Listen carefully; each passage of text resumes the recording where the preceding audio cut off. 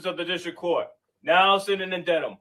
Low key, niggas hating, but they don't want no beef. State gang, true sippers, bitch, I bet we don't eat.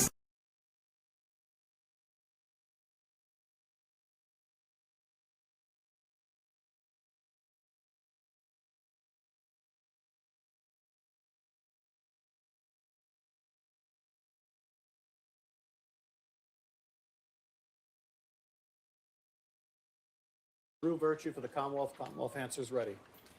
Andrew Kettlewell for Mr. Diggs. We're ready. Okay. Sir, if you please stand and face the jurors.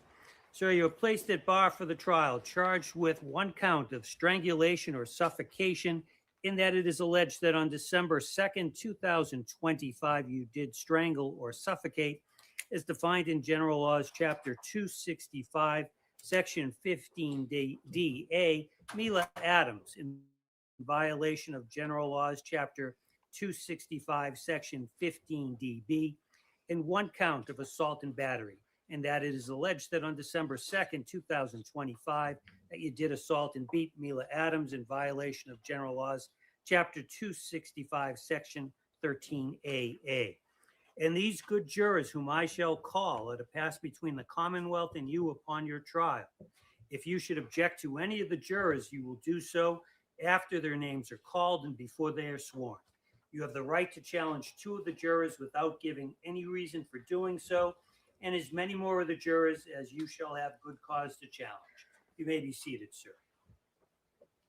Will the jurors please stand and raise your right hands? Do each of you severally and solemnly swear or affirm that you will give true answers to all questions put to you by the court or at its direction, so help you God? You may be seated. At this time, I'm going to introduce the attorneys on this matter, as well as potential witnesses that you may hear from. Representing the Commonwealth is Assistant District Attorney Drew Virtue. Good morning. My name is Drew Virtue. I'm an Assistant District Attorney with the Norfolk District Attorney's Office, and it's going to be my job today to present evidence to you supporting the defendant's guilt. Thank you. Representing the defendant is Attorney Andrew Kettlewell and Attorney Sarah Silva. Good morning, ladies and gentlemen. My name is Andrew Kettlewell, together with my partner, Sarah Silva, from the law firm in Boston. It's a privilege to represent you, Stefon Diggs. And potential witnesses that you may hear from. As I call your name, if you just please stand and face the jurors briefly. Jamila Adams of Georgia. Officer Kenneth Ellis, Dedham Police Department. Anna Kokolis, Sandy Spring, Maryland. Melissa Goddard, Fort Lauderdale, Florida. Michael Perry, Boston, Massachusetts.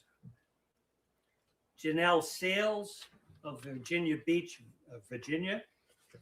And potential witnesses who you may hear from who are not present: Juliana Stratati of Foxborough, Massachusetts. Stephanie Anastasi of Methuen, Massachusetts. Natalia Moses of New York, New York. And Zia Charles of New York, New York. And the potential witnesses may be seated. Presiding over this trial is the Honorable Justice Jean Marie Carroll. Good morning. I am Judge Carroll. Thank you for being here today. As you have heard, we are about to choose a jury for a criminal trial. The defendant, Stefon Diggs, has pleaded not guilty to the charges of strangulation and assault and battery. To assist you in planning, the lawyers estimate that this matter will take 2 to 3 days to try and present all of the evidence. The jury will then meet to discuss and consider the evidence and issues in the case, which we call deliberation, and to reach a decision, which we call a verdict. There is no set time for a jury to decide a case. It will be up to the jury to take all the time it needs. During the trial, while evidence is being presented, our schedule will be to take our lunch and recess between 1 and 2 o'clock and shorter recesses during the day as necessary or convenient. We generally recess for the day by 4:30 p.m. And of course, a trial that does not conclude today would be resumed tomorrow morning, and jurors expected to return.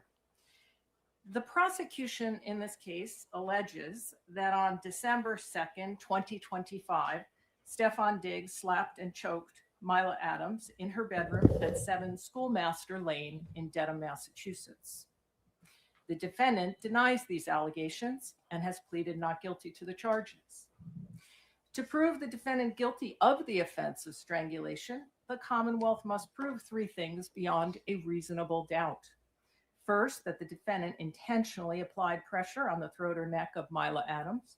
Second, that the pressure was substantial. And third, that the pressure interfered with the normal breathing, circulation of blood of Mila Adams. In order to prove the defendant guilty of committing an intentional assault and battery, the Commonwealth must prove 3 things beyond a reasonable doubt.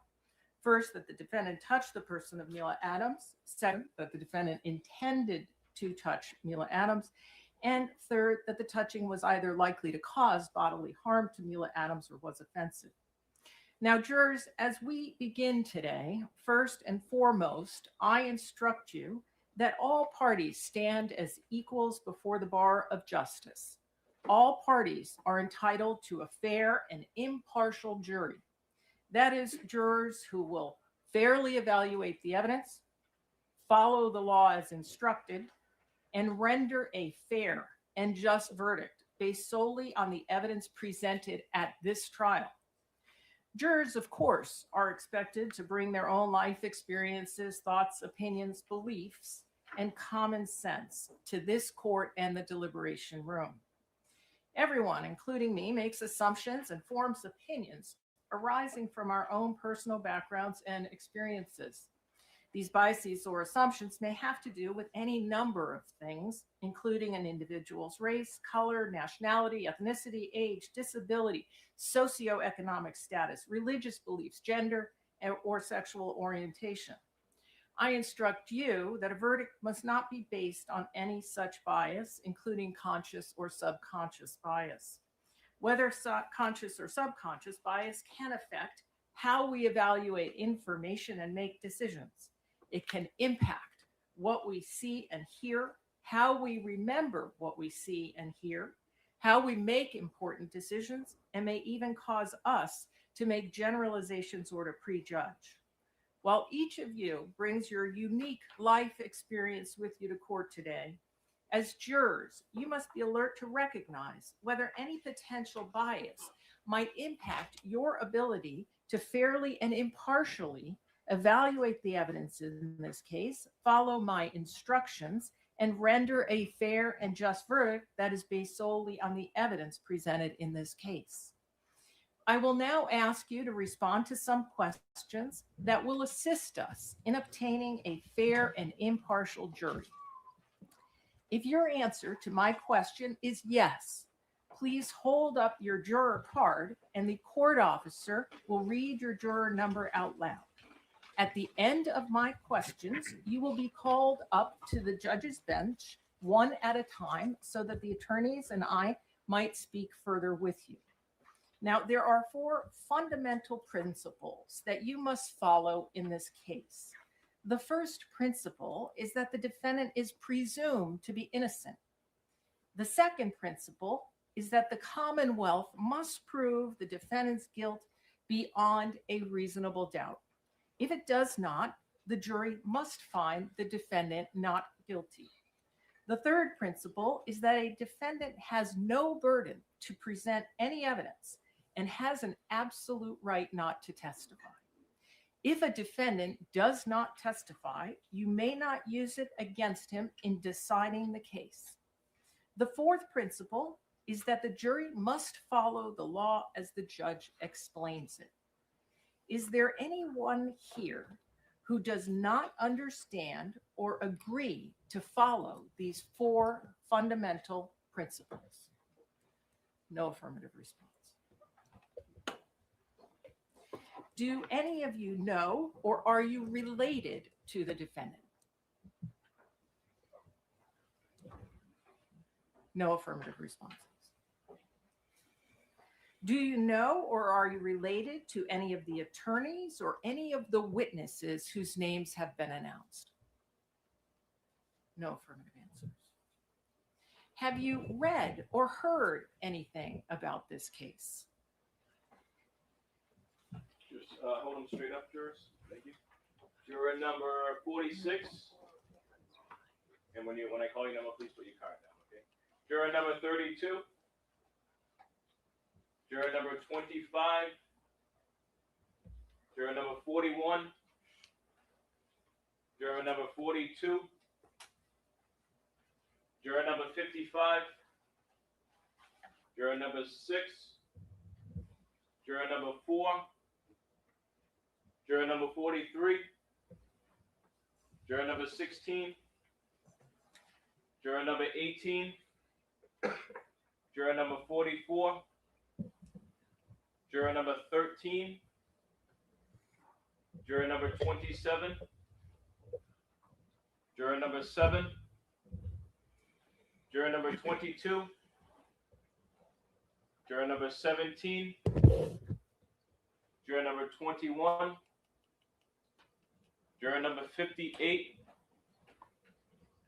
Juror number 34. Juror number 51. Number 29, number 49, number 47, number 45, number 54, number 35, number 36, number 14, and number 8.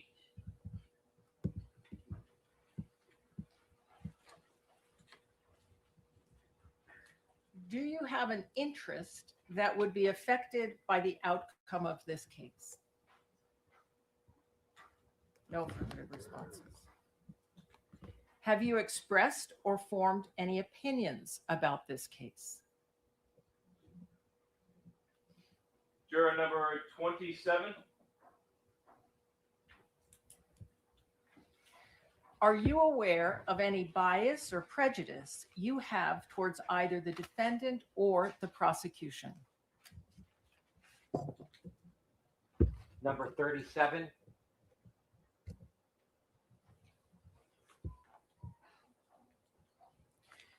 Do you know of any reason why you would not be fair and impartial in this case or able to render a true and just verdict based solely on the evidence and the law?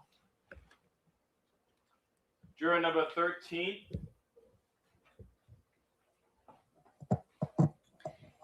Is there any reason, for example, personal concerns, difficulty with English, physical or medical concerns, or religious or ethical beliefs that would make it difficult for you to be a juror? Juror number 42. Juror number 41. Juror number 26. Juror number 50. Juror number 23. number 37,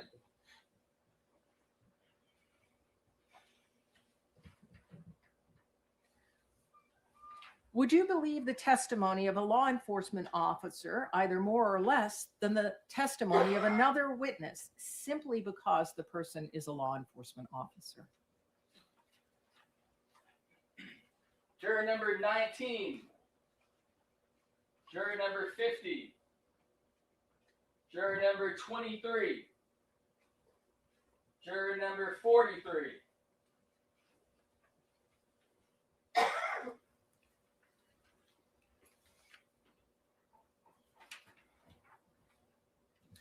Are you a close member of your family or a close friend employed in an area related to law enforcement or criminal defense? Juror number 32. Juror number 43. Juror number 23.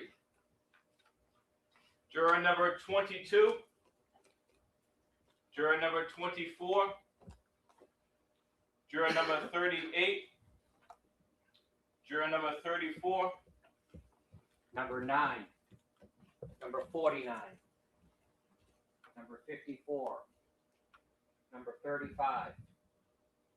Number 36. Number 14.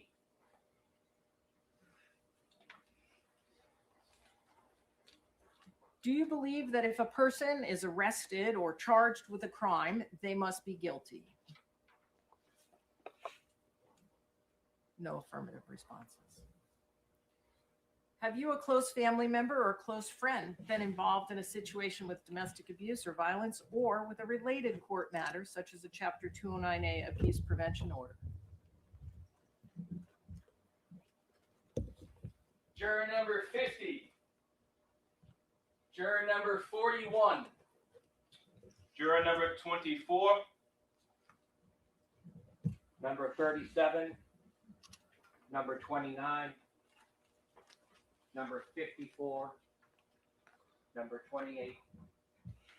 Number 35. Number 8.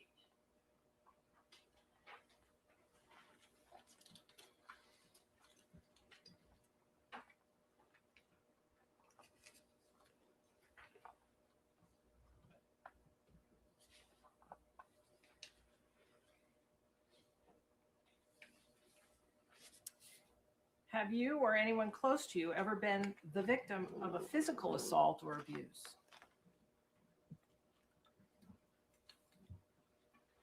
Juror number 23.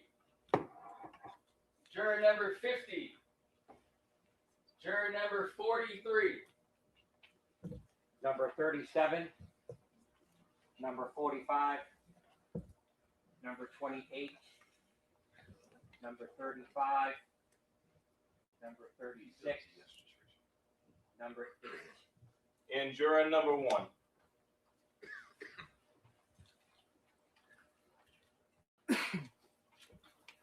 Have you or has anyone close to you ever testified under oath in a court proceeding or other formal setting? Juror number 42. Juror number 41. Juror number 25. Juror number 19. Juror number 27. Juror number 7. Juror number 22. Juror number 48. Juror number 18. Number 54. Number 35.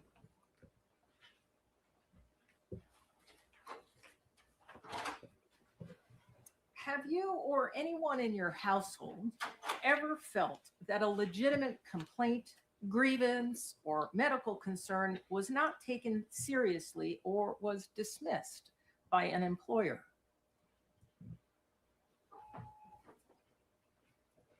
Juror number 50. Juror number 43. Juror number 42. Juror number 27.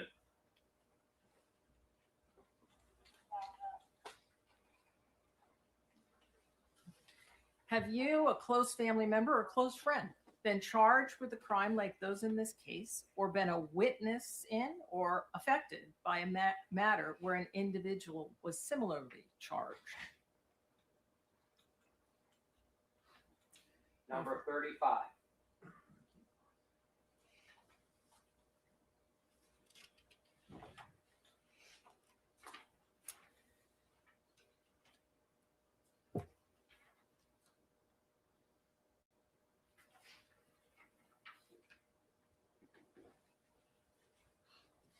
Is there anything about the charges in this case that would make it difficult for you to be fair and impartial?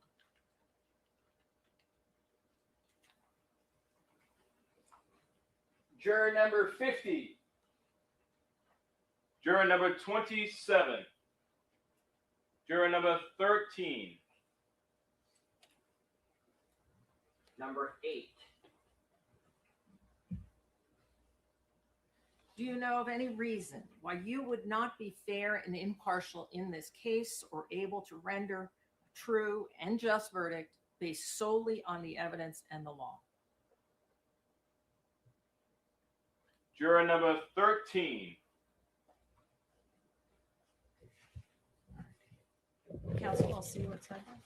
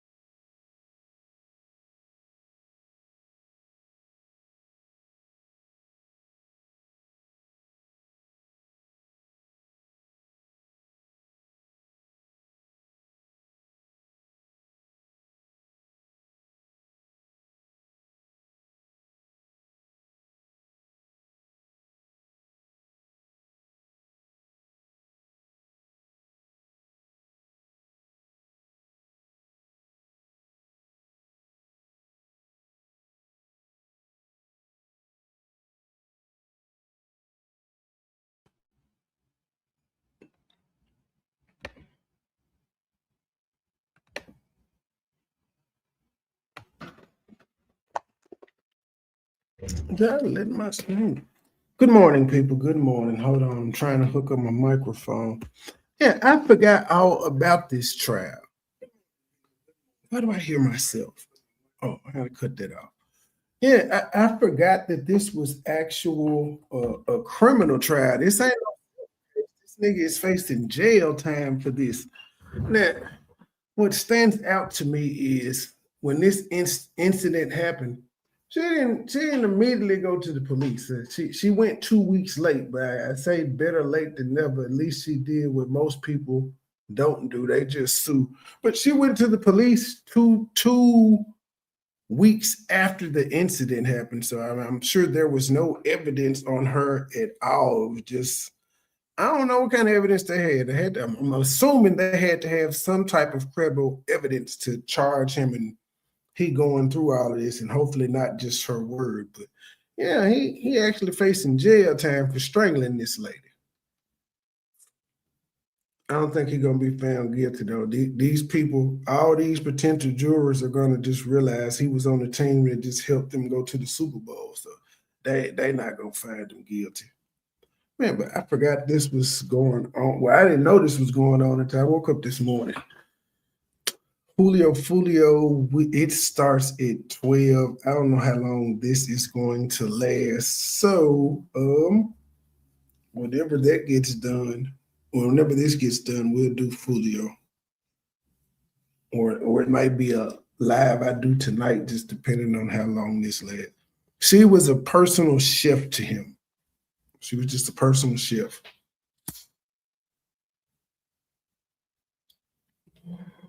And she said he owed him a couple hundred, like $1,500, $1,600. Nothing major.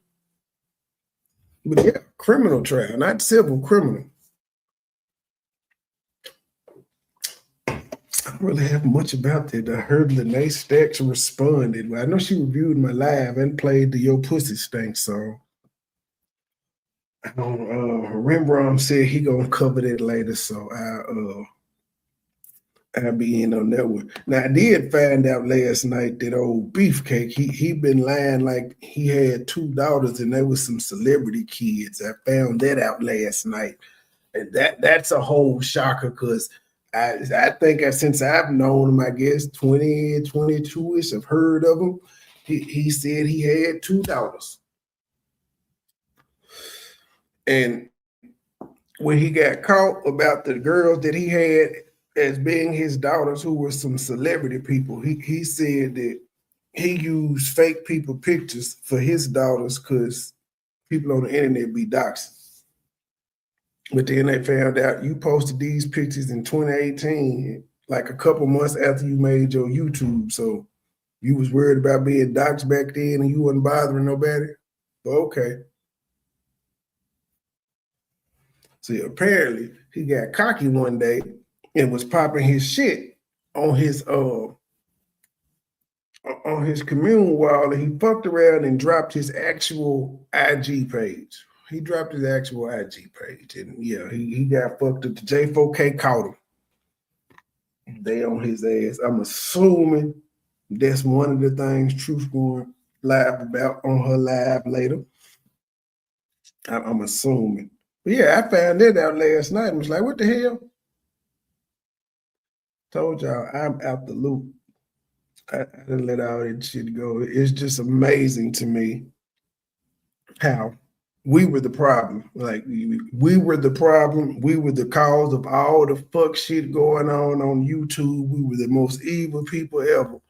And we managed to go on about our business, and everybody that was over here that left here that said we was full of shit and we all started beefed and that's what we did.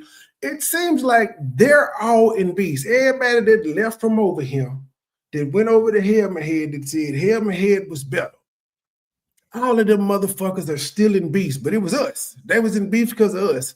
We ain't nowhere around. We don't talk about the shit they talk about. We don't stick our nose in it, yet they still argue. It's crazy as hell to me. Like it's been a whole bunch of us that did some shit. I'm gonna say that Philly Field and did some shit. Sia Made and did some shit. I done did some shit. Loca done did some shit. I can say all of us have moved the fuck on about our life, and who's still in the middle of some bullshit? Hell my head. Who arguing with people every goddamn day? Hell my head. At least Philly Phil argument is dealing with some shit from a whole nother different sector. She ain't arguing with the same motherfucker she was arguing 5 years ago. All you motherfuckers partaking in this stupid ass behavior are crazy as fuck to me. Not because y'all did it once before. It's because you niggas is still doing it 5 years later and you ain't made a motherfucking coin off of it. So apparently you motherfuckers just like drama. And I'm going to repeat, we were supposed to be the problem. The state gang and the true sippers was the reason all these niggas was being held back. That we was the reason they was in beefs because we made them choose sides and all types of other fuck shit. Well, what we do now? Nothing. You niggas, it's funny. I'm gonna keep saying it because I done heard all you motherfuckers. I'm through beefing. I'm doing on to better things. First time beef come up, right in the middle of it. Can't stop. It is the same goddamn names. It ain't no new people. It's the same goddamn names. And I don't give a fuck if you think I'm talking about you, I probably am. I don't give a fuck if you feel bad. Do better. Yeah, do better.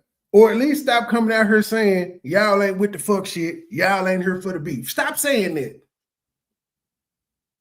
If y'all ain't said that, I can understand. I ain't with the fuck shit. But you keep coming out here lying to the people, and then we supposed to just ignore the shit. Well, I do ignore the shit. I mind my business now. But now this shit here, this was funny. Beefcake been lying about having daughters. This is crazy. And some of them just not figuring out he ain't had no teeth. That's what's funny to me. But I digress. What's going on, Gabe?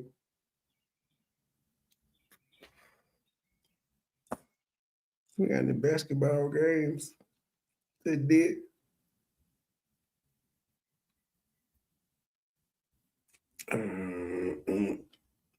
This shit is like watching Groundhog's Day, to be quite honest. That's why I don't watch no more. I've seen the story. I've seen the story 1,000,001 times. I don't need to watch it no more. I could damn near take the shit these folks be arguing about. I could damn near say the story better than them now at this point. I done heard the shit so many times. I'm just uninterested.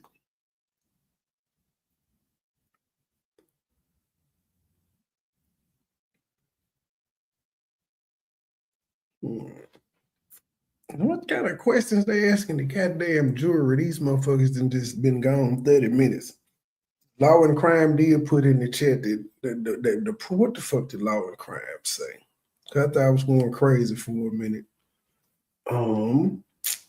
Law and Crime says jury selection is underway and the pool turned off the camera for now. And then somebody talking about when they coming back. Nigga, we don't know. We just gotta wait. We just gotta wait.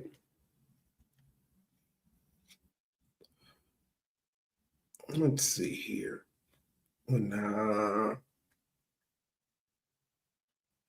That's the only thing I know about is the beefcake getting caught.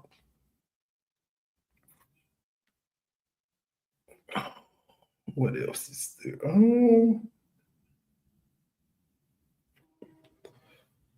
Okay, I see Cellulite live. I'm scrolling to my timeline.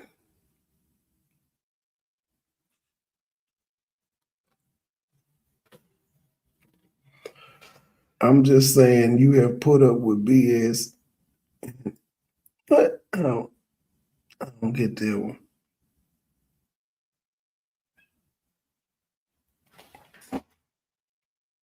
Gabe and Leah got something going on.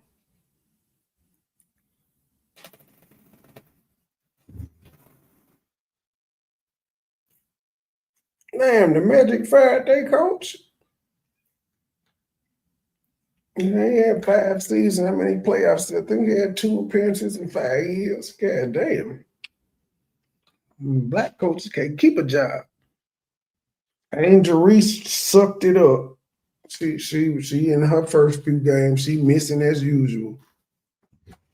She lucky she fine. Otherwise, like it just she would just be like, if she wasn't fine, we would be clowning her for all them goddamn shots she missed. She'd just be an ugly gal missing the ball and getting rebounds. She would be Dennis Rodman. And then when I tell people that she's a glorified Dennis Rodman because all she do is shoot, they get offended. Not like Dennis Rodman is a motherfucking champ. And Dennis Rodman could score. He could score. Yeah, he could. In his Detroit days, he could. Then when he got to other teams, they didn't need him to score, and he transformed his game.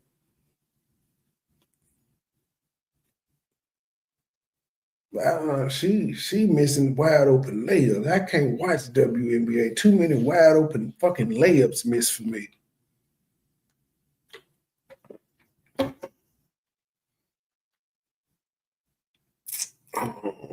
We got any playoff games today?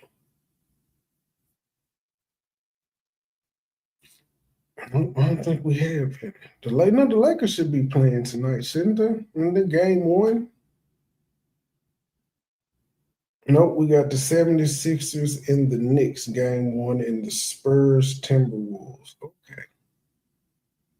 How the fuck NBC Peacock getting out of the games? Yeah, I can't. I have yet to watch a full WNBA game. I have yet. Well, to be honest, I ain't watched no full women's college basketball game either. I would watch volleyball before I watch WNBA basketball or women's college basketball.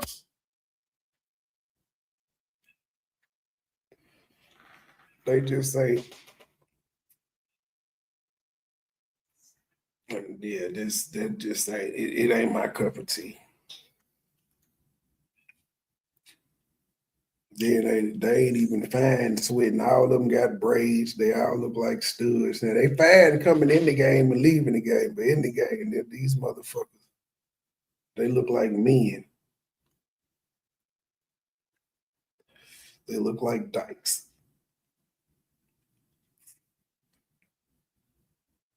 What else going on?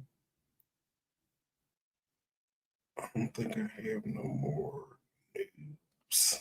Do I? I was cleaning up. They made me stop cleaning up to come talk because they took this unexpected ass.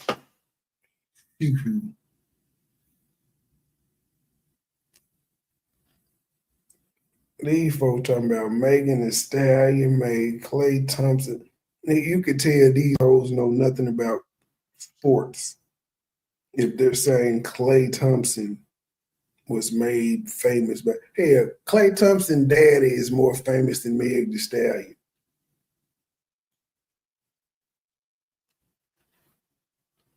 This is crazy work.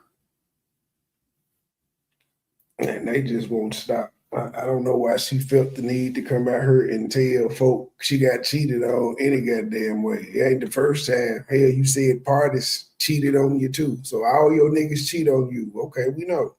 What do you want out of that though? Klay must have blocked you that you couldn't send that message to his phone that you posted on IG. These chicks in 2026 are weird as fuck. It don't even matter. It don't matter if you're rich and famous. They still crazy as the fuck.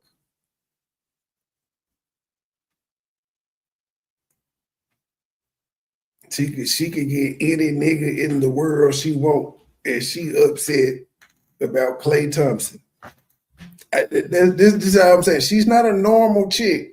She is a celebrity. She could get any nigga she want, and she cried over Klay Thompson, a nigga she was with for 6 months. Not a year, 6 months. How you even, like, okay, when y'all start talking in that 6 month span, like, do y'all actually have that conversation? Like, you're my girlfriend, you're my boyfriend, we're not gonna see anybody else. Y'all just kicking it. It's 6 months in.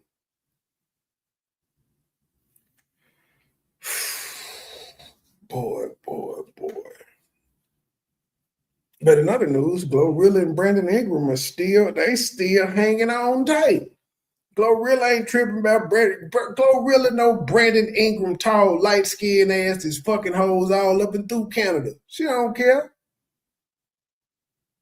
And he know Glorilla is probably getting dick when she on the road. He don't care. They gotta understand it. That isn't a conversation. But somebody, well, I can't say that because she's had boyfriends. The party dude that made breakup songs about her, that was actually in a relationship. Like, we're not gonna act like it's not some niggas that be marrying these hoes. It's always a thing. It do. It's just a whole bunch of porn stars married, sir. And well, I will say most of the porn stars that are married to other porn stars, but they still married nonetheless. Both of them know they married hoes. And then you got some regular niggas that's married to porn stars as well.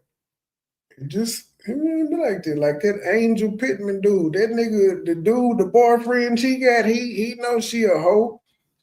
I don't know if she out here fucking everybody, but she definitely is selling sex online. She doing personalized videos and shit for other niggas. So she, in the true essence and sense of the word, she's a hoe. She's selling sex. That nigga don't care. She breaking bread. She embarrass him a lot online and all of that shit and talk crazy, but she breaking bread. So there's always men that will hell. Even back in the day, we used to have to tell our partner, bro, she toss. It would be one nigga, we'd be tossing a bitch, and that nigga he liked the pussy so much he doubled back without the rest of it and made her a girlfriend. It be like this sometimes. It's just how niggas is. I don't know if they doing it because they really like the girl or because she made them feel really, really good and they want that feeling all the time. They may not take it seriously, but they will be monogamous with that bitch. It's crazy.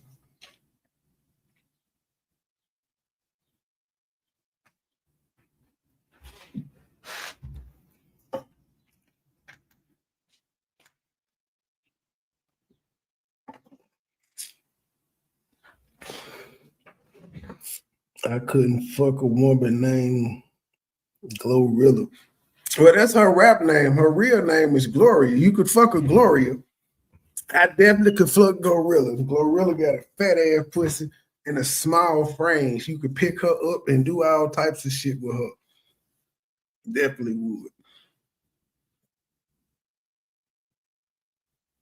She got that camel toe.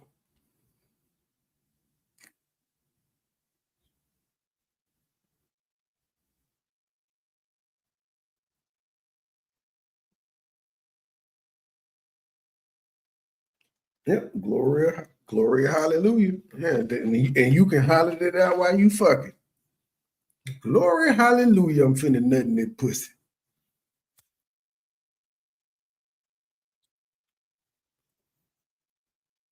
Really, she ain't dropping no music in a minute. Maybe she about to come out with one. I know she is. I know she is at every playoff game right now, though. But that's what Meg was looking for. Meg was looking for her relationship like with her and Glorilla. They slickly are in competition, even though they've been on songs and shit together. They're the same age range, all of this shit. Meg's been famous longer, but Glorilla is the little industry darling right now.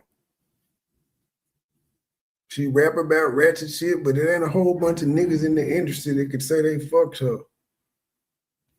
Like when she came out, she started shooting her shot at basketball players.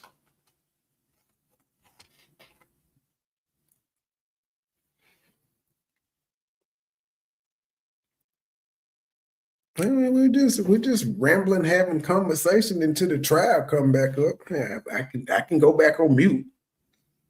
I can finish mopping and shit, and doing my womanly duties, my womanly manly duties.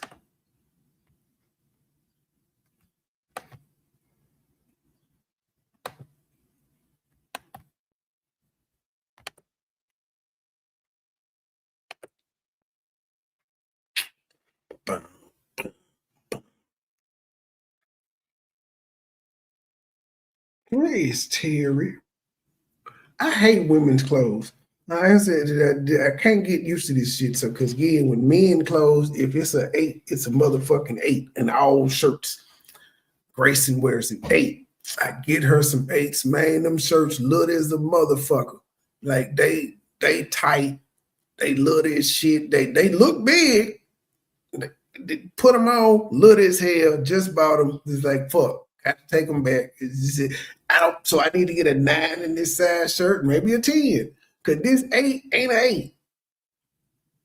And it's crazy is I took that little ass 8 off her and went and got another 8, and that other 8 damn near looked too big. So I hate fucking women's clothes, women/girls clothing. I hate it.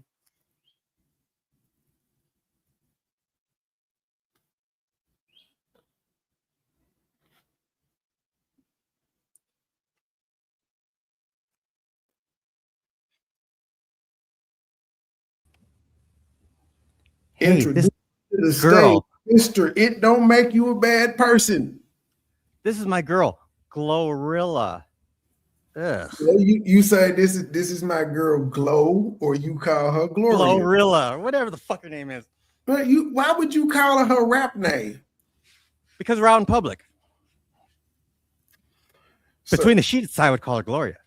sir, like the people that like nobody calls me Trey in front of my family and shit. They're gonna call me Mark. They're gonna call me what my family calls me. We don't know that.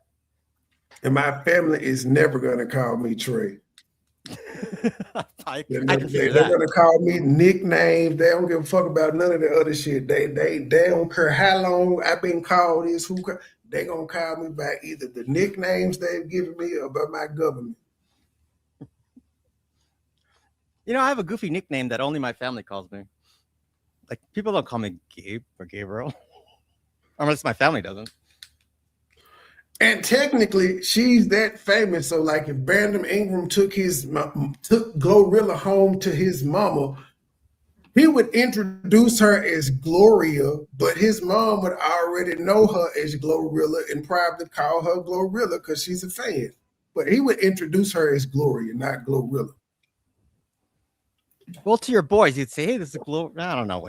I've never dated a celebrity, and it's not going to happen. So it's just a bullshit argument. You never know, dude. Shoot your shot. Celebrities like normal people. You out there with a lot of them too. Shoot your shot. I'm shooting still. The worst thing that can happen is they say no.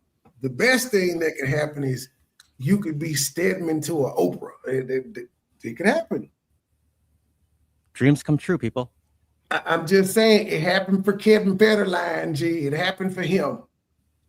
I'm saying that's a good thing. There's hope. Yeah, that's what I'm saying. Try it. You said you'll never date a celebrity. No, just shoot your shot. I haven't been in front of one yet. Celebrities like funny, normal people. May 13th, people. May 13th. I'll shoot my shot at Sophie Cunningham. Yeah, right. I mean, shit, again, all she can say is yes or no. It's the thing. They're normal human beings. She just hoop. She a normal female. She just hoop. It's not the female, the WNBA athlete stardom is nothing like the male stardom. There's not one WNBA athlete that's treated like Michael Jordan or even LeBron James where they need security with them everywhere they fucking go. There ain't no WNBA star out there yet. Even Caitlin Clark with all her height, she don't have to walk around with fucking security. If I think she would. Put on some sunglasses and a hat, we wouldn't know who the fuck she was. No, Caitlin, I would think, would need security. Bruh, she can blend in. Don't nobody know who the fuck she is like that. That's what you say. Nah, I think she's pretty famous, dude. With glasses and a hat on, you will not know who the fuck Caitlin Clark is. Let her braid her hair and put on some sunglasses and a hat and go walking through the mall. Won't nobody know who the fuck she is. Why is she don't dressing up blend like in. Carmen Sandiego? That doesn't make sense. If she's just going normal, then yes, people would recognize her. But yeah, of course, if you don't want to be Well, seen because in your she's disguise, famous. it's a disguise. Well, she's famous enough to where people will like she would get recognized, but she's not going to get mobbed. So I'm saying she could blend in. Like, even with Michael Jackson with his disguises in Jordan, they couldn't blend in. It's this tall ass motherfucker walking through, this light skinned motherfucker walking through with a mask and shit on. Kind of there. How many women are Caitlin Clark size that I'm saying she would blend in if she wanted to. Now, Like Jordan couldn't go anywhere without security guards because this nigga would be standing there for hours signing autographs. Jordan can't, you know what? Honestly, I was thinking about this the other day. Jordan really cannot go anywhere. I mean, Trump can go more places than Jordan. Well, he can't now. I mean, that's what I think. I mean, Michael Jordan's pretty fucking famous too. Yeah, Trump can't now. I'm saying Trump ass can't now. He got the Jordan, but Jordan has been the type security Trump got. Jordan been had his whole fucking career. That's some crazy famous. That's like Michael Jackson famous. And Jordan's up there with that type of famous. LeBron's like that too. And they're tall, so that no matter what kind of disguise they're wearing, you're gonna double take because these motherfuckers are tall. You stick out. You hoop or do something, motherfucker. Who is this tall son bitch? Oh, this Jordan. You can't fool me. You have on a Jordan jumpsuit, sir. And George, you can't fool me. I didn't realize how old he is now. He's 62 years old, man. Mm-hmm. And I was hearing this one interview. He was talking about what's the most nervous you've ever been to take a shot? And he said a free throw in someone's backyard when he went to go watch the Ryder's Cup. He's so full of shit. No, but unless that free throw was for $1 million. No, I understand why he said why he was nervous, because he was saying, like, I'm shooting this free throw in front of this dude's grandkids, right? Yeah, this dude has been telling his grandkids, like, you know, the legend of Michael Jordan. Like, everyone just knows the stories and the legend. So if I don't make the shot, I'm a fucking bum. He had to admit that he had the $1 million on the line too. That was all part of what he was paid to show up to that party. But that was the first time I've ever seen Jordan actually be kind of human, which is kind of scary. Him and Denny Hamlin are kicking ass in NASCAR with their team. I'm happy for him. 23 racing. NASCAR is fucking expensive to get into. You got to understand how much money him and Hamlin got to be able to start their own fucking team. That shit is expensive. To buy in is expensive. Then you got to get the equipment and to be able to compete. And it's new parts every race. But that's why they have multiple cars, so they in between. But yeah, they have multiple cars, so they won't have to put the same one out there every week and do as much work. But you still, like, even with that, just the staff is crazy because one car, you race that motherfucker, then you got somebody to drive that back to the shop so the mechanic can get to work on that one, while another team is taking the car that wasn't used to the other track. It's crazy. The racing's not my thing. I don't really know much about it, but I know there's an art to it. And I know that, like, using the draft, that shit really works. I fuck with racing. I do. I ain't played my racing game in a minute. I may stream some today. Have you ever been in a good car where you could, like, kind of like drive it? Do you know how to drive stick? No. No? Okay. Well, then you've never been in a cool car. No. Nope. Automatics. No, but the draft does work, like, because, oh, God, we were so stupid. This was when I was like 18. We decided to, like, take a race in the freeway. This is when I had my Honda Del Sol, you know, a little 2-seater car, sports car. I forgot I was just my friend. He had a Chrysler, some shit. I don't know. It sucked. But anyhow, my shit's only automatic though. But we were racing, and dude, if you get behind a car that's going that fast, and you're actually The draft actually works because you can actually shoot out in front of it. I was surprised that you could do that shit. It's like, wow, it was stupid. We never did that shit again. But yeah, the draft works, people. The draft actually works in racing. But don't do it. It's dumb. And your car, if you floor it, it'll max out at 120. And then it'll just go, pew. It always cuts off at 120. And then it'll just shut off. But I pushed my Del Sol to the limit. I miss that car. Fucking great car. My favorite car of all time. You could parallel park into someone's asshole if you wanted to. It was that small and that compact. And then I never have to drive anywhere. So, hey, Gabe, you driving? Nope. I got a 2-seater. Sorry, guys. Man, I miss that shit. But you were saying what? I don't know. We just went off topic. I'm just just fluffing because I don't even know why the fuck they aired this if they were just gonna do all of this. They was gonna call a few numbers, ask a few questions, and then cut the camera off. Like, what the fuck? Yeah, could have waited. Well, this is a small talk moment. Listen, the trial starts today. Now, I heard they only have 10 witnesses. The state only has 10 witnesses, so this should be a pretty quick trial. Jury selection shouldn't take that fucking long either. It's not like this nigga is on trial for murder. Wait, this is not Julio Fulio, right? This is a different guy, right? This is Diggs. Stefon Diggs. Who's he? NFL player. Oh. Assault? Okay. She owed him money. Well, no, he owed the girl money. She asked for it. She said he strangled her. And then she filed a police report 2 weeks later, and here we are. 2 weeks later? Yeah. You know what I'm Automatically. saying? What kind of evidence do they have that like she didn't definitely have any physical marks on her unless he choked? If she had some marks on her 2 weeks later, he choked the shit out that bitch.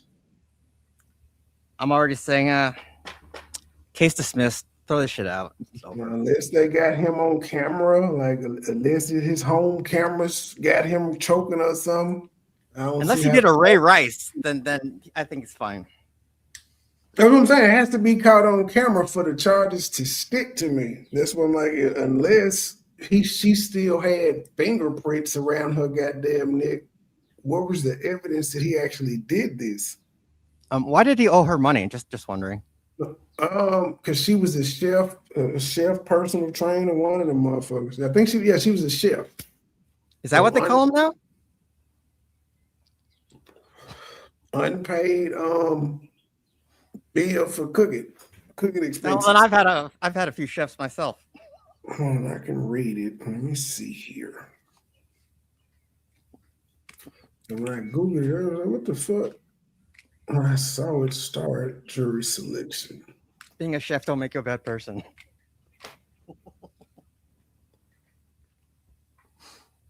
Okay, let's see. Jury selection began Monday. What the fuck is this? Okay. Blah, blah, blah. The former New England Patriot accused of attacking his private chef at his home in Dedham, Massachusetts last year. Diggs is facing charges of felony strangulation or suffocation and misdemeanor assault and battery. He previously pleaded not guilty and denied that he strangled his private chef. The chef worked for Diggs while he was with the Patriots, who released him in March. Bummer. They stuck with him while this shit was going on. It was the Cardi B Super Bowl incident that got him released. The chef just the hoes be fucking nigga shit up. She acted a goddamn fool about who was invited, who went to the goddamn Super Bowl with his mom and the team could have. Like they made the Super Bowl. They made the Super Bowl after he was charged with this shit. He didn't get kicked off the team, suspended or nothing. They stood with him. Super Bowl shit was too much. Well, they'll stick with you to it for, to a certain degree. I mean, look at Aaron Hernandez. They stuck with him for a minute until they said, I can't do this no more. The chef worked for Diggs while he was with the Patriots, who released him in March. The charges stem from an alleged December 2nd incident at Diggs' home, in which the chef told police Diggs hit and choked her during a dispute over payment. According to court documents, Diggs tried to choke the victim using the crook of his elbow around her neck. The paperwork alleges the woman had trouble breathing and that she felt like she could have blacked out. She said that as she tried to pry his arm away, he tightened his grip. At that point, the male threw her onto the bed. He said something to the effect of, "Thought so." The police report showed the woman had some redness on her chest, but there were no pictures taken as evidence. Redness on her chest 2 weeks later, though. My question is, what does she look like? See, maybe we'll see. So, I mean, I've had some bad food before. I mean, but I wouldn't be like choking out, putting the bitch in a sleeper hold like Gunther. Yeah, man, this report said, I read one that said they had 10 witnesses. This one just says prosecutors said they planned to call 2 witnesses, the chef and a police officer. The defense said it would call people who were inside the house at the time of the alleged assault. It's not clear how long it would take to seek the jury.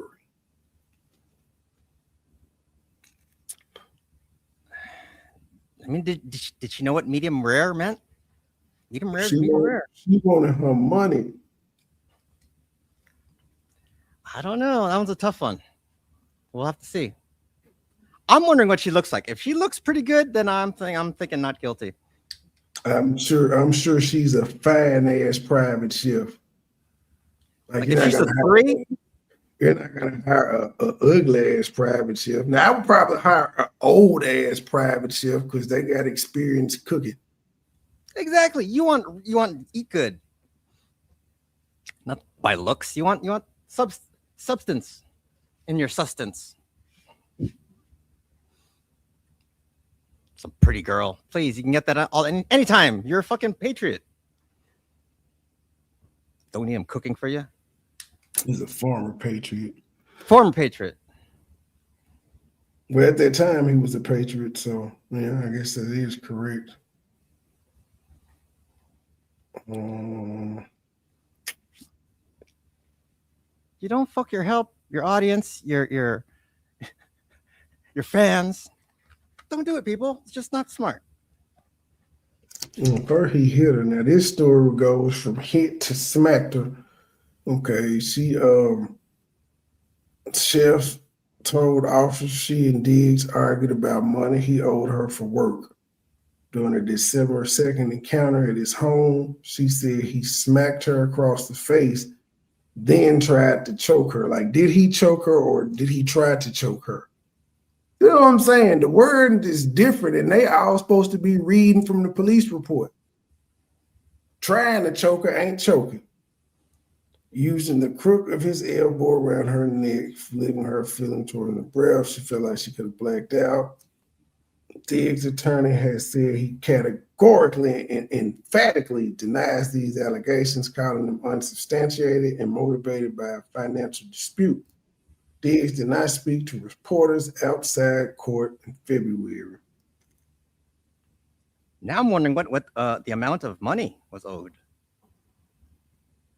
Because it's like, if it's like for $200, it's like, do you want to get choked out for that? Now $5,000, I'd get choked out for $5,000. Maybe. Yeah, they won't even say, like, they ain't even said. You think she would put that in the goddamn report, how much he owed you?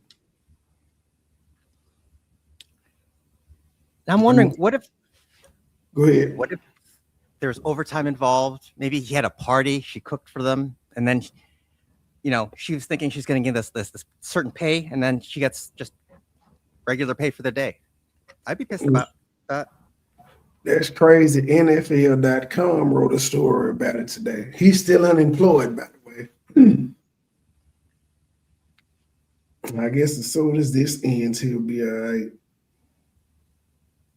I'm trying to find money. I don't know, just the asshole in me says not guilty just automatically because women lie when it comes to shit like this. Sorry, Yeah, ladies. when we saw that she went to the police 2 weeks later, I'm like, what the fuck? Yeah, it's always delayed. And it fucks it up for real victims. I'm just saying. But she might be. She might be. I don't think so, though.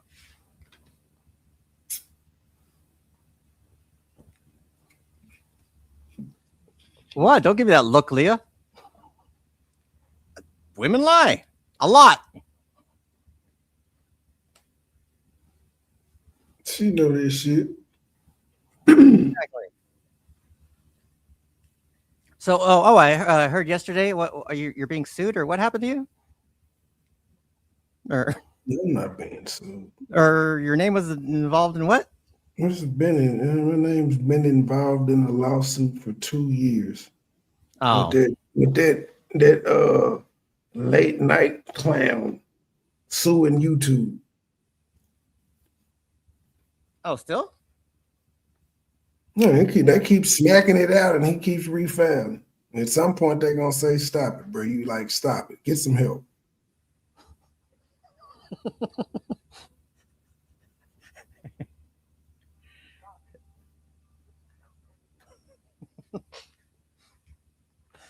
Then that retarded ass bitch repeated that shit as if she had something going on. Trey, he's getting sued. All right. Okay, I read it wrong then. I was like, damn. Oops. Shit. Ah. My bad. I was mushing my hand on my phone. Yeah, I can't find any mention of how much this shit, how much she owed this woman. I guess we won't find out to trial time. I hope it's in the thousands for it to go this Man, far. they better say she was saying you owe me 50,000, because if she wanted like 1,500 and this nigga did this, boy, if you don't sit your cheap ass down, you throw Exactly. that shit at the strip club. 5 hours overtime. Didn't want to pay that? Shit.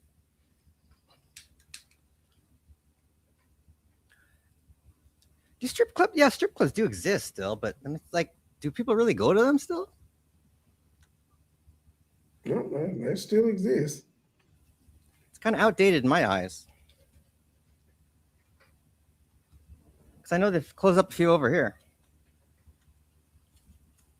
Spearmint Rhino used to be a shit over here. And there was something called the Blue, I think it was the Blue Zebra. It was like a lower class version of the Spearmint. It sound like a white strip club, the Blue Zebra.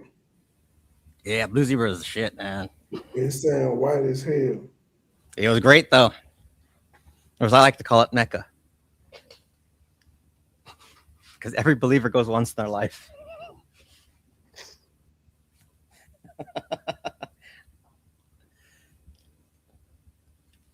When's the last time you've been to a strip club? I know it's probably been 20 years for me. Oh. It's been at least a decade. The best one I've ever been to was in fucking Vegas, where them bitches didn't speak no English. That's the best strip club I have ever witnessed in my life. Is that the huge one? Couldn't tell you. All I know is the women didn't speak no English, but they knew how to throw that ass. They was walking around naked in Vegas too.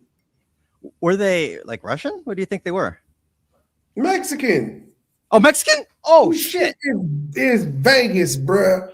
They didn't know English? Oh, chica. Man. About 13, 14 years ago. Yeah, that was the best strip club experience I had, and I was a strip club connoisseur. How much were lap dances back then? 30? 40? Or more? It just depends on what club you with, and the girls had their own rates. Well, for that club, the one you're I talking never, about. I ain't really, I didn't care about no lap dances. What? You didn't? No, I Man, didn't care about no lap dances. that's where the fun is. No, it's not. The fun is them bending over and you actually touching the pussy. You can't touch the pussy if she lap dancing on you. Fucks yeah, you can. Oh, Trey, Jesus No, Christ. you You can get away with a lot there in the you back. can reach around to the front and try, but it's not the same as if she is bent over in front of you shaking ass and you can pull the damn panties to the side and possibly stick your finger in there. And you know that with You can the do that lap in the back. dance. It's uncomfortable, your dick hard in your jeans and shit, and she just a grind. It's not comfortable. You can do that in private dances, and it's so worth the 30. Yeah, I'm a different type of cat. We getting freaky on the dance floor if we gonna get freaky. But I don't dance. I frequent ratchet establishment where that would be going on any goddamn way. I was never I'm going in the VIP room with you. No, ma'am. Like if it's that serious, we might as well just get up out of here and fuck. Well, that's the next step. That's where the negotiations go on in the back. Next step, but then you didn't pay. You paid some money for a lap dance up front. Then you pay some money to go to VIP. Then you go pay some money to leave. That's 3 steps. That's 3 steps where you could just go on to one if that's what you want. Way cheaper than the fucking Bunny Ranch. Way cheaper. But I'm just saying, if that's what you own when you go to the strip club, you might well just as soon as you get in there, hey, shawty, I got $200. What's up? Let's go fuck. If you go to 3 steps and spend 300, you might well save 100. Just like, what's up? True, but I consider it like a finder's fee or like a, something like that. A middleman. I don't know, but it's worth it. I'm cheap as hell in the strip club, bitch. You ain't. Well, I am too. Don't get me wrong. I will spend enough money to have about 3-4 hoes around me, which will make my niggas or whoever else come around, and they throw the money to keep the hoes around me. I started off with the attention. Shit, I threw a fucking 5 on stage and took 4 ones. I ain't with that shit. I don't play. But at least in Vegas you can drink, right? I've never been to a strip club where you can drink. Believe it or not. My motto is they gonna dance on the stage for free anyway. They gotta be here. This their job. I don't have to tip. What, Melissa? What are you talking about? But these are strip club girls. Yes, you gotta get your bang for your buck. Fun, pun and fun intended. Damn right, I'm cheap at the strip club. The fuck? Shit. Again, I'm not into buying pussy, but I would rather buy pussy than go in the strip club and not fuck at all. Because most of the time, you're not gonna fuck when you leave the strip club. You're just not. You just threw a whole bunch of money, no chance of fucking. With the prostitute, you gonna fuck. She'll shake ass. All the shit you getting at the strip club, the prostitute will do. And you gonna fuck. Correct. Very correct.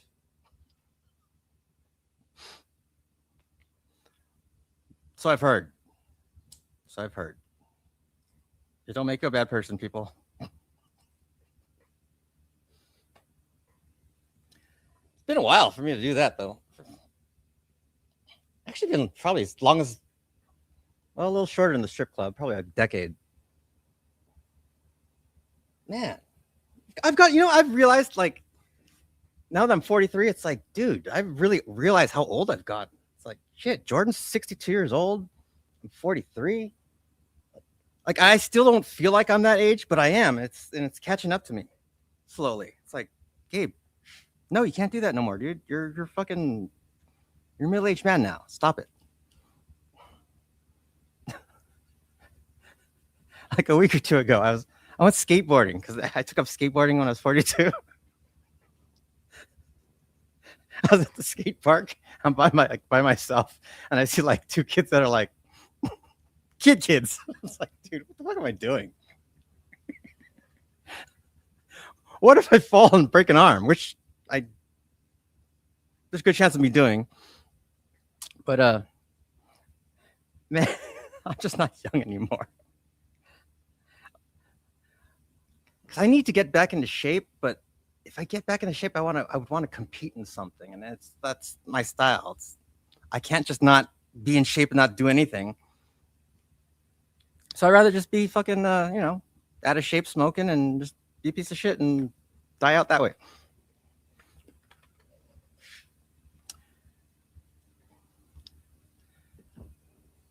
Did I fall down? No, yeah, a couple times, but I wear all the pads and shit. I don't fuck around with that because I'm at the age now where I can like really hurt myself. Yeah, I do. I mean, I don't go down. I don't do anything crazy. I really can't even do any tricks. Really, I can just jump and do a kickflip and go down the ramp. That's about it. Everything else is just nothing. I'm not good at all. But I don't know, it just kind of clears my mind and shit. And with skateboarding, it's hard. It's like you're trying to accomplish something that, I don't know how to explain this to skateboarding. It's just something I enjoy now as an older man. Because I was never good at it when I was younger. But I always felt I could do it. Oh, definitely no Tony Hawk. Fuck that. Do you know, being on a half pipe, a real half pipe, that shit is fucking scary. Because you look down and you think, oh, it's a ramp. It'll be fun just going up and down.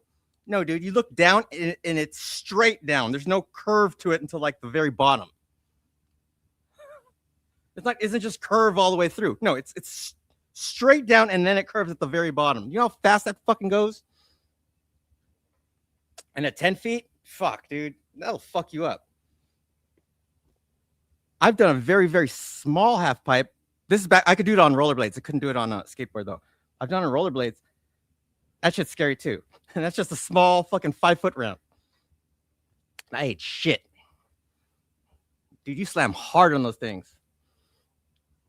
But I'd rather be on a Tony Hawk. Yeah, Tony Hawk. Yeah, people. So we just is talking because the they cut the camera off during this jewelry selection. I don't even know why they started streaming and shit until they had the jewelry pick, but whatever. Yes, we're having a Gabe and Trey small talk moment. Yeah. You could hear that, right? I barely heard it. Oh, okay, well, I'll fix the volume later.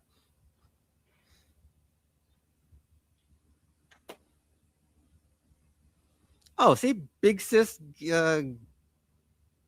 Gorgeous one. Gorgeous one. Oh, gorgeous one. All right, just like the Kona stove. Gorgeous one. Gorgeous one.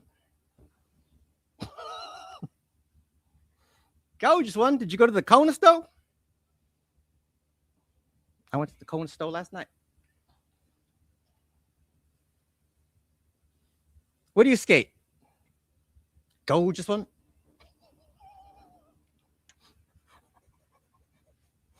Why you give me that look?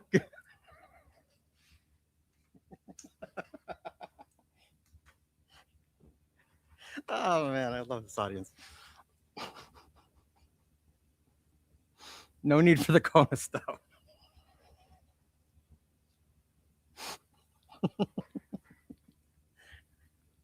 No, I'm not white. I'm Mexipino.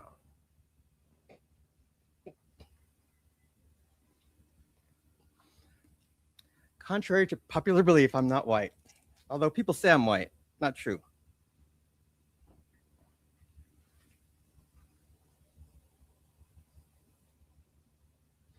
All you white people look the same. Well, they say it's the same about you guys. It happens. We do. No comment. We all have doppelgangers and things of that nature. All you white people look the same. It doesn't matter if you're Spanish white, Mexican white, Filipino white. You all look. It's all white skin to us. Of course I do, E. Brooks. Damn right I do. Love that shit. Actually, it's one of my favorites.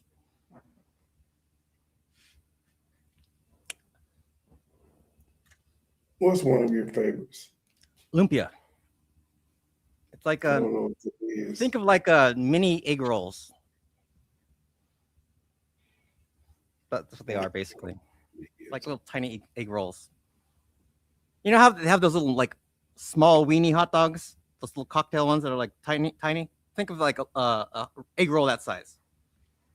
That's basically what it is. Hey Brooks, isn't there a Jollibee in Detroit? Do you know what Jollibee is? Jollibee is the McDonald's of the Philippines, and there's a couple over here in the States now. And supposedly they're the best chicken in the U.S., according to voting. Then you need to go down there and get the spaghetti with the one chicken. I think it's called the P1. That is the shit. I'm telling you. Filipino spaghetti's the best. To Filipinos. No, it's the best shit, dude. I'm telling you. There's a lot of people, white people that go to that shit too. They're catching on. It's catching on. White people, yeah, that's what I'm saying. It is good to white people. I wouldn't go there for breakfast though. Like their breakfast is like corned beef and eggs or shit. It's like, ugh. Go ahead. I've never heard of that. Cooking shows. That was the hardest thing for me when I lived in the Philippines, eating. Because it's like most of the food's not, it's Filipinos can cook though. I will say that. They can cook anything. They will look in your fridge, find whatever, and make something good out of that. But like their actual dishes, nah, I'm not a fan of. Only a couple. Especially since I see a lot of these black dudes going over to the Philippines, being what do you call it? Passport bros. I'm like, yeah, you're not gonna last. You're not gonna like the food. What happens? They come back. Why couldn't you hang there? I couldn't really like the food. Thought so. Hot dogs and spaghetti is the shit. I'm telling you, people, you guys never tried it. You think it sounds stupid, but it's so good. Hot dogs and spaghetti is not bad. I will swear my life on that. I wanted Flexi to do a ghetto mukbang of a Jollibee because they have a Jollibee in Dallas. I'm like, fuck, gotta do that shit, Flexi. And then she's like, yeah, I'll do it. And then she kind of forgot, I guess, some shit. That was like a year ago or two. I was like, that'd be the shit. Yes, banana ketchup, Melissa. That is one of the keys. That just sound nasty. The fucking banana ketchup. What kind of white folks shit are y'all talking about? That's not white folks. It's Filipino shit. What Pinoy shit. the fuck is banana ketchup? That's our ketchup. It's made out of bananas though instead of tomatoes. Apparently it is. I don't know. To me, it's kind of tastes. It's kind of the same. It's not too different, honestly. That's why I eat American food. My American food is generated from other places, but I eat good old American greasy food. Give me a cheeseburger. I ain't got time for all that bullshit. Banana ketchup. I will smack the shit out of somebody. They talking about some banana ketchup. What am I supposed to do with this? Put it on It's your not fries. what color is it? Yellow? No, it's red. How is banana ketchup red? I don't know, Trey. It just is. Is it food coloring? No, I think that's how it comes out. So they got red bananas? No. This doesn't make sense. I don't know either. Ketchup. There Let me has see. to be food coloring in it, or it's tomatoes and bananas mixed together. Banana ketchup is a sweet, tangy condiment from the Philippines, invented by blah blah blah as a local alternative to tomato ketchup, using bananas, sugar, vinegar, spices. Okay, you're right. Often dyed to mimic its tomato counterpart. So you're correct. There is food coloring. It is a staple in Filipino cuisine, used on fried chicken, burgers, and in dishes like Filipino spaghetti. That's why Filipinos are so skinny. But you're never hungry with a Filipino. They'll always say, come on, eat. You want to eat? Come on, eat. You want to eat? E. Brooks, you want to eat? Melissa, did you eat? You guys know what I'm talking about.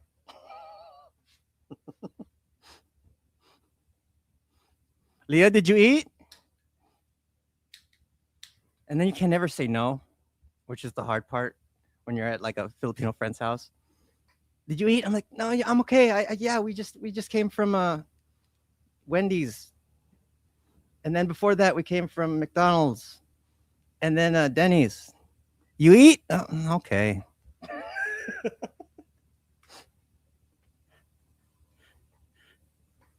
There's always an overabundance of food at a Filipino house, and you will not leave until you eat. It's just law.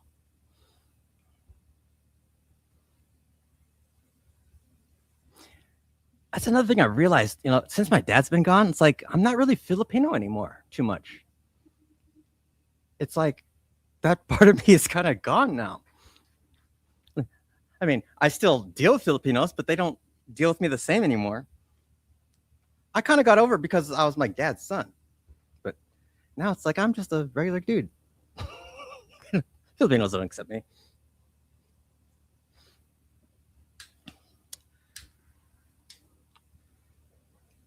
Right, Leah? No, my dad's not Mexican. My dad's Filipino. He always was. Now, most people that are half Filipino, their mom is 99.9% the Filipino. Almost always. I've only met one other dude that was a Filipino dad. It was my dad and my friend Mark. Different Mark, not this Mark, obviously. It's always the fucking mom.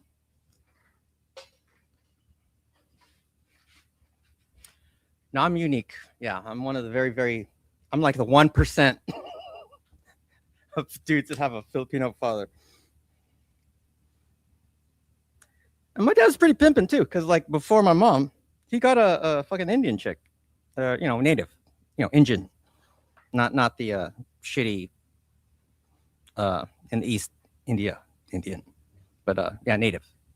So I have a half sister that's older. She's a Blackfoot Nation, POW, or whatever the fuck you guys say. My dad got chicks out of his race, so. And you don't see Filipino dudes do that, really. Or any Asian, really. That's a hard thing for them to do. I always say my dad was the Filipino Fonzie. Because he was fucking cool. I've seen it. Like, my dad's one of those dudes that it's hard to not like him.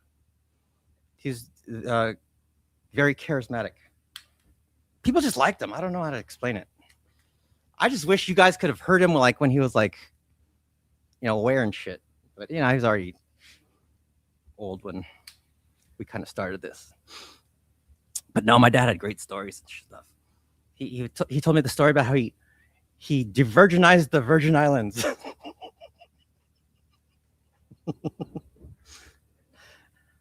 And my dad was a New Yorker.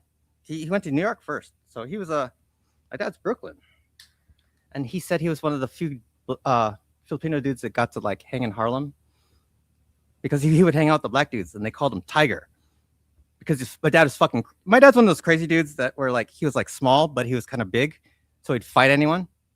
So yeah, they call him Tiger because whenever shit went down in Harlem with them, like he would just fucking be the first one up to like fight. And this is in the good old days when you get in a bar fight and you just go home. Nowadays, it's like, the Winner goes to jail and the loser goes to the hospital. And here's another thing I found about my dad later on that was fucking crazy to me. Now, I know my dad joined the our Navy, the U.S. Navy, when he was in the Philippines.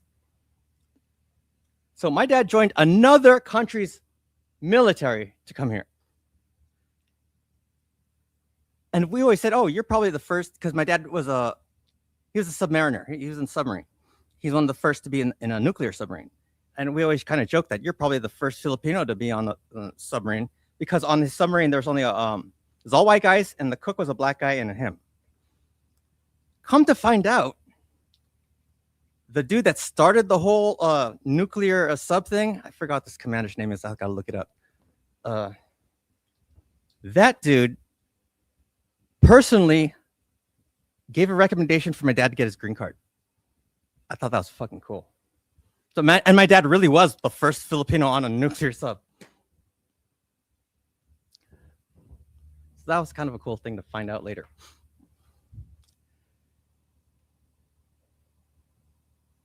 And you guys are right. You know, your discharge papers or whatever they're called, the DD 214s or whatever, that shit is a bitch to get. It's almost impossible to get. The only reason my dad got his military honors is because he had a copy of that shit. There's no way we'd have found that in time. Whatever it's called, the DD 214s or whatever, your discharge shit. There's just no way we would have gotten that. Nuclear subs. Oh, Admiral Hyman Rickover. That was the dude that gave my father the recommendation, and he is the father of the nuclear navy. He's the one that came up with the nuclear sub idea.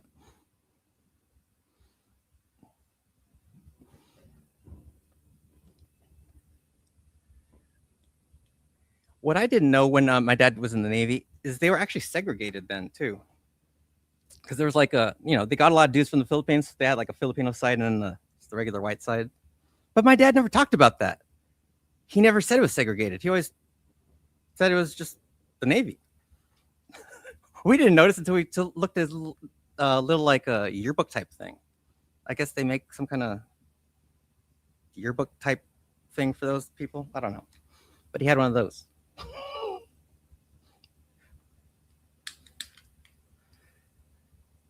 Yeah, I know. Talking about dad. It's weird. He's gone.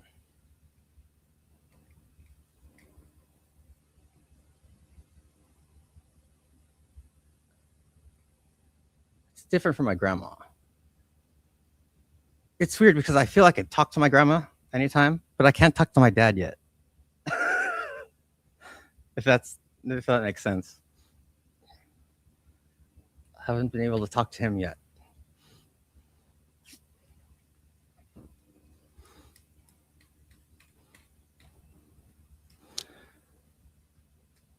So how's everyone doing?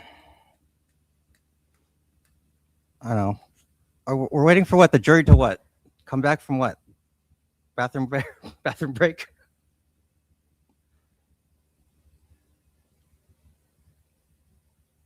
Miss B, stop.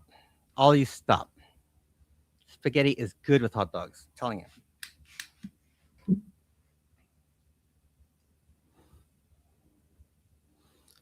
Ready for the weekend. Already? Today's Monday.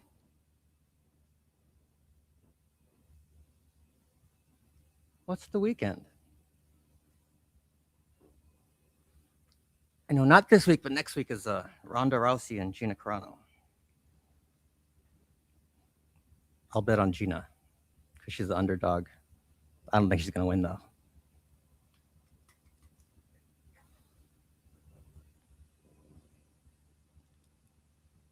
Melissa, have you actually tried banana ketchup? It's really not that bad. It kind of does taste like actual ketchup.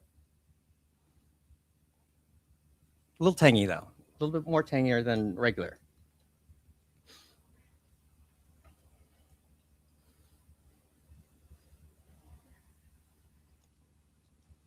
Man. Shit on spaghetti. Come on. Well, there you go, Melissa. That's why. It just sounds gross, but you wouldn't know. Man, I want to put banana ketchup in a Heinz bottle now. Give you a hot dog and see how you eat it.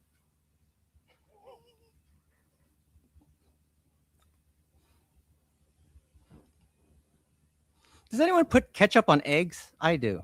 I didn't know that was a weird thing until I was like 30. I've always put ketchup on eggs. Is that different to you guys? I don't know.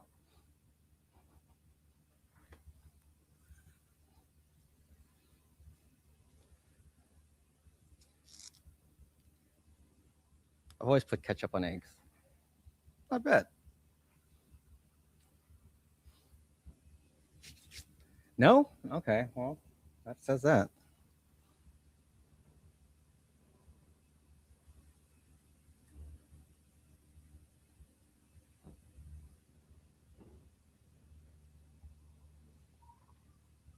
What's your hot sauce, Brooks? Tabasco, Tapatio, or that other one? I forgot what you guys use. I know it's not those two. Or if you do, it might be a little bit Tabasco. Trey, what's the black hot sauce? The black's hot sauce depends on which region you're from. It's some blacks in the South that like that crystal shit in the clear bottle with the white label, blue writing. I prefer Louisiana. Then you have up east, they use Frank's Red Hot, and it's another one. Yeah, but it differs among blacks. Okay. Oh, it's Ebrooks. Ebrooks is People like Mexican. There you go, Tabasco. Ebrooks. Tapatio. Thank you. You're the only one that actually knows that. Every time I said Tapatio, people go, what? What's Tapatio? It's right next to Tabasco, people. Yeah, but we it depends. It's another like you got some blacks like Tabasco, but it's what is that other one that black folk use that's not Frank's Red Hot? It's the other one. It's I know not what as you're talking famous. about, but I can't remember the name. That's what I'm It's thinking not of. as famous as Frank. I just started getting on Frank's though. Frank's is okay. I fuck with Frank's. Frank's been around I forever. just I don't like the crystal shit because it's I know it all has vinegar in it, but I don't like the overpowering smell of it. If I could smell the vinegar. Texas Pete, that's the other one. That's the other one niggas use. I don't like Texas Pete at all. Jessica, there you go, my girl. Ketchup on eggs. I don't eat eggs, so I can't argue with y'all on that one. I don't know what Rumi is asking. So he asked the question, but I didn't understand it. Yeah, I'm a Louisiana hot sauce. That's it. Like I want that first. If y'all don't have Frank's Red Hot, then, Wait, isn't that what they give you at Popeyes, Louisiana?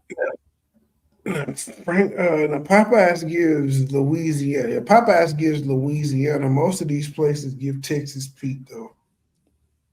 I like Louisiana. It's not bad. Churches and shit of that nature give out Texas Pete. I don't like this shit. Y'all I'm down with keep- Louisiana.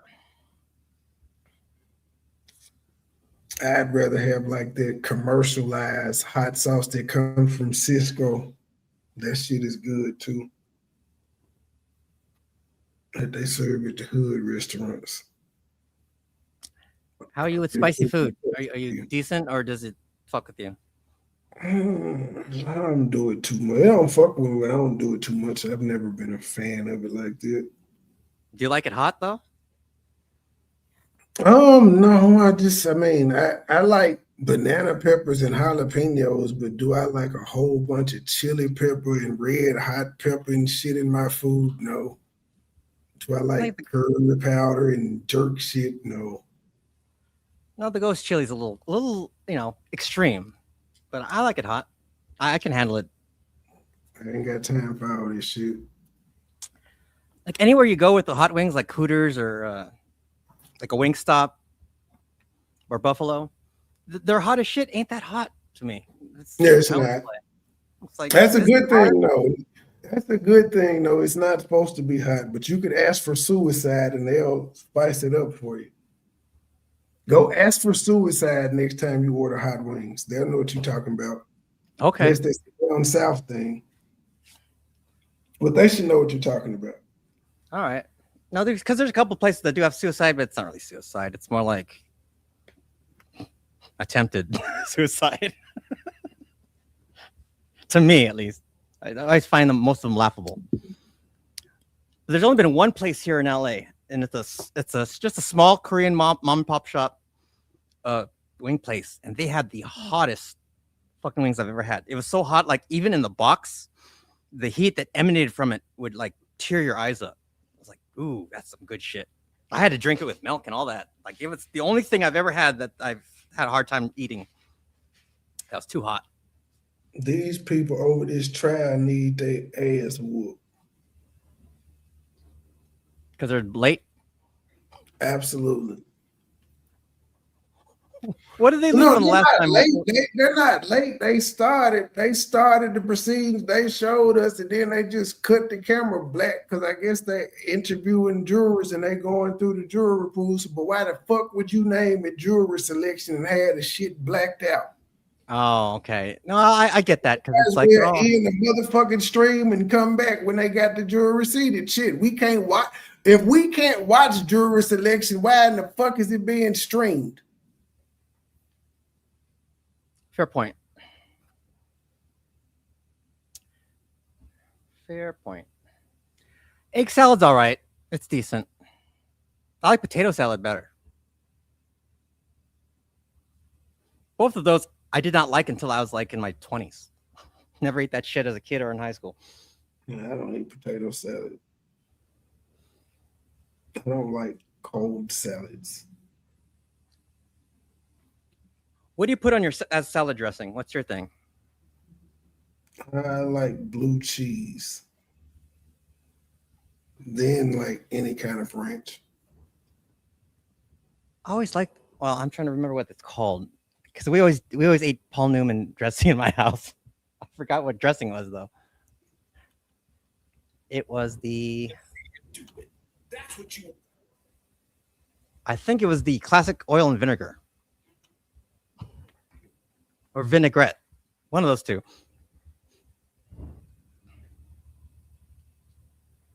Ranch is all right for like other things, except salad. I think it was Italian, actually. No, it's not Italian. No, it really was. I think it was oil and vinegar. Ranch is all right. I think it's overrated. I haven't had Thousand Island in a minute. I kind of want some. Used to like Thousand Island as a kid. It's not bad. I remember it. House Island.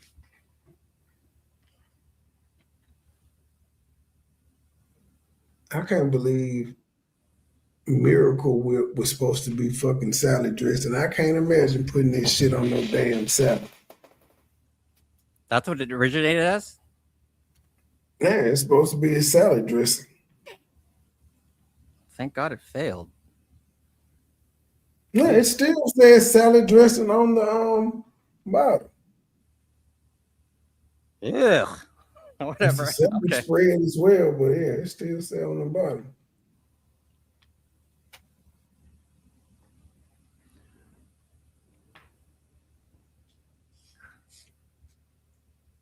I like the the watered down vinegar and oil.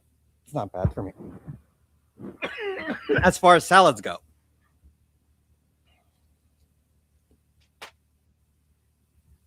But celery and shit like that, you gotta go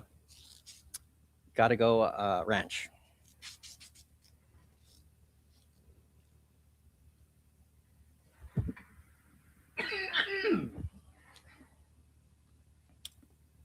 Oh, you know, I was thinking the other day. You know, I was saying we should do a drinking show. Where we should do a drinking show where we like take shots and shit. Yeah, I'd be drunk the first 20 minutes. I was gonna say, God damn it! I That's like, think people would pay to see me drunk, and they would just like send in a donation. I'm not gonna drink. I'm not gonna get drunk for free. exactly. No, that's what we would be doing. But it's like it'd be like certain amount for a shot, certain amount for double, and then like a truth or dare question. And if you don't want to do it, then you got to take a shot. Some shit like that. Oh, here we go. Back, or are we? Boston courtroom look old as shit.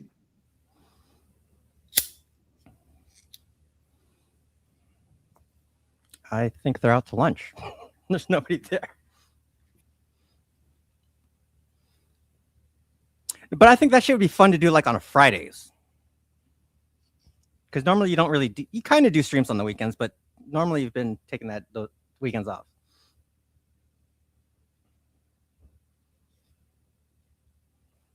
Trying to see Julio starts at 12.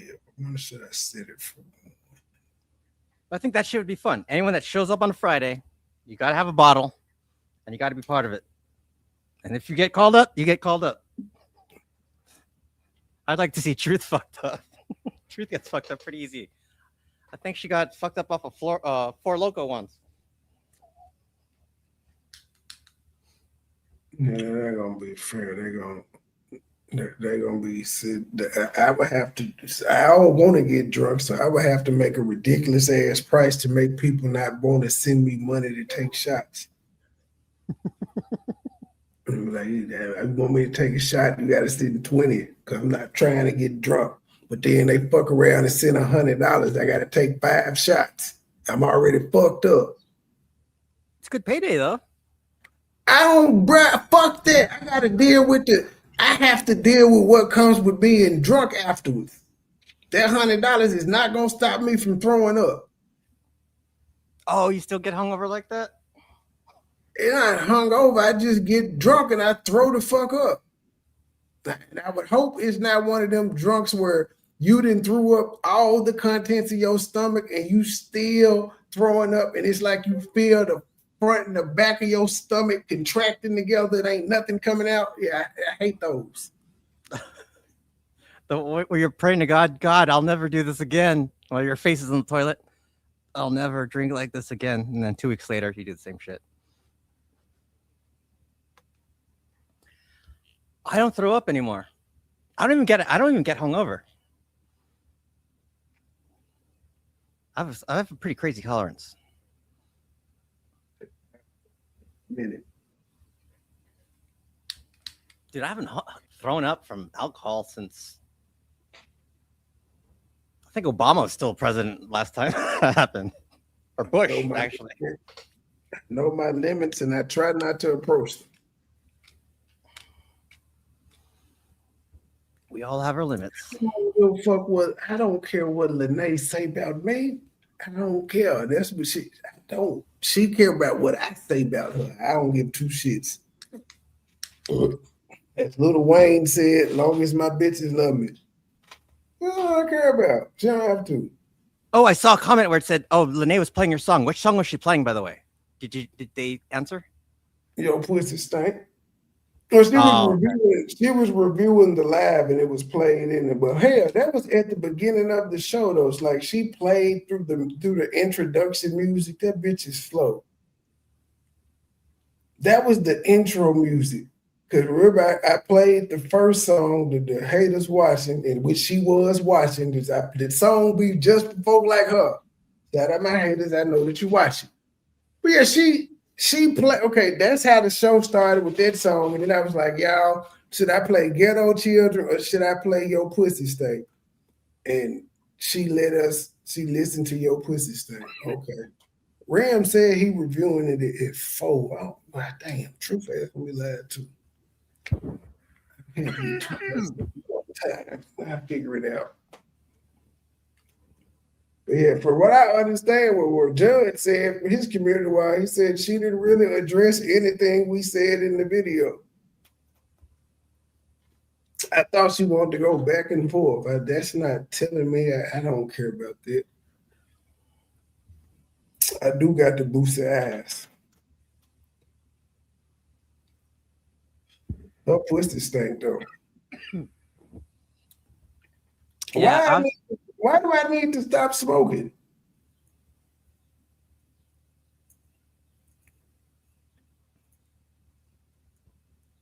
Why do I need to stop smoking? I don't understand why I need to stop smoking. But I'll take that in consideration. how does Trey look like a raccoon? He doesn't look like a raccoon. I got the dark eyes. It's hereditary. It's from my grandma's grandma on. It's hereditary. It's on my mama's side. Lots of us got them, even the light skinned ones. It's what it is. Can't outrun genetics. I ain't trying to lighten it or nothing. It is what, like Boosie. I accept it. It is what it is. But why do I need to stop smoking though? That bitch need to stop talking about Uber. That's what she need to do. She need to stop. She need to find her a new nigga. And like again, she can't have no nigga. It be the ones on here pretending like they ain't got there's no way in hell they nigga would be okay with this shit, especially for free. If you was making some money, I will sit down and shut the fuck up. Do what you do. But you doing this shit for free, bitch. Hell no. If you don't find something more constructive to do with your time that can get you some money. But this ain't that. She'll be out there. But that was a slow moment of her to play that song. I would have skipped through that motherfucker. Well, that's what she wanted. She wanted some attention yesterday. She got it. I like the shot that they're showing on TV here. I don't understand why folks is letting her play in the chat though. She about let her, don't block her. What is she typing for? She just typing to be seen. That's it. Take away the ability to be seen. Either she gonna hit the panel or she gonna just do her. She gonna do what we do because we don't go to her chat until her videos bothering her. We see what she say. We commentate on it. That's what she got to do. Like, stop coming over here bothering people, bitch. Like, I don't. She can't type in my chat no more because I blocked her. Now we supposed to be the ones that's harassing her and cyberbullying her. Yet she's still coming over typing folks shit. Not mine because she blocked. Look at the screen. Me because I don't bother this bitch except for on my channel. Well, I fucked with her one time because she came after Judge. She tried to take him on his panel, just like she did in the chat. She ignored all of it. She said she gonna light all us up, but then she started talking shit to Judge. She think he the weak link. But other than that, I don't bother this bitch. I find that funny.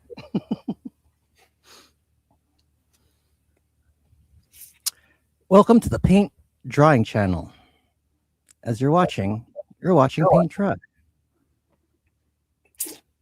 Well, hopefully, I don't know if what she said was worth a review, but Ram said he gonna review it because he said she responded.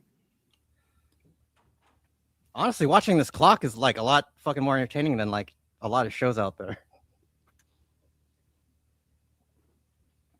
That wall color is hideous. It's like eggshell yellow. What is that, taupe?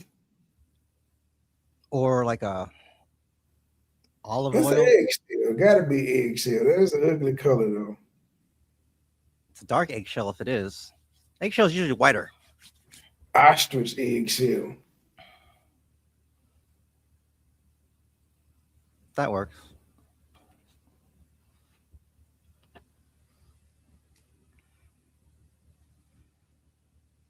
Welcome to the Paint Drying channel. Paint drying all the time.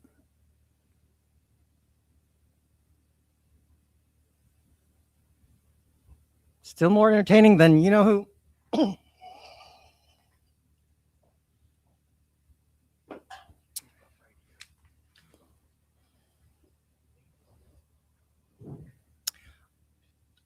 I knew Leo would get that.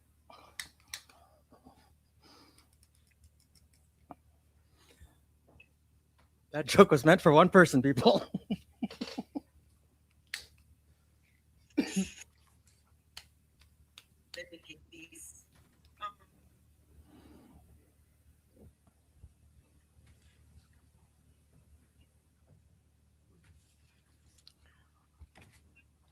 Well, this kind of backfired. What was it? Well, this whole jury selection thing. We're just kind of been for the last 45 minutes or so. We've just been bullshitting.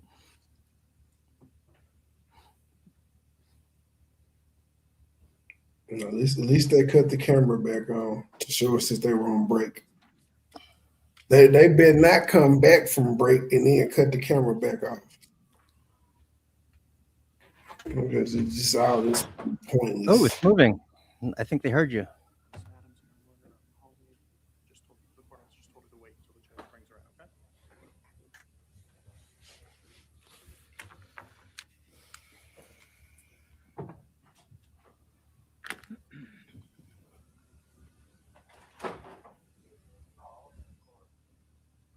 Oh, did you hear? There's a documentary on Nature Boy on Hulu, of all places.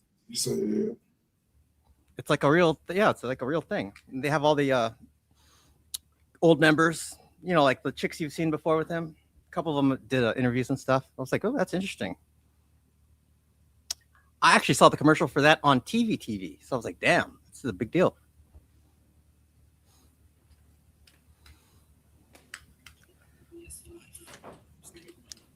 Although I never understood the appeal to Nature Boy, but whatever. Let's go ahead and vacuum it out.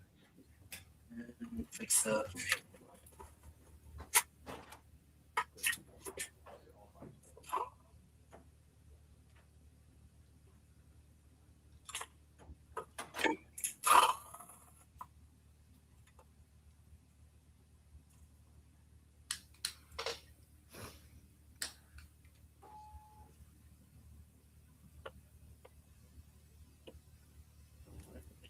See how that liquid metal looks. It's been with the customer for a few years. You can tell how dry it is. Everything just gone down because he keeps it standing up. And it is in for an HDMI port. It's gonna put the HDMI port and fix this liquid metal for him.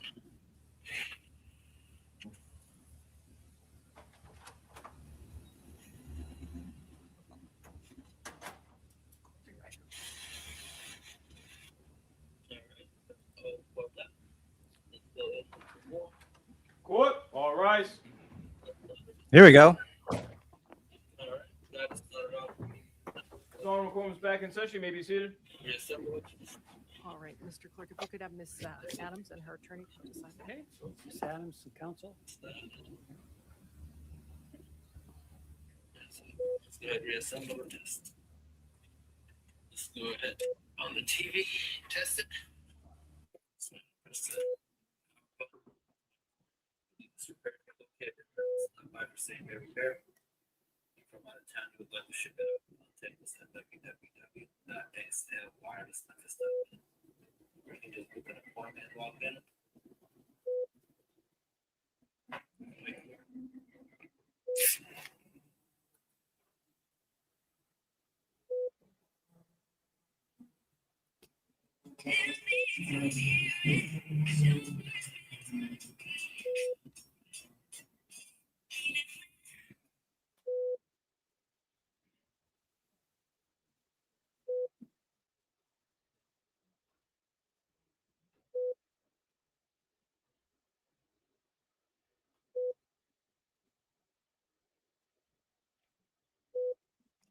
Beep.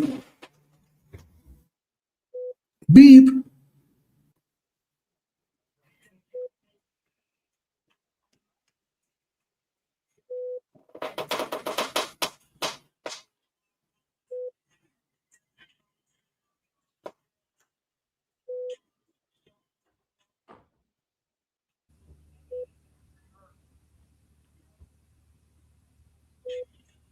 This courthouse is like a black woman's apartment.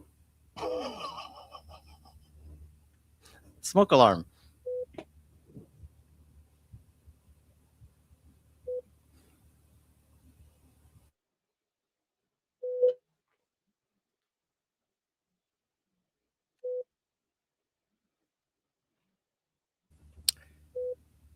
It's all right, Jess. I'll eat it. Beeping.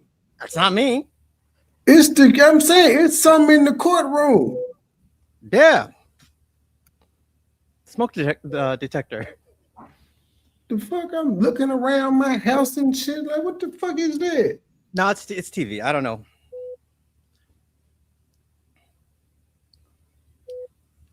This the bullshit.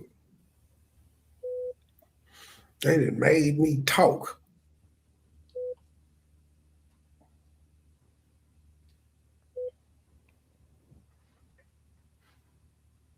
Law and crime, could y'all fix that beeping, please? And can we hear what the fuck going on? The beeping gets louder.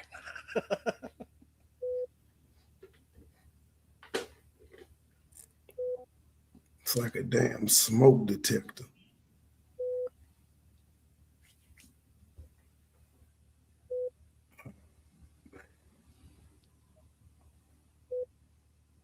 It's probably my heart monitor.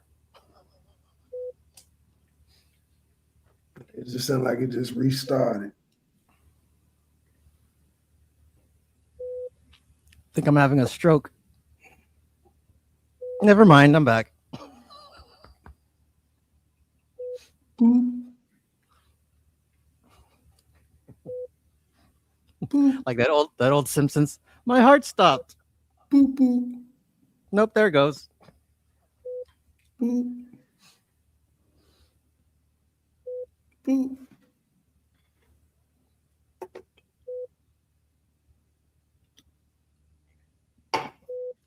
Boop.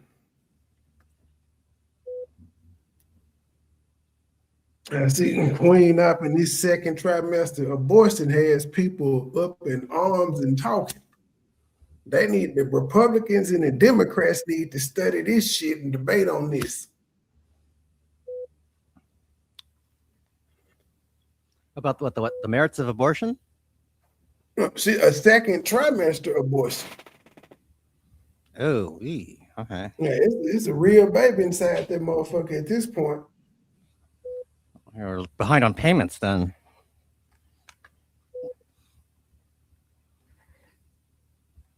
When I drop a girl off, I say I better see a bucket or a receipt, preferably both. I'll see you in a few.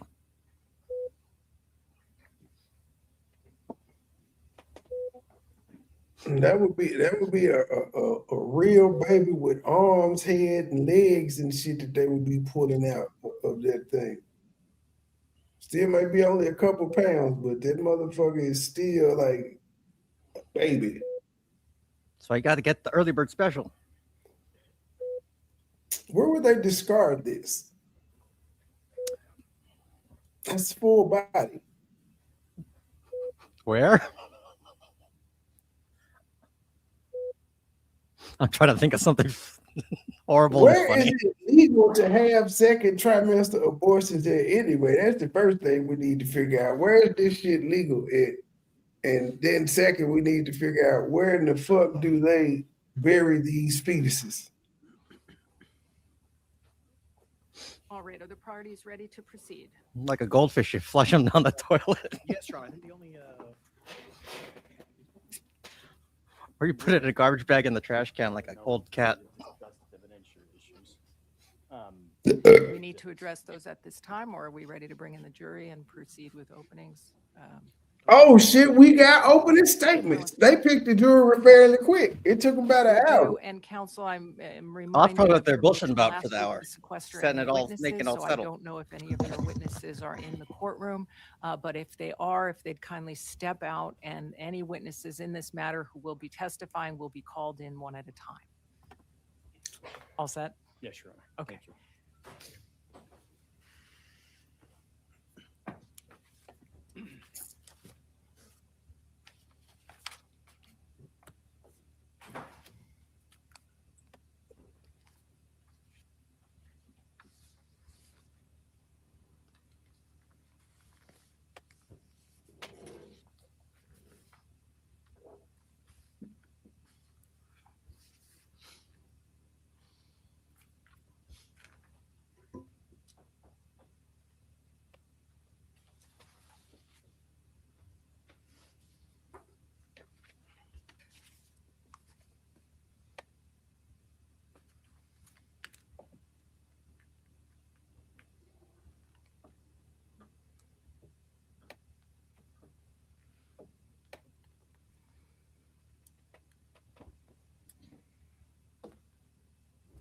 My nigga said, I'm taking this bitch to trial. He better not be found guilty. Like, if he found guilty, let's just be honest. He not gonna serve no fucking jail time at all. He gonna be on the strictest of rich niggas probation. What's the worst he could get, technically? Strangulation charge, probably 1129. Domestic violence and strangulation, yeah, probably the max 5 years. Two to five, maybe the max on both charges. I don't think he even do a year if he was guilty. And yeah, he's not gonna do any time. I don't He think so. he's gonna get the heaviest of probation. Be He a seated. rich nigga. I don't think he's gonna be found guilty though. All right, counsel are ready to proceed? They got 2 All right, go witnesses. ahead. He got 10.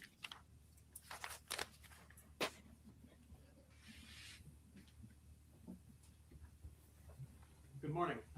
My name is Drew Virtue. I introduced myself earlier when we had a larger group, and now that it's a smaller group, I just wanted to introduce myself again. To give you some room to stand on here of parties and what they're doing. My name is Drew Virtue. I'm the prosecutor, meaning I'm going to be presenting evidence supporting the defendant's guilt. The defense counsel will be representing their client. We'll have the clerk here, whose job it is to create a complete record of this case, both for the recording as well as writing things down when need be. The court officers who are up and about are here to make sure that we're safe, as well as help people kind of figure out where they need to go.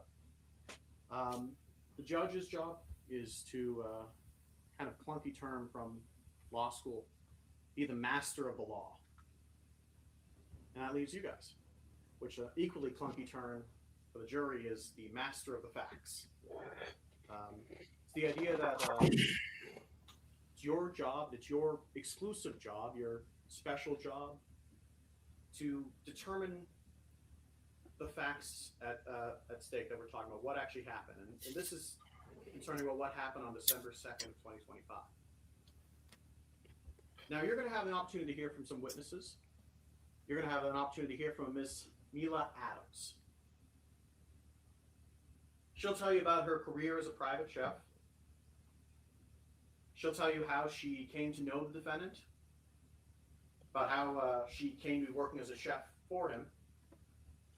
Now, one he works for the prosecutor. Look at him. Mr. Diggs, I expect she'll tell you about a disagreement she had with some members of the Grizzly Adams looking there, boy. And then I expect that she'll tell you about what happened on December 2nd. And I remind you, it's your job here today to determine what happened on December 2nd. I expect Ms. Mila Adams, when she takes that stand, she'll tell you how she was texting with the defendant, her boss, Mr. Diggs.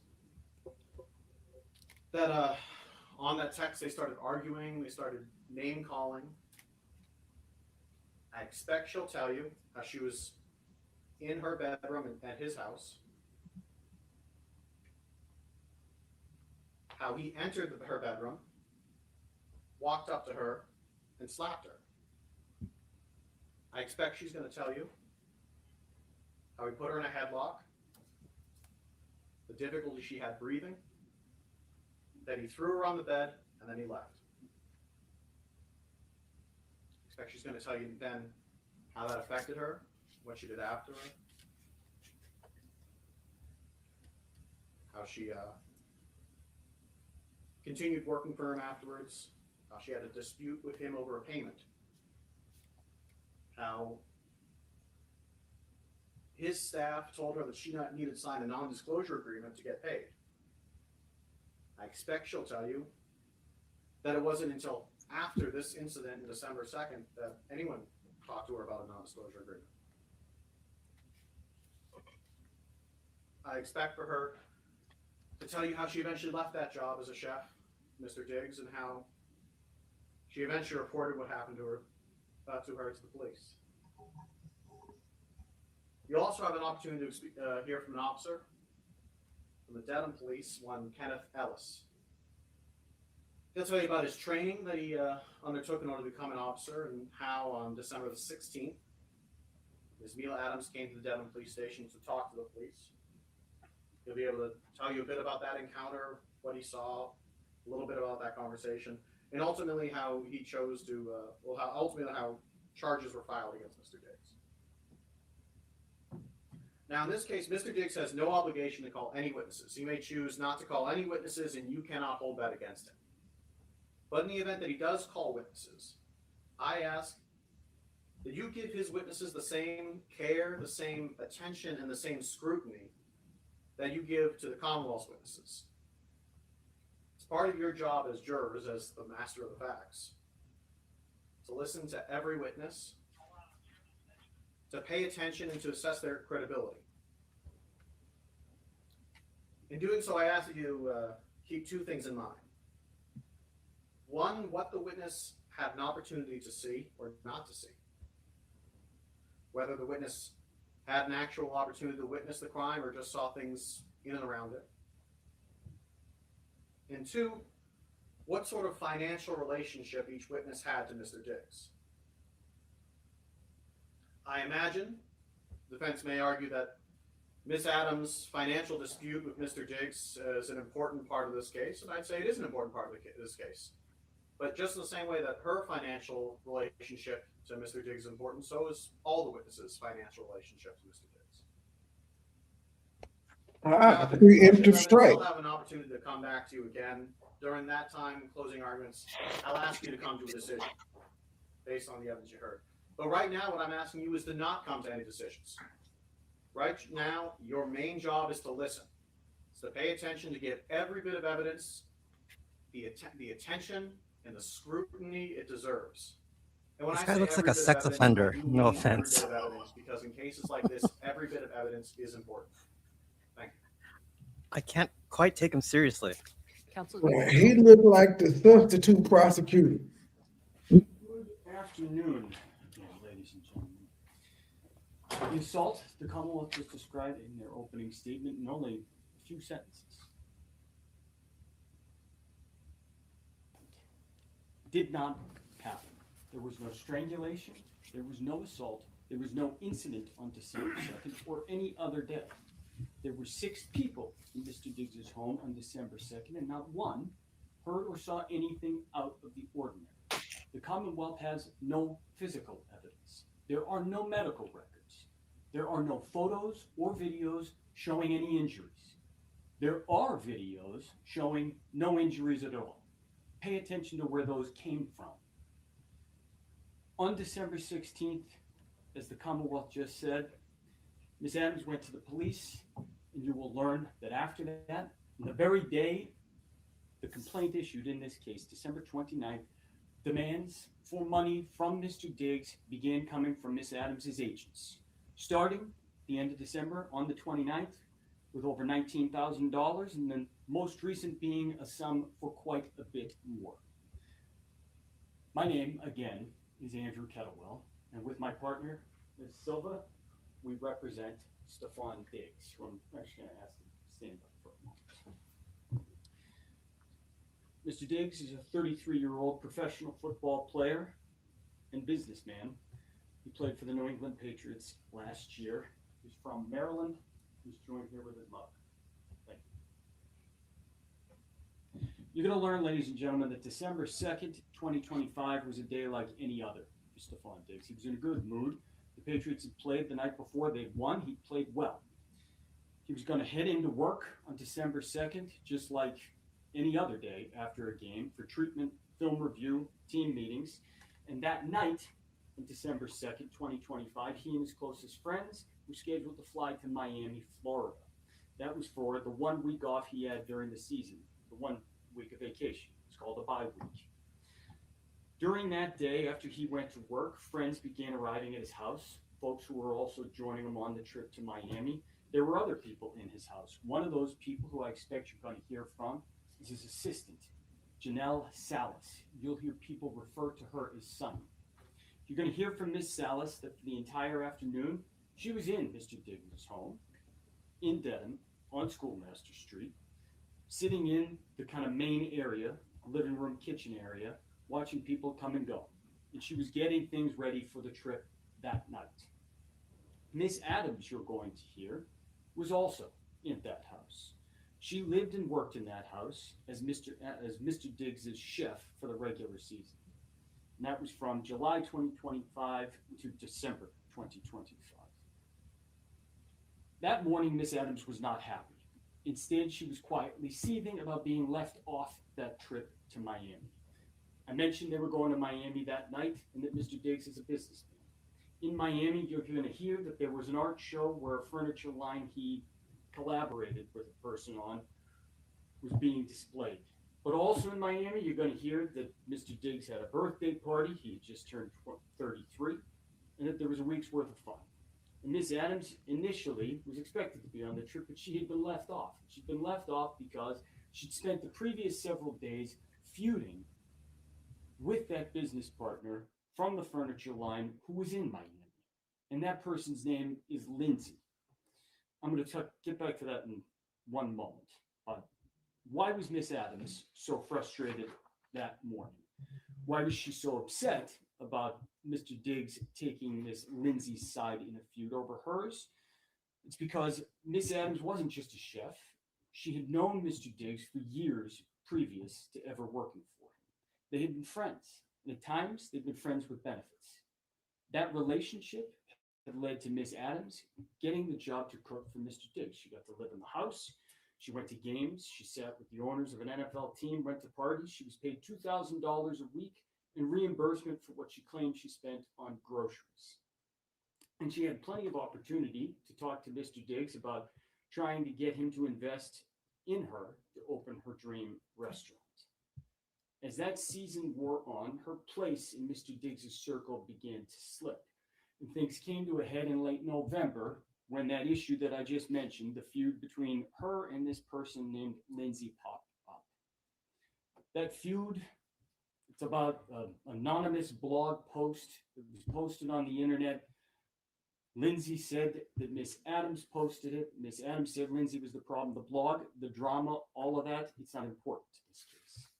What is important is that by December 2nd, 2025, Miss Adams was furious. She was upset about being left off the trip. She was upset about Mr. Diggs taking Lindsay's side over her in that argument. And so while he was at work, she was at the house. And you will see the text messages, I expect, that she sent to him that morning. You'll see her frustration boiled over. A quick word about those text messages.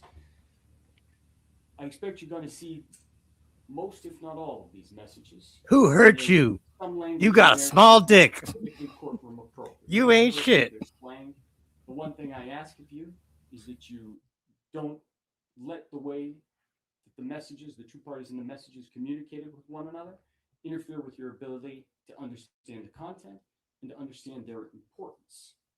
Because you're going to see what that exchange was about. You're going to see it was about this dispute, about Miss Adams being left off the Miami trip, and about Mr. Diggs picking somebody else's side over her. And you're going to hear why that's important. Because as I said, Miss Adams went to the Denton Police Department. Pay me my money. You got me fucked up. And she made her report. And she told them the argument on December 2nd was about money. She told them that's what the fight was about over text and in real life. And that's how things got out of hand. She didn't mention Miami. Listen to what else she didn't mention. And 2 days later, she sent the Denton Police Department a screenshot of the text messages she said, and you just heard the Commonwealth say, led into that fight. Led over the phone to Mr. Diggs, coming into her room and committing this offense. And you're going to see those messages that she sent to the Denton Police. And I expect that what the evidence is going to show you after you've seen those, after you've seen all the messages that she did not show to the Denton Police, the evidence is going to show you that she curated the messages. She omitted some, she removed other messages before she sent them to the Denton Police to fit her narrative. By the way, on December 2nd, she indicated to the police as well that she had not been paid for November. You're going to hear a little bit about her payment and about her paperwork. We'll get to that in one moment. A few of the people who you're going to hear from in this trial. Many of them do work or have been associated with Mr. Diggs. Sonny, his assistant, is one of the witnesses you're going to hear from. I indicated to you she was inside the home that day, sitting in the living room, watching people come and go, doing her job like normal. She personally spoke to Miss Adams throughout that day, and she'll tell you what she observed. You're going to hear from other folks who talked or texted with Miss Adams that day as well. You're going to learn that Mr. Diggs had a scheduled day. He was at work in Foxborough, and even after he got back from work, he had a set schedule. He had an IV treatment for 1 hour and a 2-hour massage that followed. Following that, as I said, they were getting on the airplane and they were flying to Miami. As for Miss Adams, what you'll hear is that there was nothing out of the ordinary. She was normal. She cooked dinner for Mr. Diggs on December 2nd. She chatted on the phone and spent the afternoon and early evening in the house. And that night, she flew to New York City to spend her week off with friends. Now, I've said normal a few times already in this case. Let me pause and tell you what normal was like in the Diggs house. Mr. Diggs is a highly regarded professional athlete. He owns a clothing line, a furniture line that I've already mentioned, and other businesses. And he's a public figure. He's a coterie of family, friends, and staff around him at all times. Good professional athletes are paid very well in this country, and Mr. Diggs is very good at his job. He has the means to support his friends, family, and staff, and he takes good care of his people. You're going to hear that on December 2nd, he was taking his entire entourage on an airplane down to Miami and putting them up for a week's worth of events and parties, and that wasn't even out of the ordinary. So normal in the Mr. Diggs house is a little bit different from normal in your house or mine. But just like any other person in this country, rich or poor, Mr. Diggs sits here an innocent man.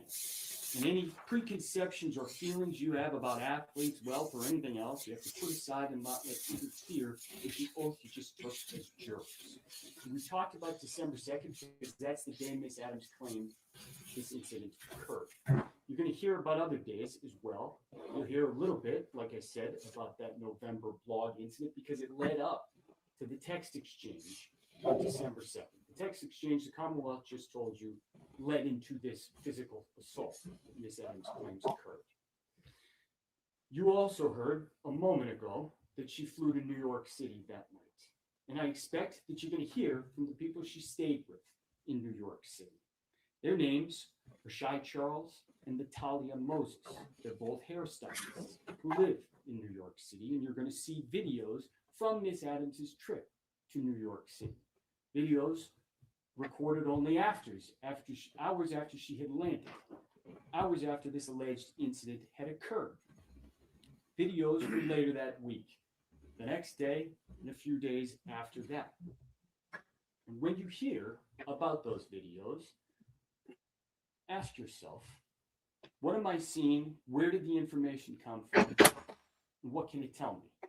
Ask yourself whether what is depicted on those videos is consistent with the Commonwealth's theory that Miss Adams was brutally assaulted by a professional athlete in her bedroom on December 2nd. Ask yourself, what would you expect to see from what the Commonwealth just described in a person's demeanor and physically on their body? There's an old axiom that the simplest answer that accounts for all the facts, that is the true answer. See if the Commonwealth's theory accounts for all of the evidence that you're going to get to see over the next day and a half. One other thing that you are going to hear, the Commonwealth mentioned it briefly for a moment there, was that Miss Adams returned to the house in Dedham. You're going to learn that happened on December 9th, 1 week after she went to New York City. One thing you will learn about that return is that on December 16th, she told the police that she was only going there to pack her things. The evidence will show you that that was not true. She actually went back to work just like nothing had happened. Pay very close attention to the details surrounding her return on December 9th. How she got there, what she was doing, what happened after she got back to the house in the middle of the night at about 11:30 p.m. and walked in unaccompanied. Listen for those details about what she did then and what happened after, and ask yourself whether it tends to corroborate the story the Commonwealth just told you, that she was violently assaulted and strangled on December 2nd, or whether it instead suggests that nothing happened on December 2nd. As I said, after Miss Adams got back to work on December 9th, she tried to pretend that things were fine. She tried to get back in Mr. Diggs's good graces to get him to forget about the text exchange back on December 2nd. But the damage, the argument they had on December 2nd was done, and she couldn't get back into his good graces. And even worse, she was now coming back and going to have to comply with the same rules that apply to everybody else. The Commonwealth already mentioned one of those. You're going to hear from Melissa Goddard, one of Mr. Diggs's bookkeepers who came up from Florida. She's going to tell you that she took over responsibility for Miss Adams's payment that fall, and that she found, because Miss Adams had this previous relationship with Mr. Diggs, that she had never been onboarded as a normal contractor. She had never filled out any normal paperwork. And she told the assistant Sonny and Miss Adams that they needed to follow the normal procedures. Miss Adams needed to sign proper paperwork, including signing an NDA just like anybody else. And she needed to submit actual receipts for reimbursements, just like everybody else. And you're going to see that Miss Adams ignored those requests until she couldn't anymore. And that happened around December 13th. On December 13th, you're going to learn Miss Adams got an email about that paperwork, and she got upset. She got mad again, and there was another barrage of angry text messages to Mr. Diggs. And this time, she wound up getting herself fired for good. I expect she's going to end up seeing those messages as well. Messages the police weren't told about, because the police weren't told she went back to work after December 9th. This time, some of those messages actually were about money, but also still the same Lindsay blog post issue of Mr. Diggs picking someone over her. The end of this exchange on December 13th was more specific than December 2nd. Mr. Diggs sent $2,000 via Apple Pay that Ms. Adams claimed she owed, and told her she did not need to worry about cooking for him anymore. She was out, and this time she knew there was no getting back in. And listen to what happened when you hear the evidence after that, after December 13th. 3 days later, as you've already heard, Miss Adams went to the police. She didn't tell them about December 13th, that she'd been fired. Instead, she told them a made-up story. She was furious, and she wanted Mr. Diggs to pay in every sense of that word. And what you will hear is that her demands for money, as I said, began on December 29th, the same day the criminal complaint issued in this case. You will also hear that as this case has gone on and public pressure has grown, that number has only gone up. And I will let her tell you what number she is now demanding from Mr. Diggs. Ladies and gentlemen, Mr. Diggs sits here an innocent man. That's the beauty of the American justice system. You heard a little bit about the way trial works. You heard that the burden is entirely on the Commonwealth to prove its case. Their burden, proof beyond a reasonable doubt, it's the highest burden in our system. And as Mr. Virtue mentioned, Mr. Diggs has no burden whatsoever. One thing Mr. Virtue and I agree on: be skeptical with every witness. And financial incentives certainly do play a role in this case. We will call witnesses. We do so to give you the fullest possible picture of what happened and what did not happen on December 2nd, to give you the clearest picture of the truth. But that does not mean that we have to prove a single thing. The Commonwealth bears the burden, and the burden never shifts. That's how our system works. That's the beauty of it. That when an innocent person like Mr. Diggs is charged with a crime they didn't commit, what can they do? They can do this. They look the Commonwealth right in the eye and they say, Prove it. And that's exactly what Mr. Diggs has done. That's why you are here, ladies and gentlemen. That's what a trial is. Mr. Diggs has chosen to place his fate in your hands. You, ladies and gentlemen, are the most important part of our system.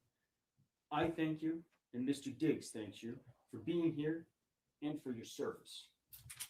You are the only people who can and who must hold the government to its burden.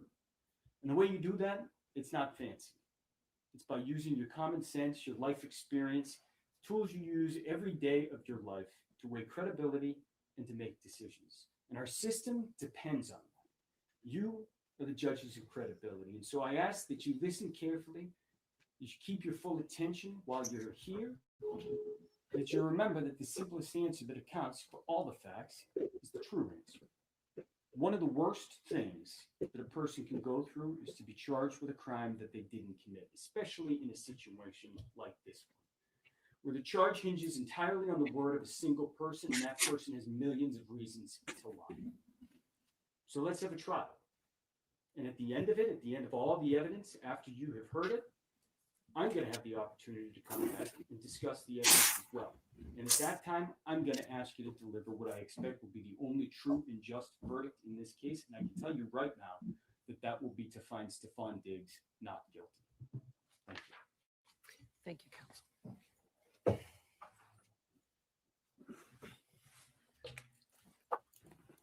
Your Honor, the Commonwealth call Mila Adams to stand. Thank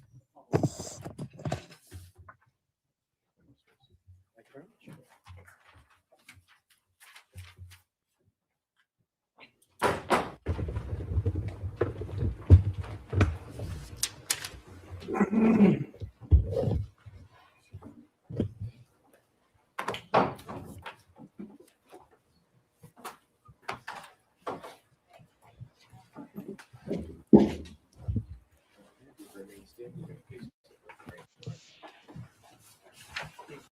Raise your right hand. You solemnly swear the testimony you're about to give in this hearing shall be the truth, the whole truth, and nothing but the truth, so help you God. May I inquire? You may. Good afternoon. Good afternoon. Could you please state your name and spell your last name for the record? Jamila, Jamila, Adams, ADAMS. And do you normally go by Jamila or I go by Mila. Mila? Okay. And what do you do for a living?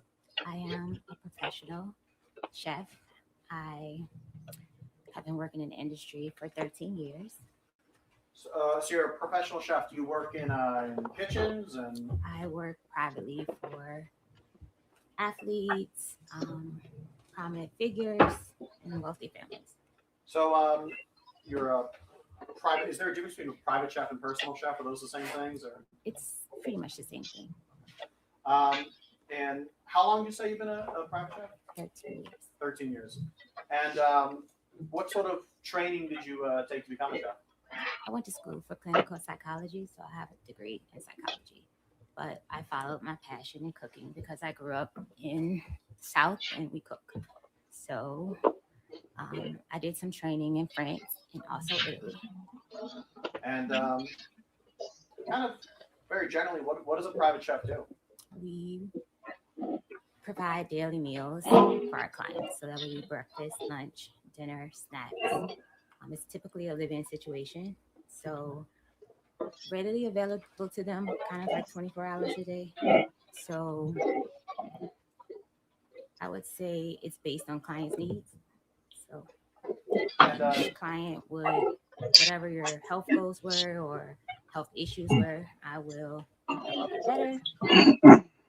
So you mentioned a little bit about what kind of clientele have you worked for?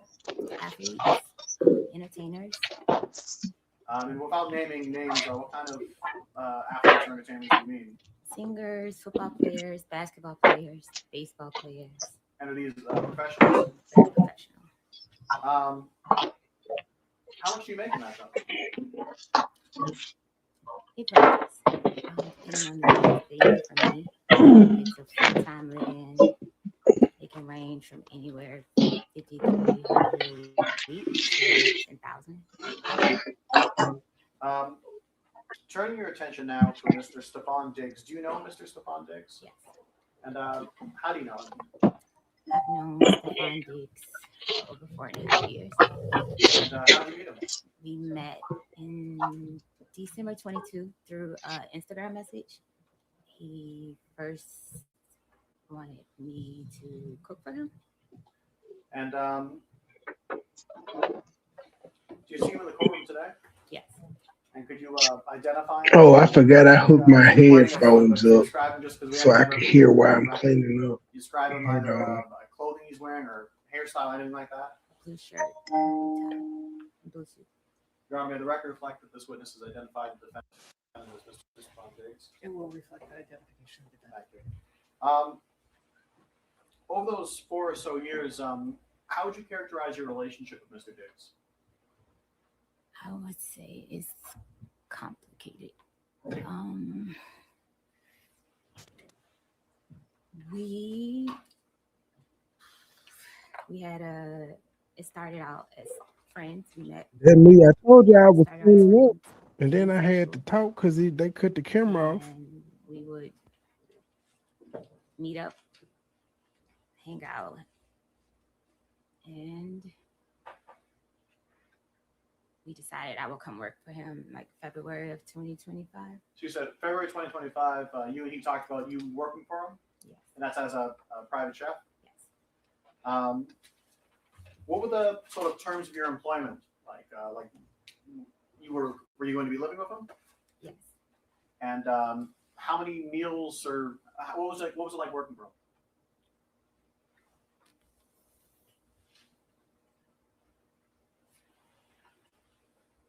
Can you say that again? Yeah, yes. So as far as your employment goes, what were your duties working as a Mr. Diggs private chef? My duties were to make all his meals, his snacks, basically get him healthy. That was the start of our initially hiring me. He was coming back. It was his comeback year. And I wanted to help him get healthy, to eat better too. So how does it, do you create a menu? Does he just tell you what he wants? Do you I'm skilled with recovery. So I knew what it would take to get him, help him get healthy and stay healthy. Help him change his diet. So it was more so like diet change would be the focus, and just overall help. And did you would you cook just for him or for other people as well? Yes, I will cook for whoever was in the house. And I know you mentioned earlier your breakfast. Is that the sort of standard? Was it every day breakfast, lunch, dinner, and then? Yes, breakfast, lunch, dinner, snacks. And how much did you get paid for this? We agreed on $2,000 a week. And how did you get paid? Finance office would pay me. So you said that you while this was staying in his house, right? Yes. Where was this house? 7 Schoolmasters Lane, In what town? Dedham. And could you describe this house? What was it? It was a single family home. What was it? Was it an apartment? Was it? No, it was a single family home's house. And how many floors was it? Basement, middle floor, a landing, and then top floor. So 3 floors. And so, where was the kitchen? The kitchen was downstairs on the floor you come into the house on. So the first floor. And that's where you did your chefing, cooking, baking. I don't know. Yes, where I did my cooking. Yes. Yes. And where did you stay in that house? I stayed on the top floor. And where was it in the house? It was up the landing all the way to the back, and it was over the kitchen. And was this a single bedroom that you had? Was it a suite? What was it? A single bedroom with a full bathroom. With a full bathroom. Was the bathroom off of the bedroom? It's the bedroom, and then you walk back into the bathroom. So it was in my room. Okay, so the entrance to the bathroom wasn't in the hallway; it was in the bedroom. Yes. Okay. And where was Mr. Diggs? Or where was his bedroom? Up the first landing. Okay, so you said that there was the floor you come in on, a landing, and then Mr. Diggs' room. Mr. Diggs was on the landing? Yes. Okay. How long were you there in that house? From July 2025, July 20th, 21st, I can't remember exactly right now, to December the 15th. And during that time, who was at the house with you? Mr. Diggs, his friends. Did he have other staff that lived there, or was it just? No, it was just I was just living there. He had friends that basically lived there. Okay.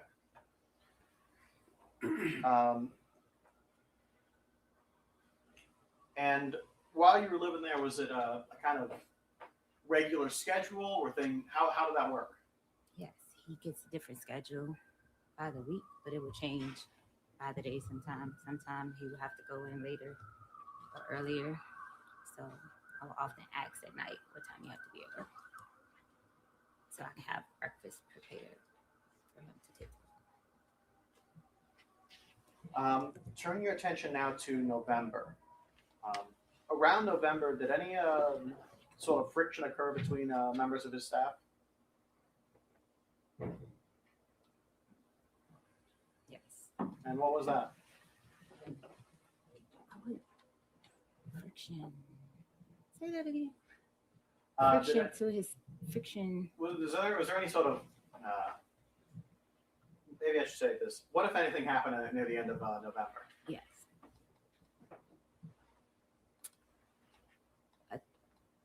A Instagram DM message was sent to his child's mother's friend, and this message was stating that I was telling his personal business of women that he was sleeping with that worked with us, that worked with me, and yeah. And so- as far as I can remember what that message said. And So how did this create friction within the people working for Mr. Diggs? I was confronted by Mr. Diggs.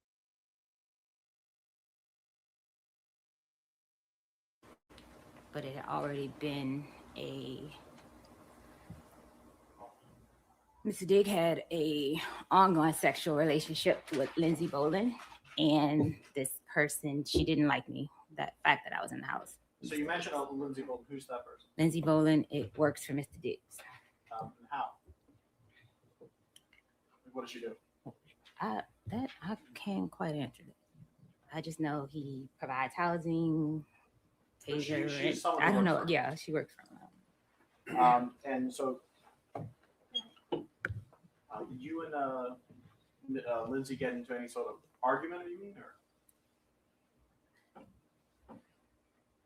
We didn't get in. We got in an argument after Mr. Diggs confronted me. She sent me a message first, per his instruction, and called me a name. Excuse my language, guys. A bitch, and she just went on and on and on in this message about me. Objection, Your Honor. Maybe we heard it side by. Yeah.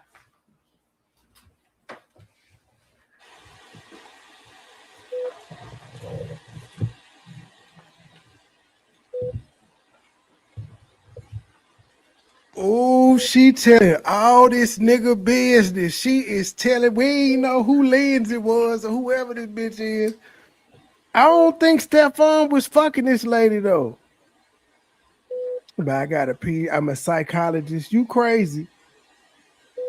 I don't think he was fucking her though. She probably wanted to dick.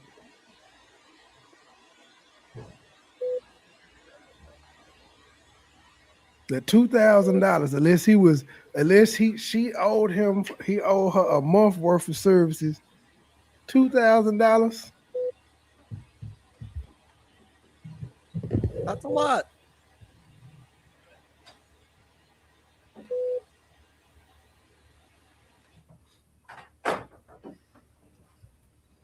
At some point, were members of Mr. Diggs' staff going to go down to a trip to Miami? The whole staff was supposed to go there, yes. And you said the whole staff. I wasn't finished on that last question. That's fine, but I'm asking questions now. Okay. So at some Oh, point, members of his staff were supposed to go down to Miami, right? Yes. You said the whole staff. How many people was this? His assistant, myself, and his friends. Who was in? And did you end up going down to Miami? No. And why is that? Mr. Diggs told me that I couldn't go because me and her had an issue from November 26th issue.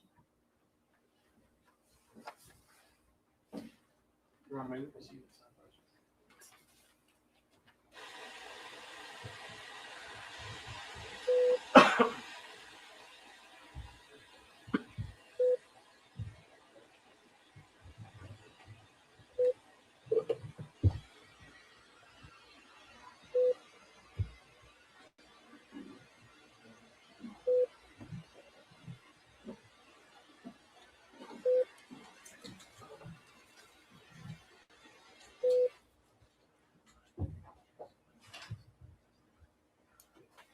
All right, jurors, at this point, we are approaching the luncheon recess, so I am going to release you to the lunch break. We will resume in about an hour, just about 5 to 2. I want to remind you that you are not to discuss this case with anyone, not on social media, not even amongst yourselves. So nothing about this case is to be discussed while this matter is still pending. Instructions earlier about that. I want to remind you as well now, and you should have your lunch waiting for you. All right, jurors can step down this way, please.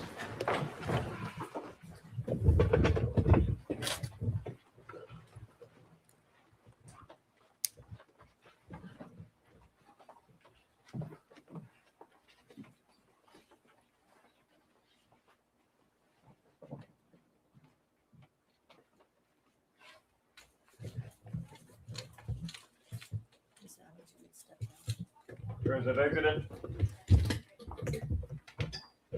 Counsel, are there any issues that we need Maybe to see address that. before I discharge the, or is everything all set? Anything that's come up from this morning?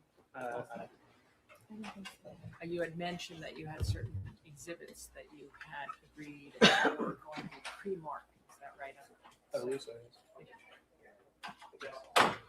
Have those been provided to Mr. Clerk? So perhaps we could just make sure that's all in order so that when you resume, if Yes. you're going to be referring to them, that the record is clear. All right, thank you. With that, we'll resume in about an hour. Court, all rise. Court stands in a luncheon recess. lunchtime?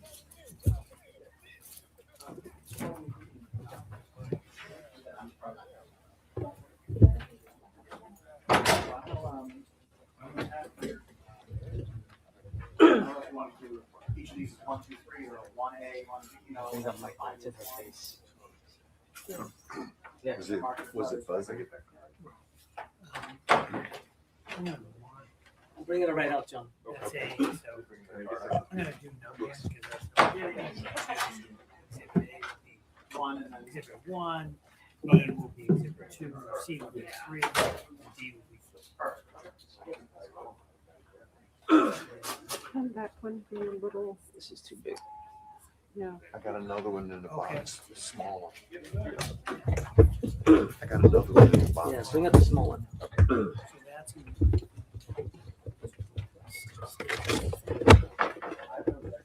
Night, night.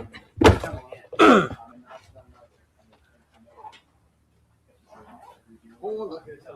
correct. Yeah. that was- Lunchies. Lunchies. Oh. Yeah. Lunchies? And so Okay. There's nothing on that drive that they shouldn't see. So everything in there is agreed upon. Well, lunchtime. I don't got no damn hour. Have you ever done jury Hour. duty? Fuck no, I play crazy. I haven't done jury duty in a long time. Yeah, I don't think I was fucking Stefon.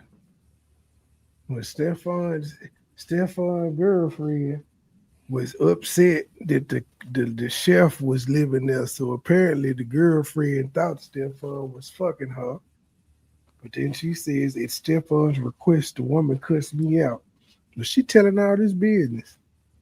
I like how she said I wasn't done with that question, and he was like, "I'm asking questions now." Was that a different prosecutor, or was that the defense that said that? Same one, I think. I don't know. He's like, "I'm asking questions now." I was like, "Okay, then shut that bitch down." Now I will say I look at her situation more credibly just because she did file a police report. She didn't go straight to civil. Even though she filed a police report 2 weeks late, she did file one. And if she's suing them civilly, they come with it. I say, why not get both forms of justice if you were violated? So I look at her more credible, even though I think it's bullshit, because at least she filed a report.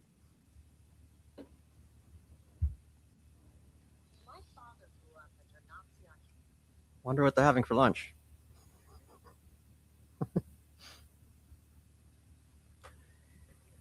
I've had jury duty in like, probably 20 years.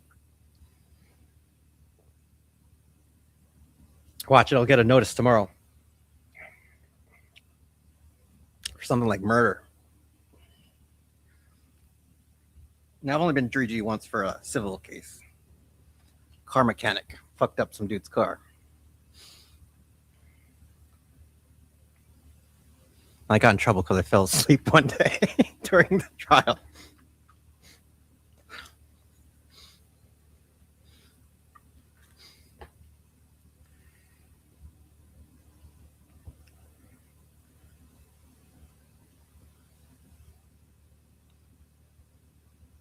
Were you going to entertain the people during the lunch break? Or what are you going to do?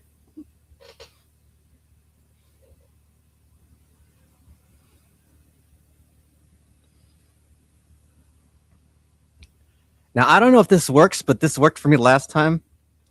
You look at the defendant and you just mad dog them the whole time. And when they call you up, just be defiant. Worked for me.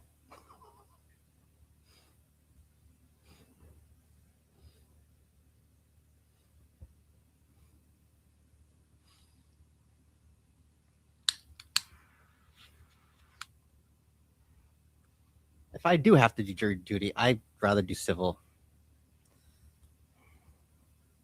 Criminal's too much.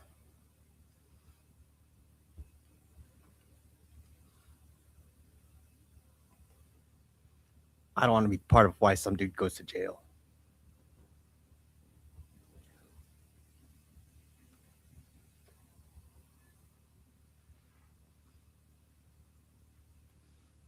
Yeah, you just gotta mad dog him. Just look at him like, man, this motherfucker, piece of shit, make me fucking come here at 8 a.m.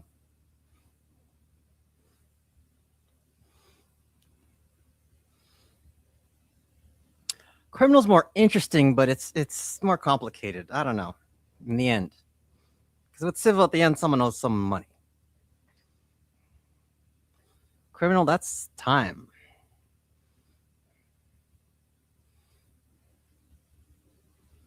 That's someone's life. Hell, I had a friend that had to do a criminal case for a child molester, and they had to say not guilty. He said that was a tough one because they couldn't. They knew he did it, but they couldn't say guilty because they didn't have enough evidence.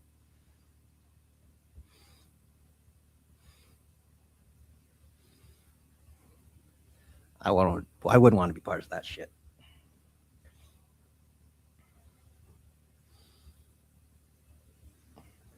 Bring security? For what? Not protect? Wait, Brinks is the security, or are they the ones that take the money, or both? I don't remember.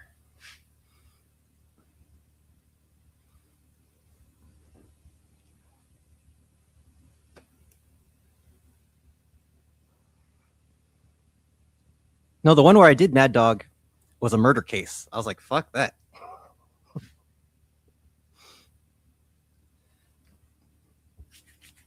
I think they said it was supposed to be 6 to 8 weeks too.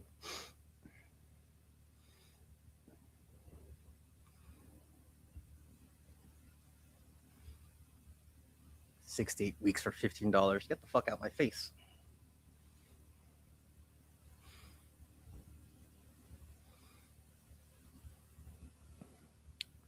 Well, I guess Trey's moving furniture and cleaning. So it's lunchtime with Gabe.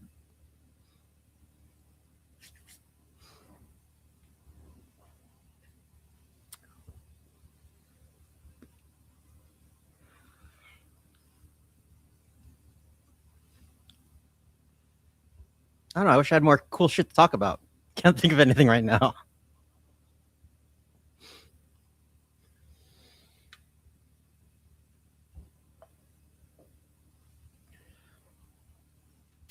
So what was she suing him for, Melissa? Like, what was her complaint?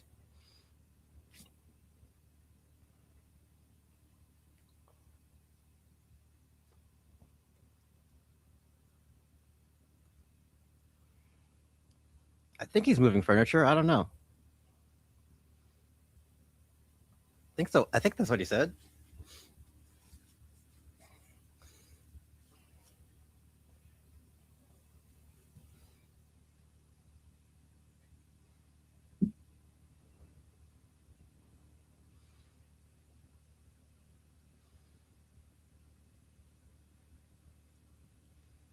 So what's the details, Melissa? What happened with this case? Like, what was her thing, and was she guilty or not, or were they guilty or not?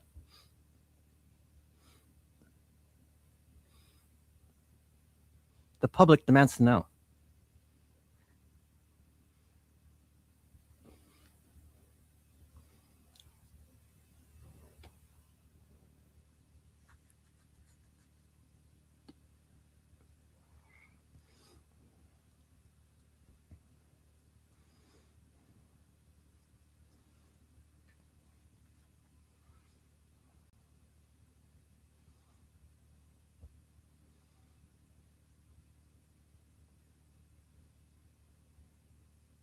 Okay, car accident. Like Tracy Morgan. Payday or not? Did she get paid? And how much was she suing for? Millions or thousands?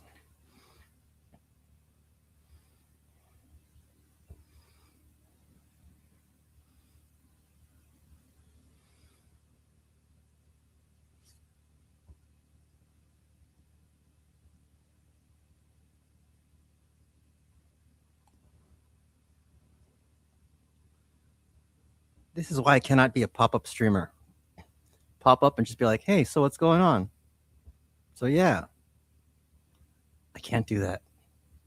To me, it's so boring. You're cheating the audience. Come with something.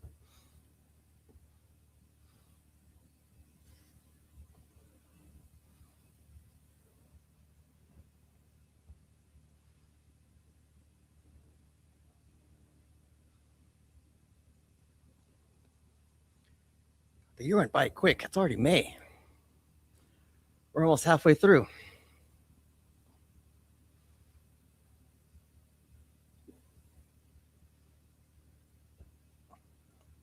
She went home with nothing.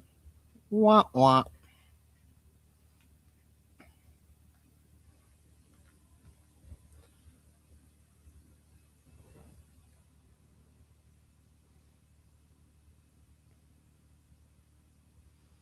Yeah, it happens, one shot. It happens, unfortunately. Because I think he was convicted before, but they couldn't get him on this one. Because I think if he was guilty, it would have been like really bad. He would have been there a while.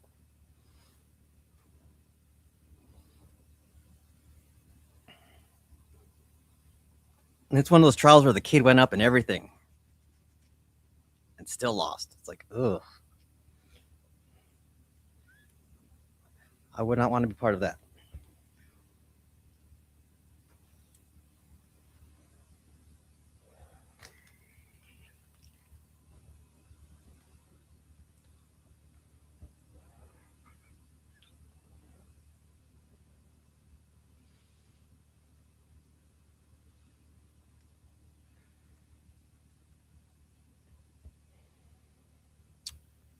Is Truth scheduled anything? Let's see.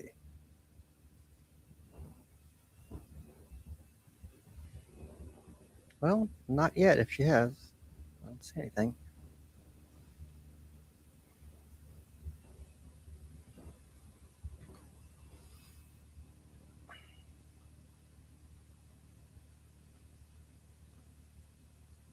Hey, One Shot, are you a dude? I'm just assuming you're a dude.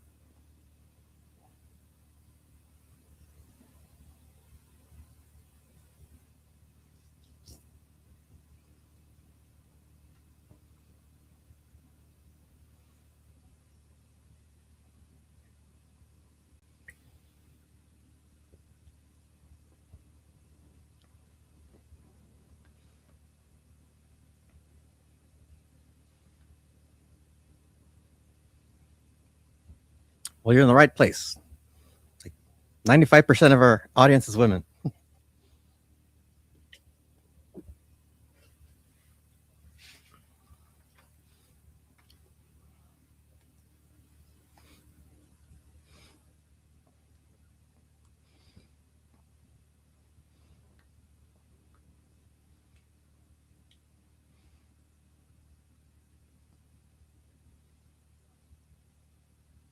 What, Leah? It is.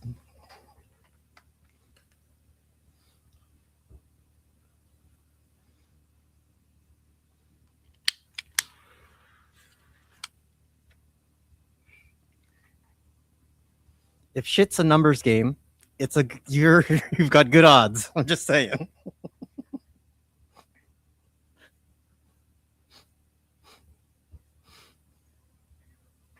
Yeah, buddy.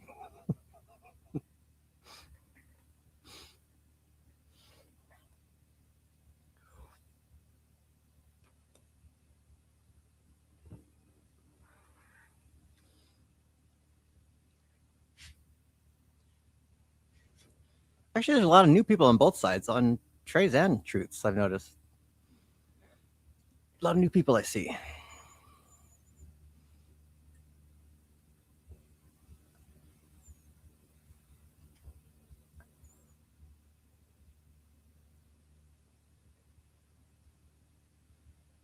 I like this new audience, though.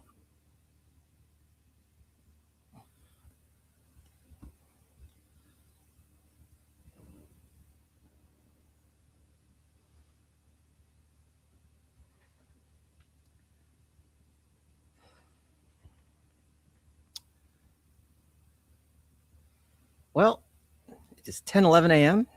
here on the West Coast, and it is lunchtime for the court. And you're listening to Gabe and Friends, the lunchtime show.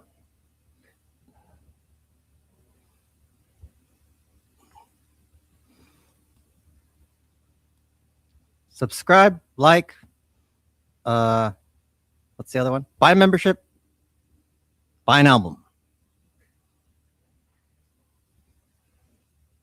Someone put the links up.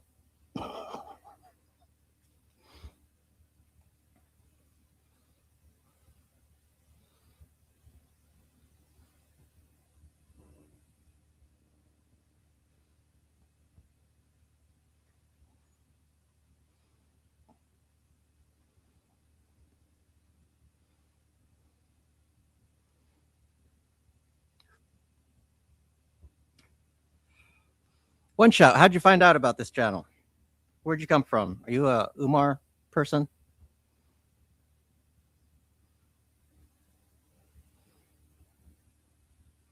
Oh, hit the Cash App. That's right. Hit the Cash App. My parts, I only have an easy part. It's just one job. Buy an album.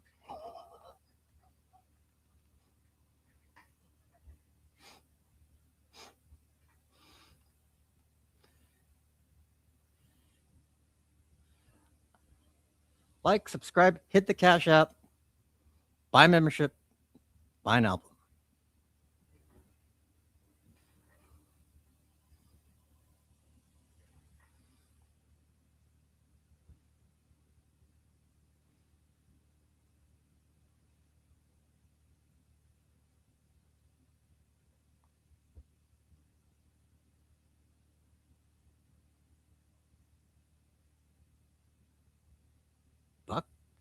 Bucky's?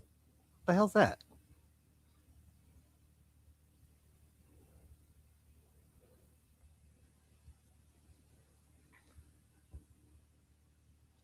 Hello, Sasha.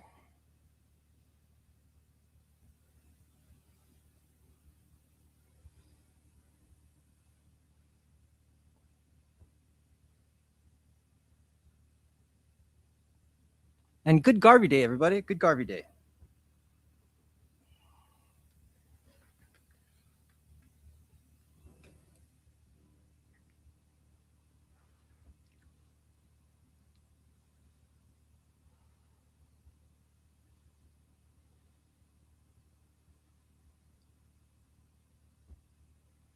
Oh, okay. Like Arco over here.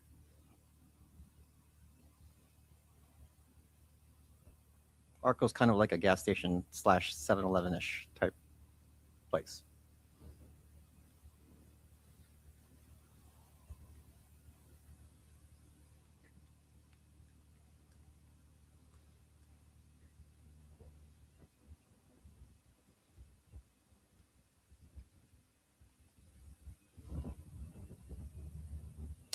How much is gas where you guys are at? It's a little bit over 6 over here.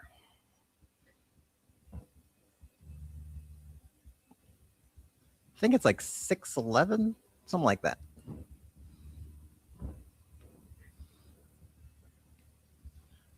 Good Garvey Day. Melissa, good Garvey Day.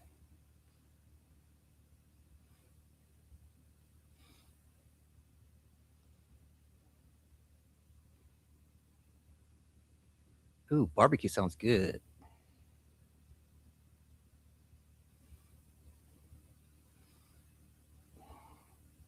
$4.20, not bad.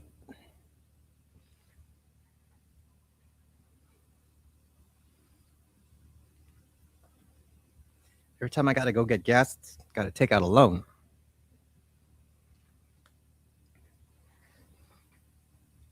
Pack of cigarettes and a tank of gas. Jesus Christ.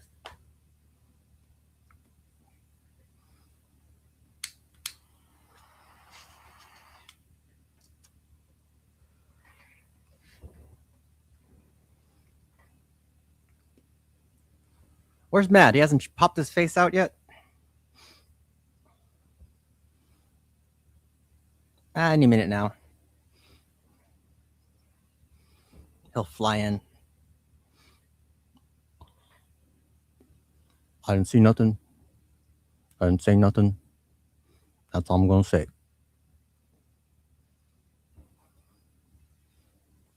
That's Umar talk. Yes, people. Good Garvey Day.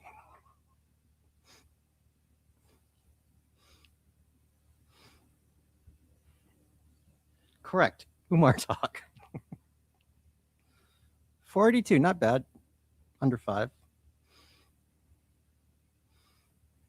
Paying $6 over here. Jesus Christ.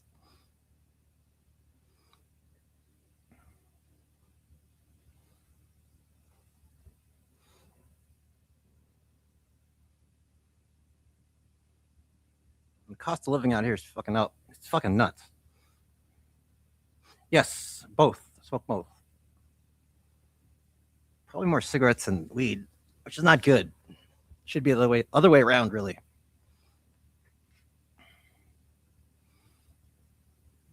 It's probably cheaper to smoke weed than it does cigarettes, to tell you the truth. I think a pack now is like 12. It's something fucking ridiculous.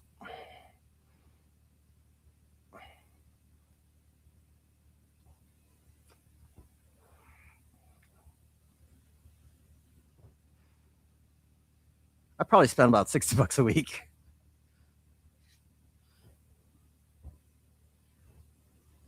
It's worth it, Sasha. But wear your pads.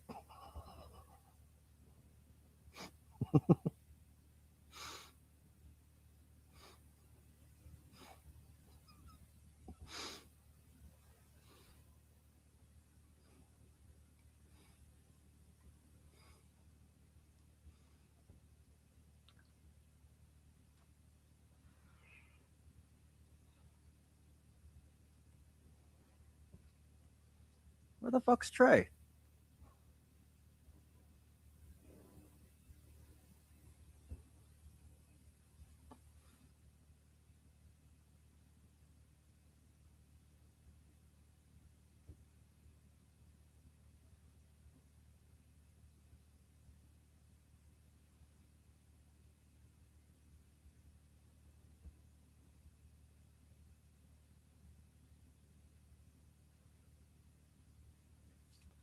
When I do smoke, I have to smoke indica because sativa to me is like it's like coffee.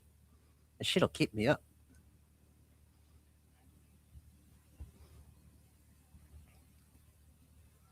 The thing I found crazy now about weed is pre-rolls basically a gram, all rolled up. It's like, damn, I used to pay $20 in high school for this shit. Less quality too.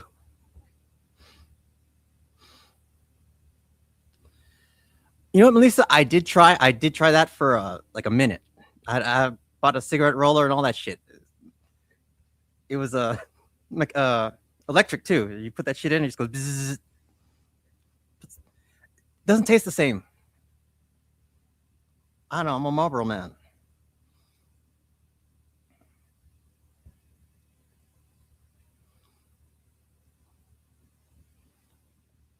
And rolling your own cigarettes is actually harder than rolling a joint. It's not easy. It's weird. It's different because of the consistency of the leaves and shit.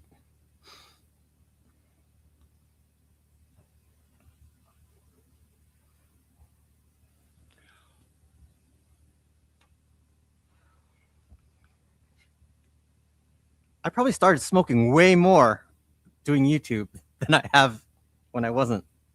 Because you sit here by the desk and it's like you light up one and then you kind of forget that you just lit one up and then you light another one up.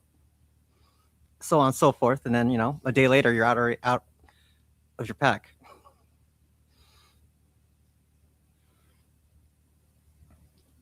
Yeah, I prefer pre-rolled too. It's just easier.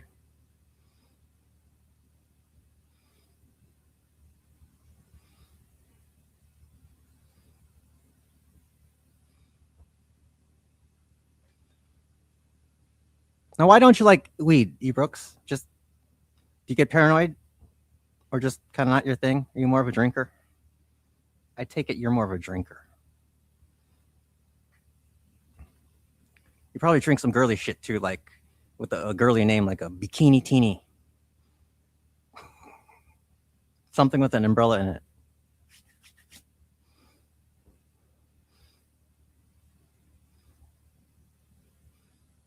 Am I right or am I wrong?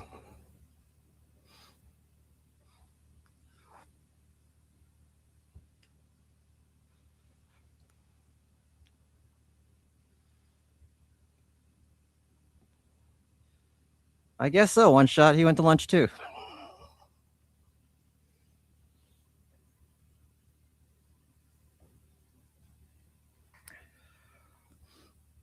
Packs. I should buy cartons, to tell you the truth, but I don't even know how much a carton is these days. Carton is that's 10 packs. It's over $100 probably for a carton.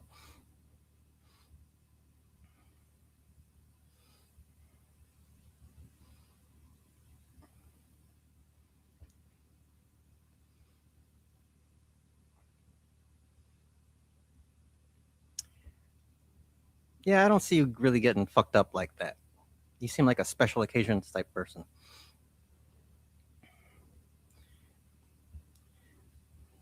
You like to be in control of yourself.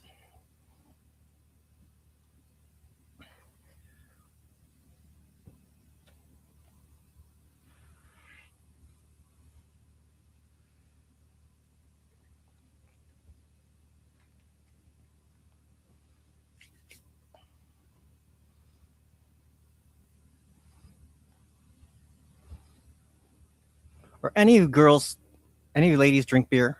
And what beer do you drink if you do drink beer?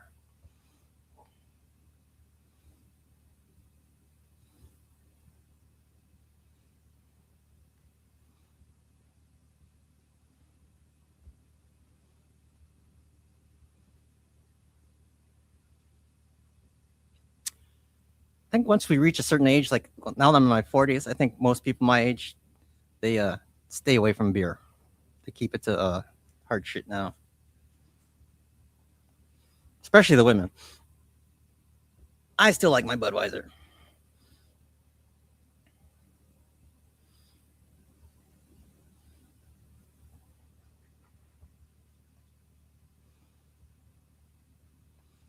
Sasha, you sound like a problem. Without your weed, you're a problem.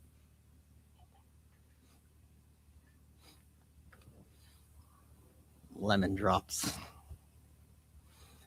Yep, I knew it. I knew it was something girly.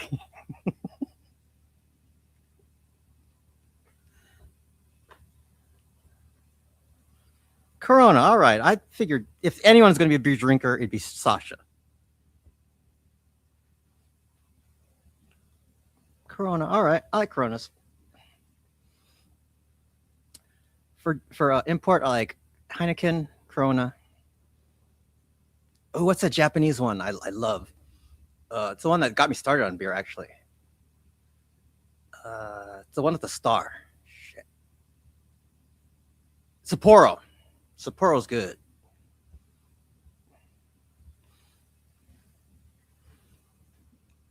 Yeah, beer's acquired taste.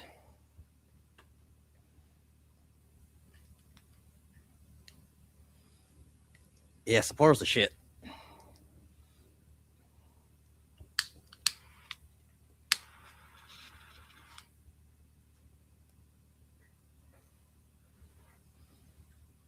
What are in lemon drops? I gotta look this up now. Lemon drop.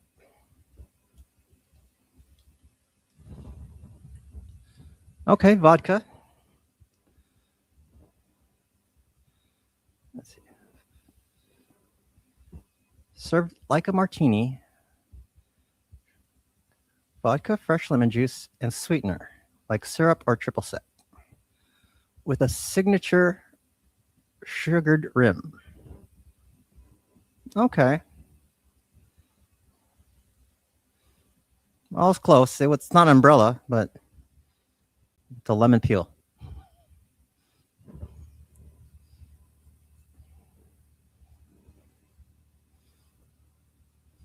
So with the strawberry lemon drop, it's not really lemon. It's just more strawberry. Is that what I'm guessing?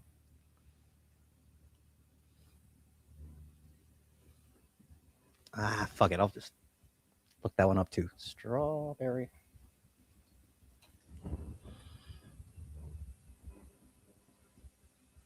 Okay, yeah, so it's strawberry syrup.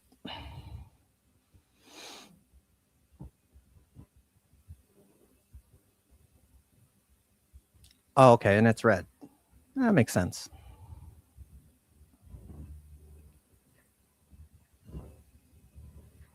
But what kind of vodka do you like? Well, obviously Grey Goose I think is the best. And then I would say Kettle One. Kettle One's pretty good. Actually, you know what's actually really good? Costco vodka. Costco vodka is the same distillery as Grey Goose.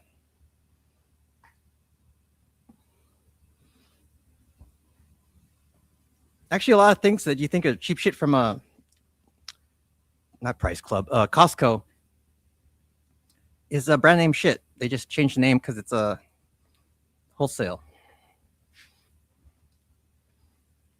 Like their batteries, they're Duracell or the other brand, Energizer, I forget which. They're just under the Kirkland brand.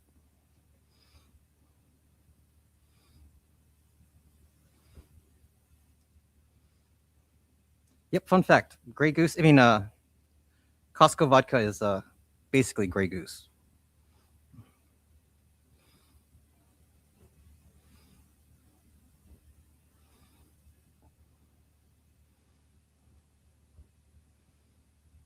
See, these are all fruity drinks.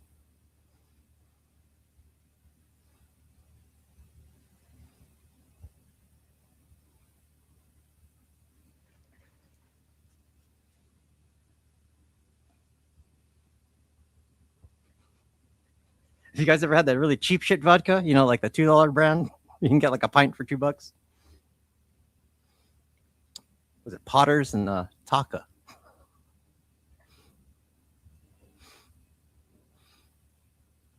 Or you can get like a whole gallon for like $10.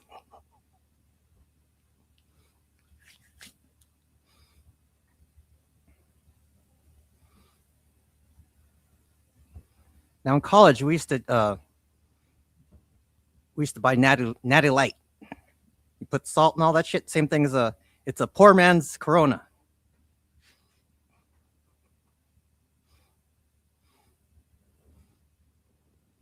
That was our college shit.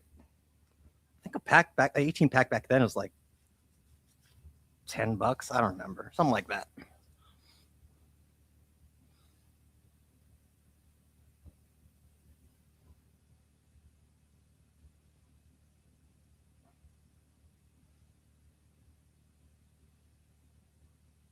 I used to go hard in the paint. Till 2007.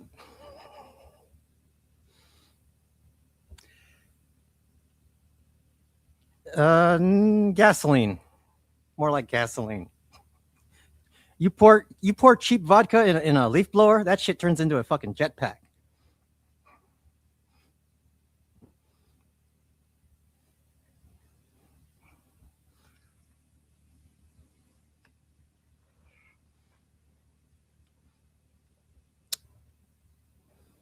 I saw a Mexican gardener flying one day.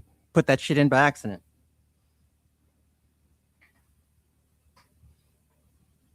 They had to call the fire department and get him out of the tree.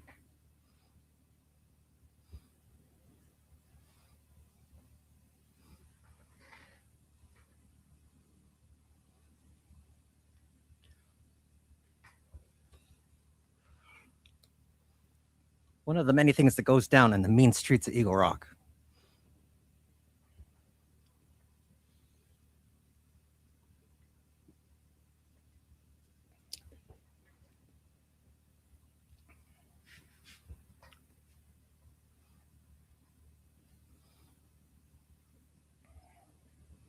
Yeah, it's rough out here.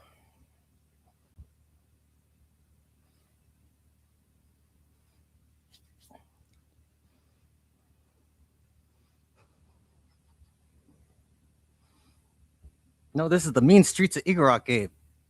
From the mean streets of Eagle Rock.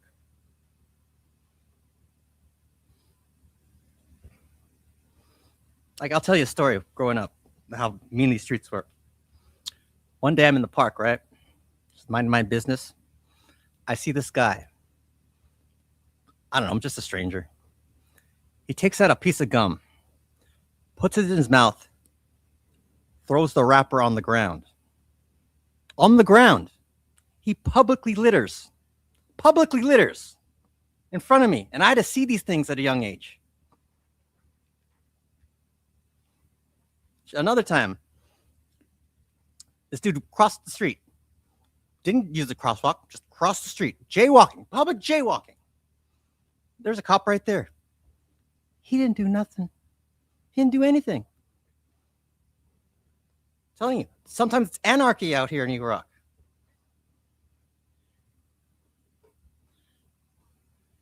Shit. I mean, there was years where my dad didn't even make 100 or didn't make 100 grand or barely made 100 grand. I mean, sure, we had a maid. Only 2 days out the week, though. You think those clothes got themselves in the hamper the other 5 days of the week? Think those dishes washed themselves? No. That's the hard knock life, people. Shit, my neighbors were twins on their 16th birthday. They only got one car. One. In the morning, I had to hear them argue. Who's driving today? Oh, I don't know. Are you driving? I'm driving. I had to see these things, man. You don't know what it's like.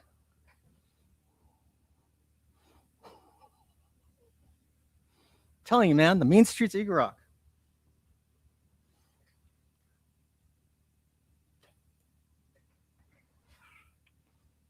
Some heartbreaking shit to see twins. Can I drive today? But you drove yesterday.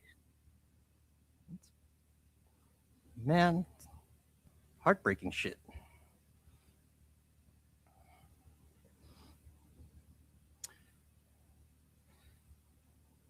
But I guess you're just a product of your environment, right?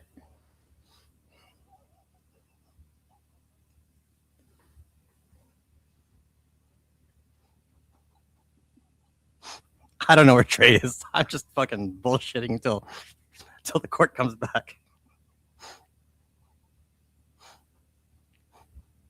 Trey said, fuck it, I'm going to lunch too.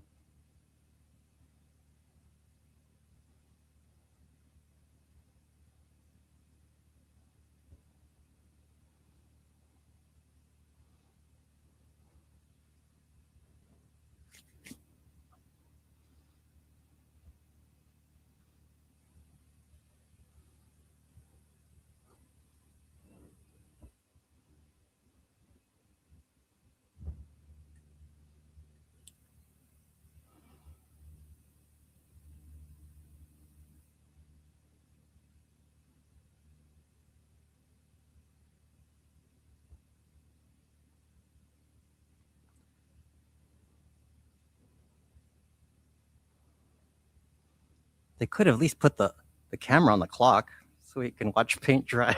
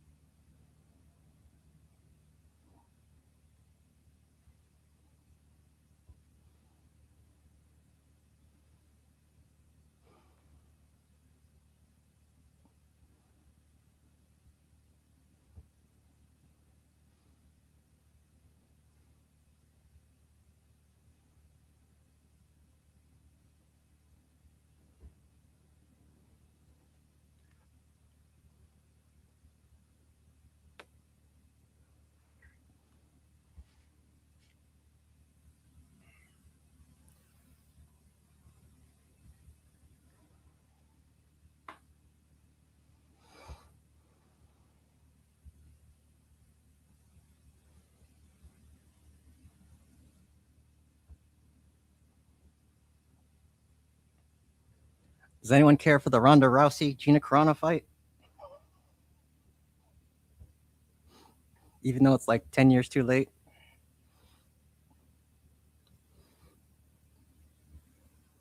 I mean, most of you probably heard of Ronda Rousey, but Gina Carano was the girl before Ronda Rousey was cool. And I think she's prettier.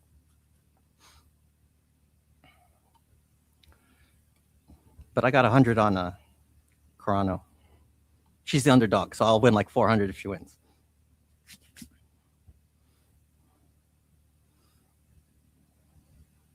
But she hasn't fought in like 17 years. And she's my age. Rousey's a couple of years younger. But she hasn't fought in like 10. It's not this weekend, but it's next weekend. It's on Netflix, by the way, people.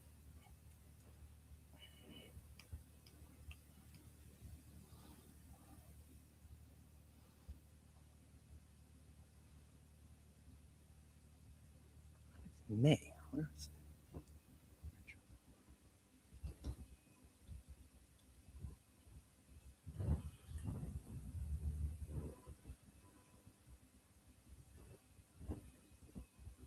it? Ooh, did the French Open start yet?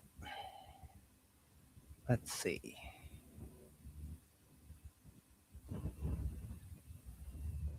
Even though I don't watch the sport anymore, it's just kind of cool to look it up every once in a while.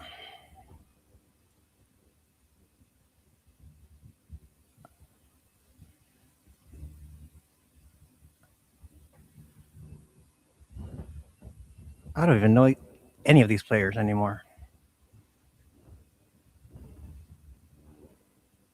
Oh, in 2 weeks, May 18th.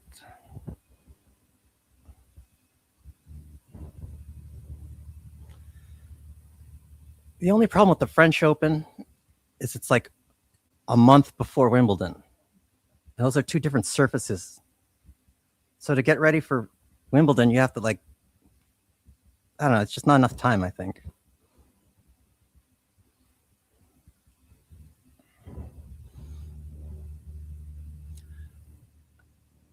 But if you're going to win a Grand Slam in tennis, you want to win Wimbledon. That's the classy one.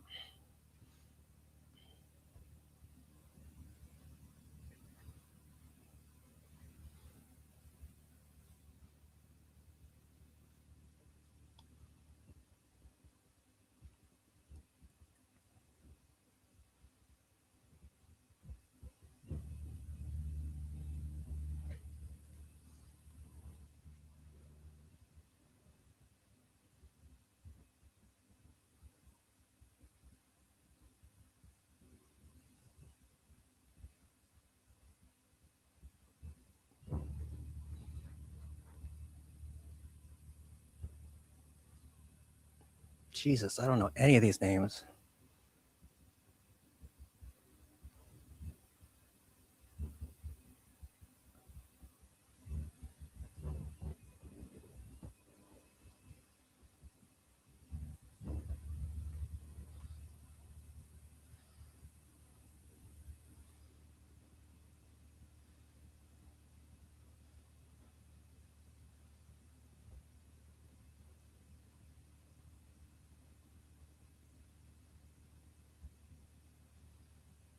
Huh, I'm old.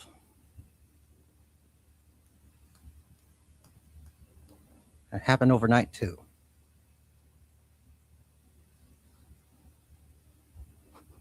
The second I turned 40.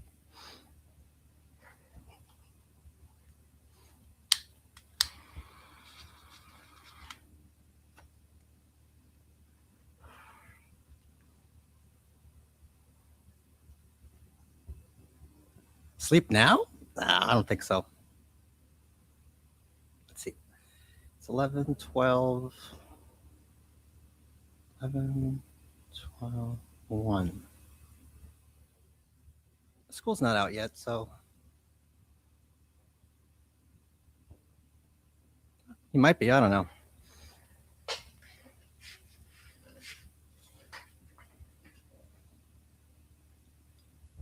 Just trying to hold it down.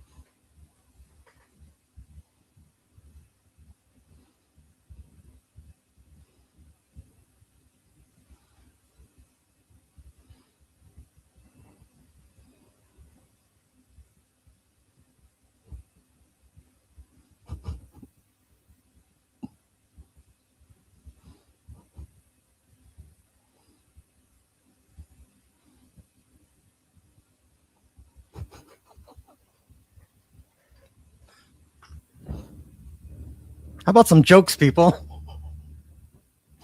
Here's some old ones. I love Lou Gehrig, but I'm not going to stand up in a crowd of 1 million people and say, I'm the luckiest man in the world because they named a disease after me. Confidence is one thing, but arrogance is the worst disease of them all.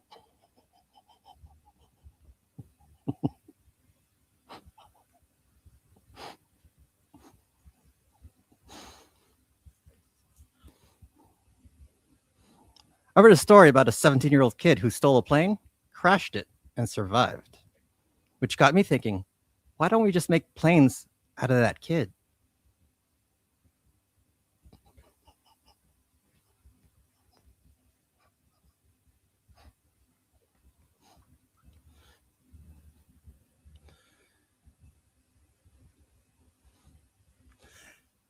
The guy who did the voice for Charlie Brown was arrested this week for stalking. He said in a statement given yesterday, next time Lucy pulls the football away, I'm going to cut that bitch. These aren't all winners, people.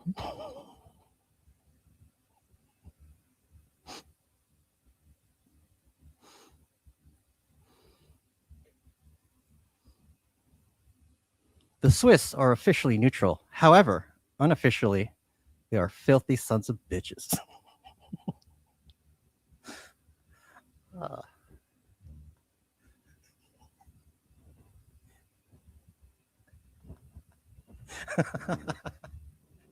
These are all old Norm Macdonald jokes. Oh, I miss Norm.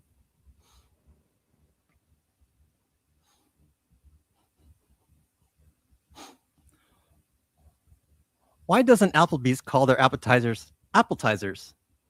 And why hasn't that waitress from Denny's called me?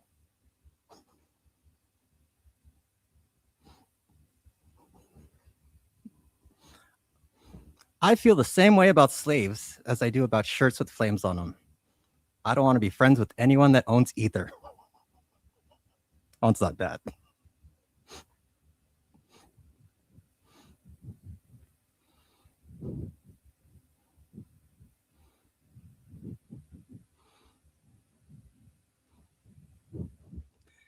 Dance like nobody's watching, sing like nobody's listening, love like you've never been hurt, and fuck like a goddamn retard.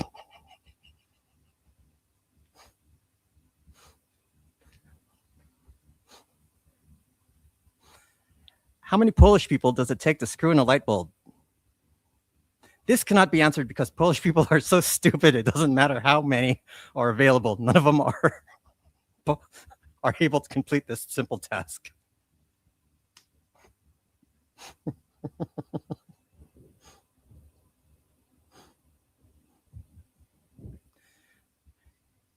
It takes years of training to be a pilot. It only takes minutes to steal a pilot's jacket and hat.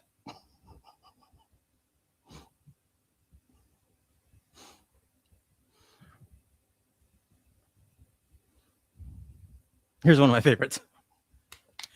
A Georgia high school is planning to merge their formerly all-white and all-black schools into a single prom event.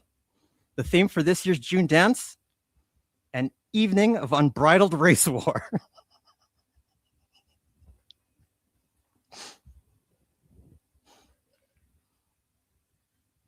A Florida man was arrested for stealing a truck worth of $75,000 of Campbell's soup. I hope this guy goes away for good. I haven't looked at the comments yet. I don't see what you guys are booing. Okay, not bad.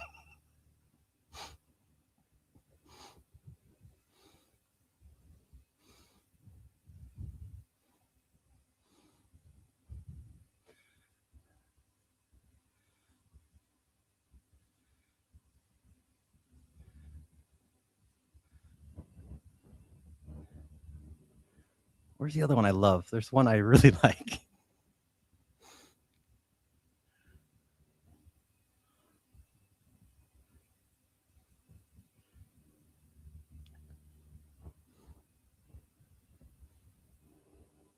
Call me an old softy, but I prefer you call me a distinguished gentleman with a fledgling erection.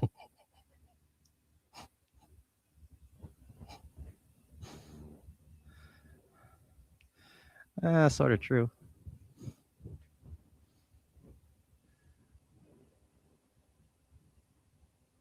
A new study shows that most men can identify a gay man by his face alone. And that's a face of a man buried in another man's asshole.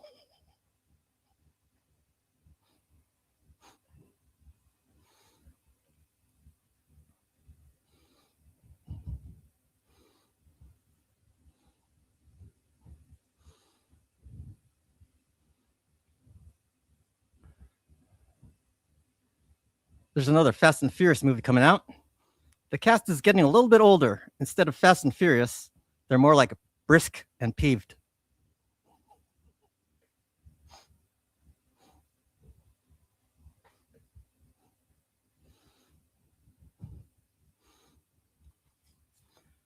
In my opinion, if we're going to fight the war on terror, a good place to start would be our nation's haunted houses.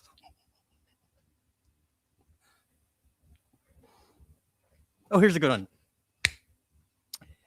In England, a woman was arrested for throwing her son a 16th birthday party that had alcohol, marijuana, and strippers. And now she's facing even bigger problems. What to do for his 17th birthday?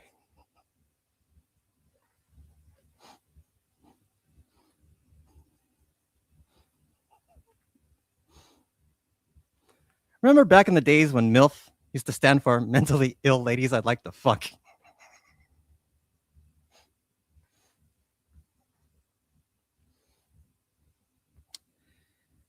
It's been announced Catherine Zeta-Jones has been diagnosed with bipolar disorder. Half the time she's Zeta, the other half, Jones.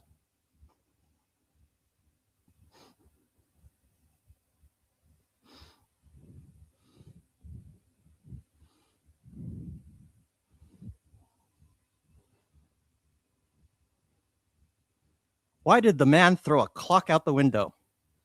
Because it reminded him of Richard Clock, the man accused of sodomizing his wife with a knife.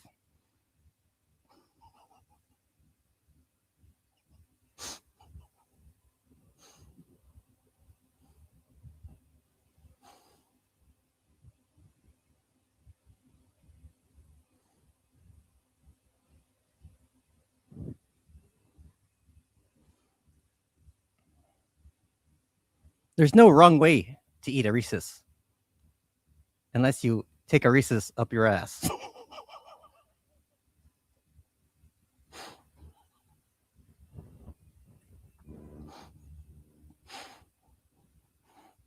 A lot of these aren't good anymore. I'm trying to pick the good ones here.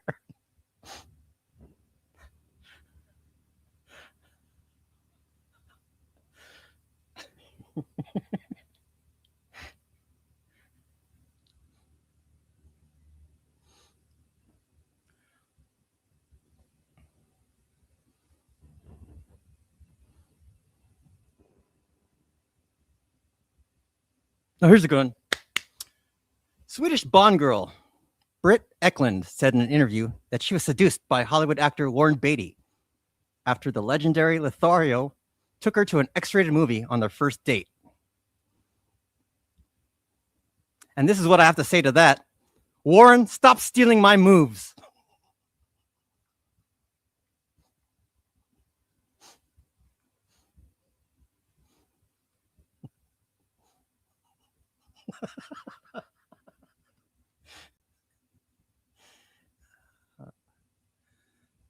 They say the world's smaller than it used to be.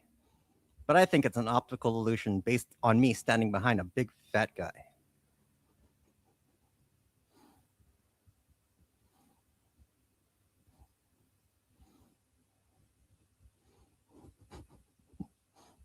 Growing up, I never thought I need a computer just to masturbate.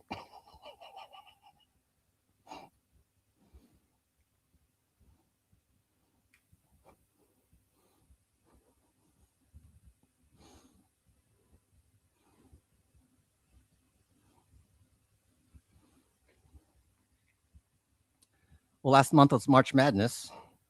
Now, I don't know if this counts as a Cinderella story,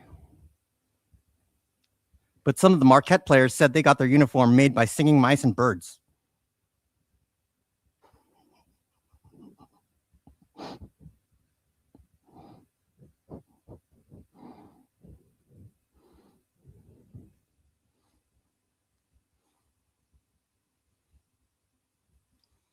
It is said Alfred the Great may be the greatest monarch in the history of England.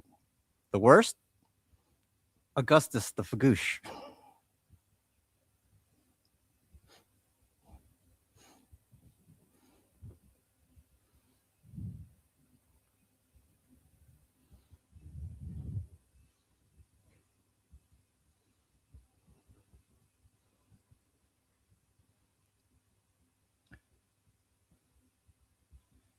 Sure, junkyard dogs are mean, but the meanest dogs are generally found guarding concentration camps. Hey, there's a footnote to this joke, people. Footnote. Footnote. Earlier versions of Jim Croce's 1973 smash hit, Big Bad Leroy Brown, initially included the line, meaner than a concentration camp dog. But Croce decided it was unpleasant to the ear. It was also offensive to Jews, gypsies, and homosexuals. Little did it matter. Croce would be dead within the year. It's a hell of a footnote.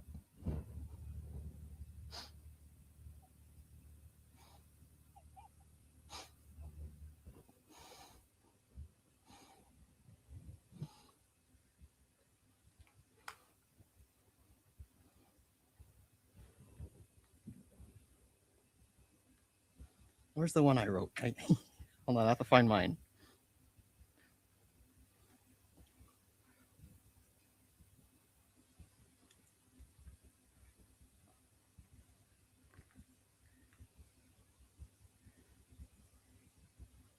What did I do with it?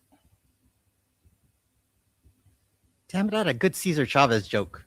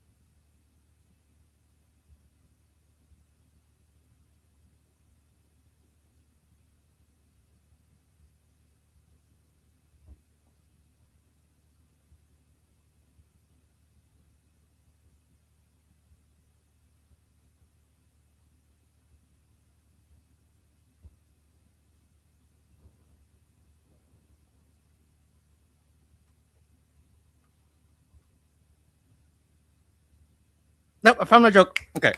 The New York Times reports that United Farm Workers founder Cesar Chavez had sexually assaulted co-founder Dolores Huerta, now 96. Says each assault left her pregnant. Doctors call that a high-risk pregnancy.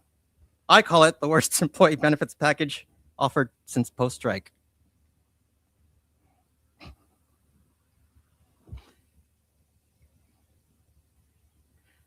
The New York Times says Cesar Chavez spent years abusing women. Historians now calling it the worst thing to happen to a grape since Paul Giamatti in Sideways. That one's not bad.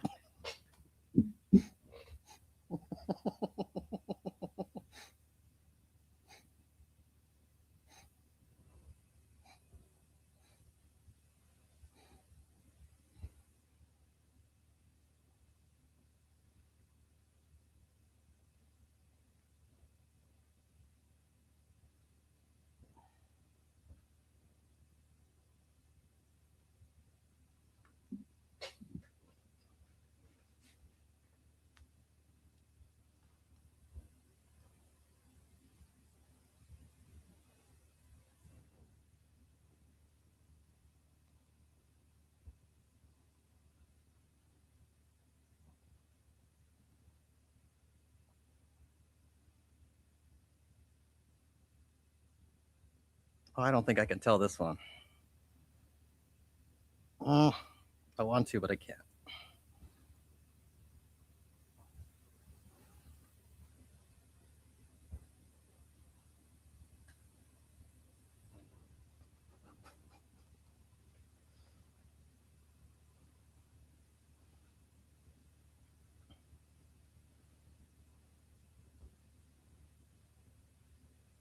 Oh, I'm tempted to do this one though.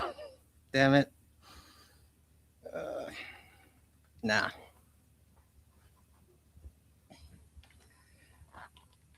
Not going through that again.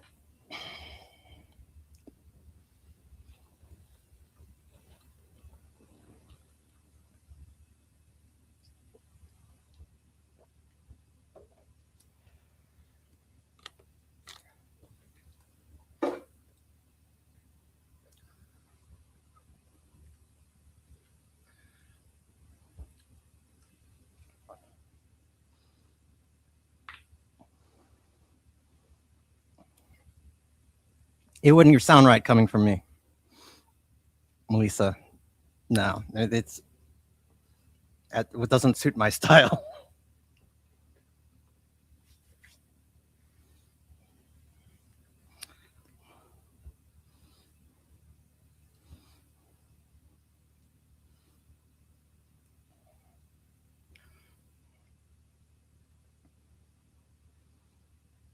I'm more of a monologue joke type guy.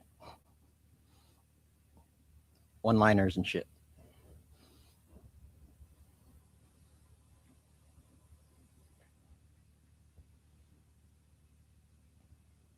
But speaking of Def Comedy Jam, do you remember Tracy Morgan's first appearance?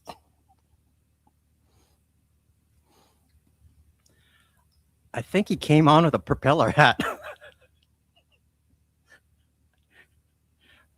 Tracy's one of my favorites. Because Tracy's actually like crazy. But good crazy. He's not gonna hurt you crazy. Just funny crazy.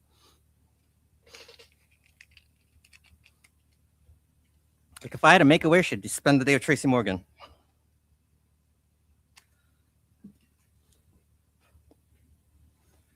That shit would be fun.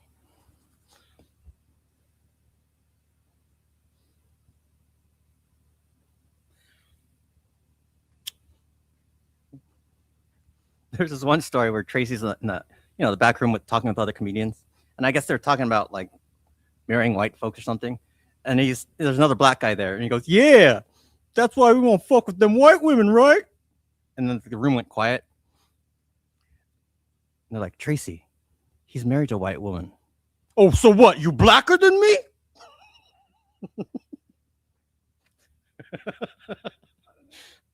One of my favorite Tracy stories.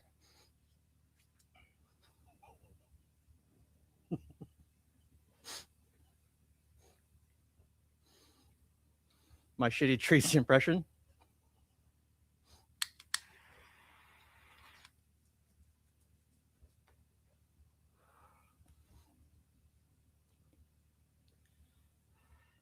Chris Tucker's still good. Like he had a special not too long. It's been a few years now. Probably more than 5 now, but it's on Netflix. It was a good one. And he's in a tough spot because, like, guys like Eddie Murphy and Chris Tucker, they can't really go to clubs and like try out new shit because they're too famous.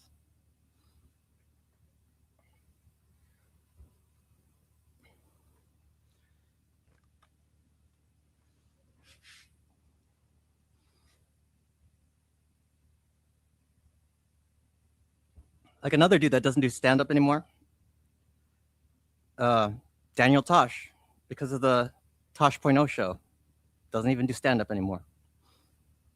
He can't. It's just people expect, that person. I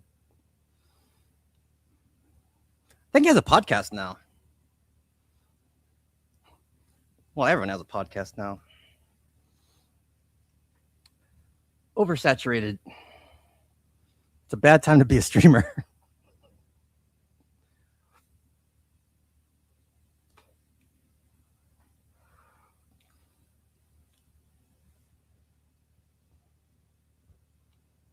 I like Chris Tucker. He's not bad.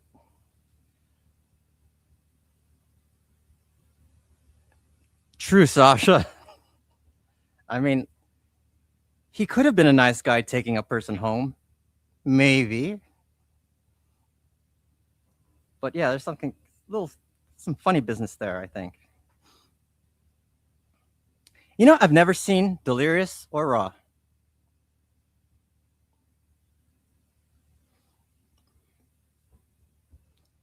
Now, most people say, oh, Richard Pryor's the best. Or George Carlin. I've seen Carlin like right before he died. This was like 3 months before he died, I think. I wasn't that impressed.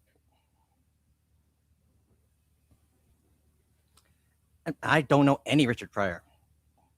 My first comedy album I actually bought was Rodney Dangerfield.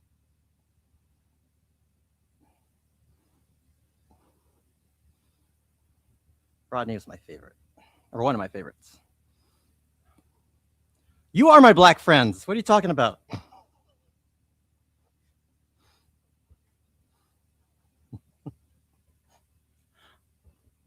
All my friends are black now.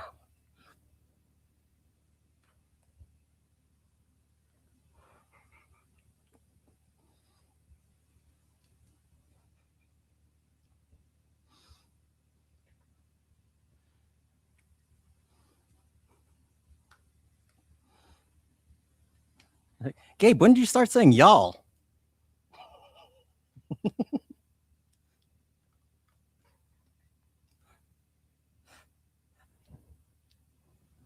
That's what one friend told me. When did you start saying y'all? I don't know. Just start saying y'all.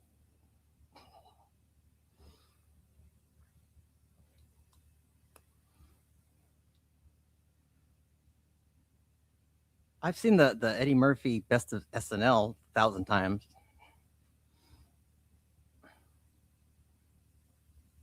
But no, never saw Raw or Delirious.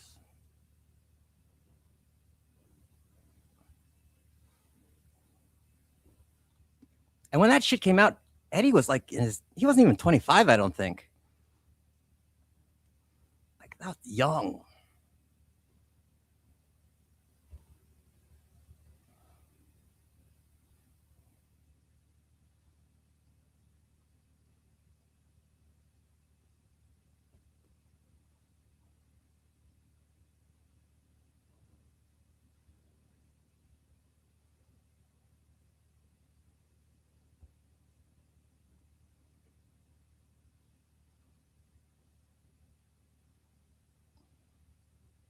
I thought it was cool when he did come back to SNL. I was like, dude, the first sketch has to be fucking Mr. Robinson's Neighborhood. It has to be. And it was. Because that was my favorite SNL Eddie, was the Mr. Robinson's Neighborhood.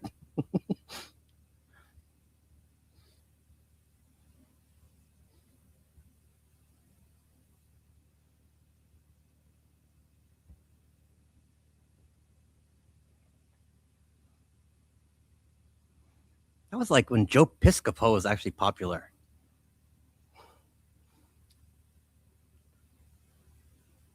No one's ever heard. God, you haven't heard from that guy in fucking bajillion years. He still tries doing comedy, though.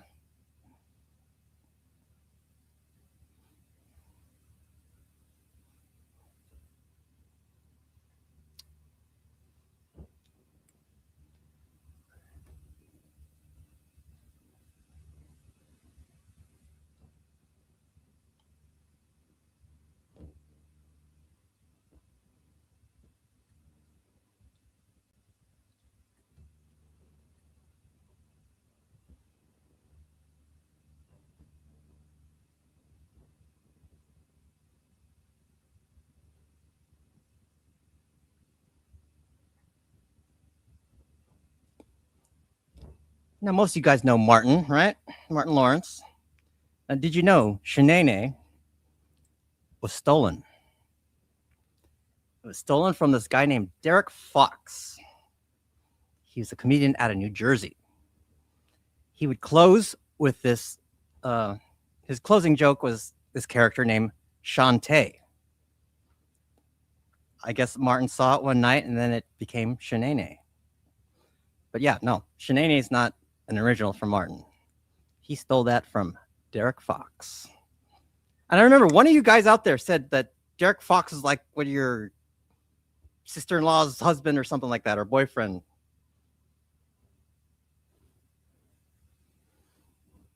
Which one of you told me that? Because like that was Derek Fox's, like, he was big at that time. And like I heard he stopped doing stand-up after that. Which sucks, you know.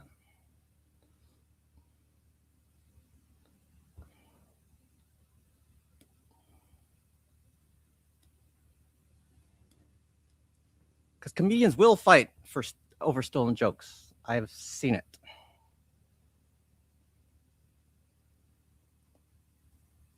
That's why Carlos Mencia lost his everything, basically.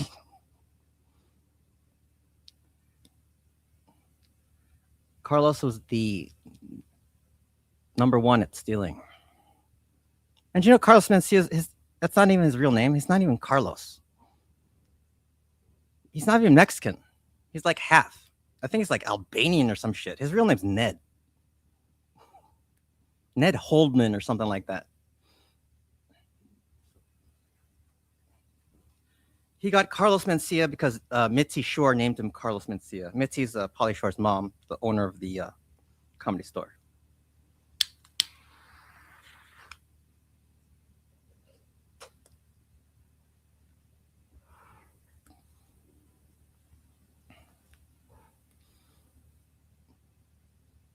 Yep.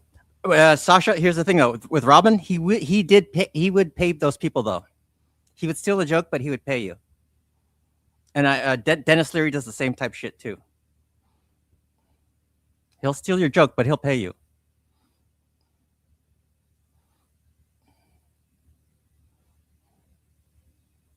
Doesn't make it better, but it happens.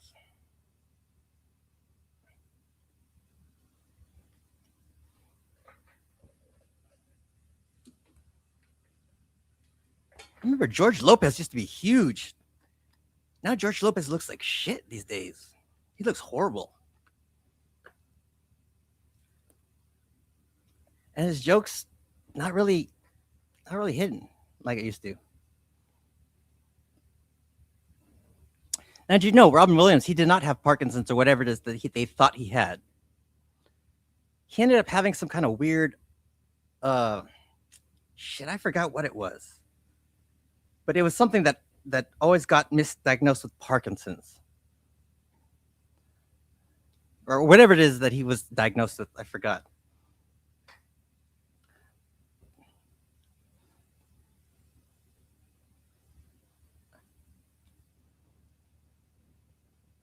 Yeah, Robin was in bad shape in the end. Here's something people didn't know about Robin Williams. He loved playing Xbox. So he'd be playing like Call of Duty with some kid doing the fucking Aladdin voice of the genie.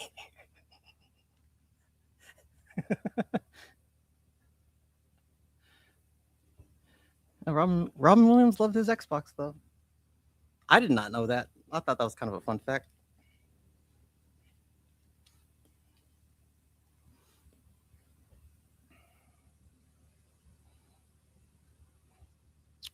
Oh God, what's the name of that fat guy that used to yell? He was big in the 80s. Fuck, he died. Long hair and the trench coat. Damn it, what's his name? Coke addict. Sam Kinison. Like Sam Kinison, I think was an atheist. Well, at one point he wanted to be a priest, but then I think he became an atheist or whatever. But when he got in that car accident, when he died, like he saw something like that scared him. It's like he saw, I don't know, God or some shit. I don't know. Something happened to where like it scared the shit out of him when he died. And like when he died, it was a weird story. Yeah, he died from a drunk driving accident.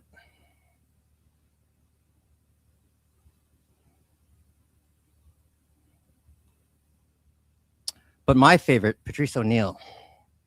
I think he died in 2012. Died of stroke. Patrice is my fucking favorite all time.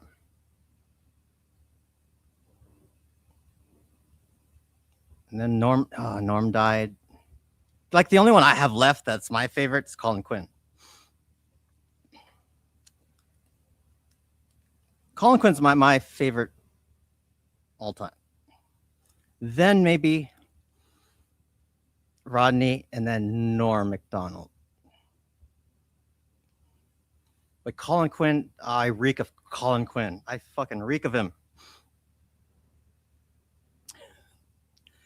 Because Colin Quinn was kind of like Dennis Miller, but like Dennis Miller, you have to like take college courses to get Dennis Miller's jokes. With Colin, if you didn't get the joke at first, like you go, but it's still funny. You Google it, it's like, oh, okay, now I get it. Colin was a little bit easier to understand. Now, for the first time last year, I finally got to see Colin Quinn live.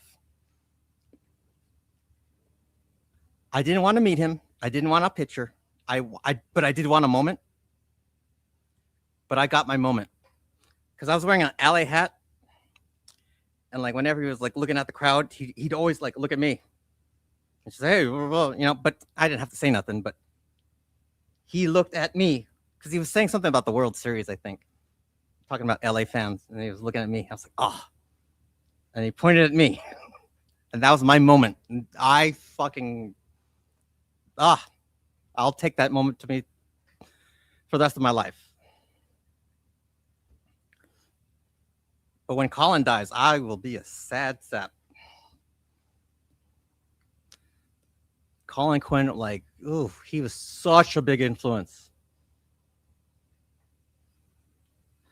But Norm was too. Like, I do a lot of Norm type shit. Where it's like, you don't really know where the joke's going. And I don't give a fuck if it sucks. It'll still be funny to me. Same thing with Norm Macdonald.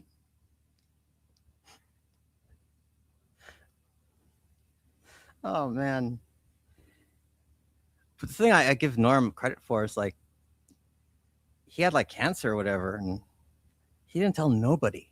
Nobody. I can respect that in the sense where it's like, you don't want to be treated different.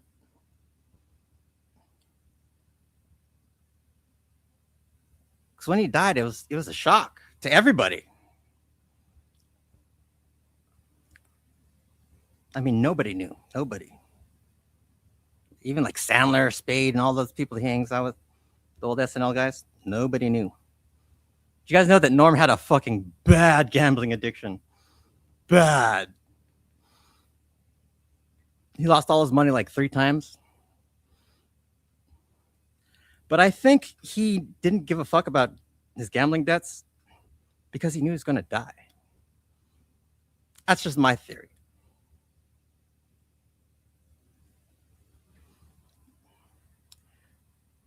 But Norm on Weekend Update was the shit.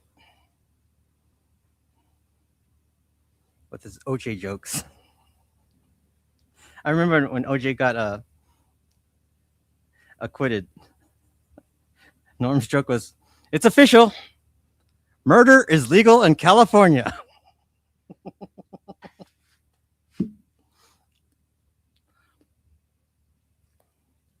But he got fired because the NBC president was friends with OJ. Because if you notice, Norm never really did sketches. Name a sketch that Norm was in.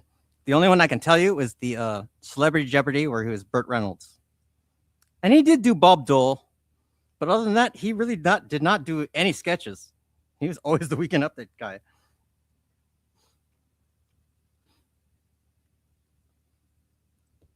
Which is, I think, in Norm's wheelhouse because that's the Weekend Update's the closest thing to like stand-up.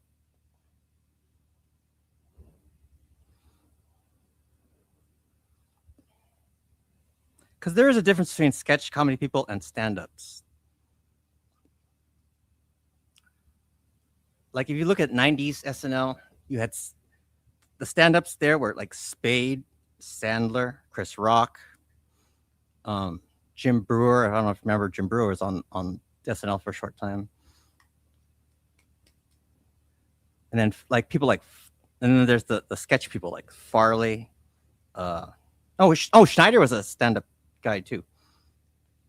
Farley was always a improv guy. Phil Hartman was an improv guy.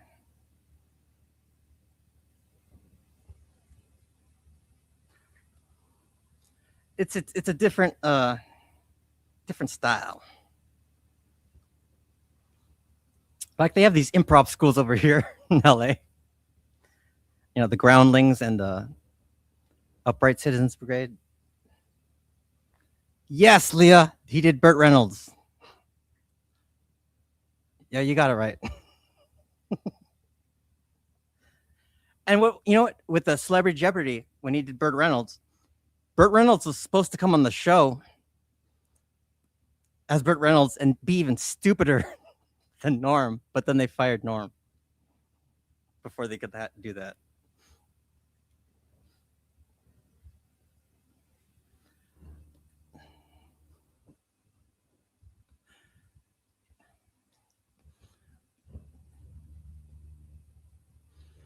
But Norm's jokes are always my favorite and what I liked about Norm is Norm, like me, we embraced the old, like we studied the old school.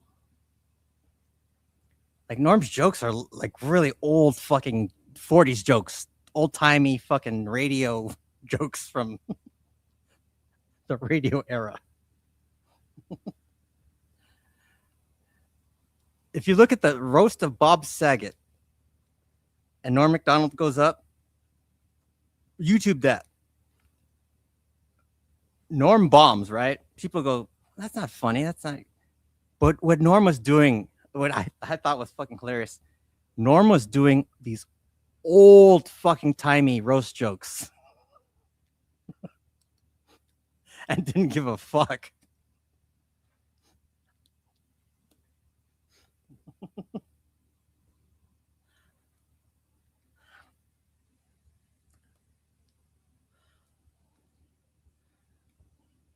You know who's underrated too? Gilbert Gottfried. Gilbert Gottfried, way overrated. Underrated. Gilbert was cheap too.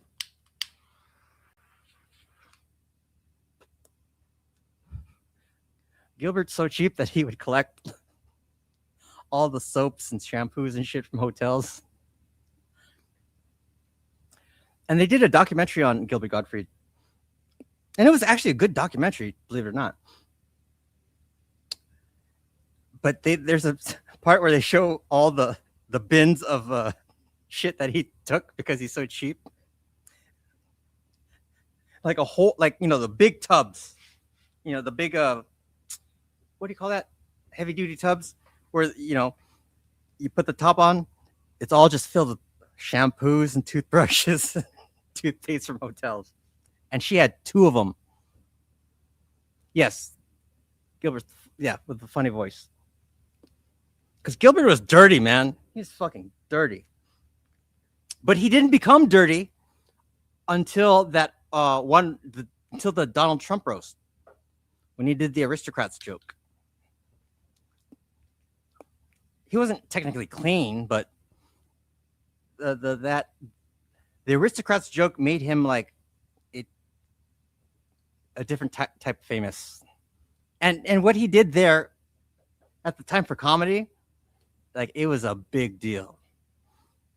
Like I'm not gonna say he saved comedy, but like it was a moment in comedy when he did the aristocrats joke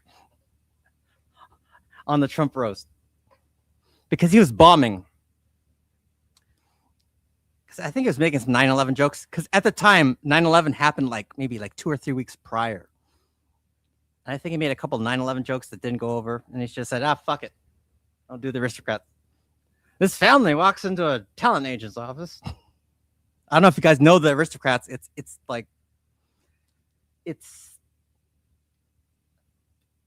the aristocrats is kind of like a jazz tune. Like you can improvise it. and go off on your own thing, but it's like the dirtiest, most fucked up shit you could say. And at the end, the punchline is the aristocrats. They even did a documentary on the joke by itself, which I did see in theaters when it came out. My favorite version was Bob Saget's. Another guy who's gone.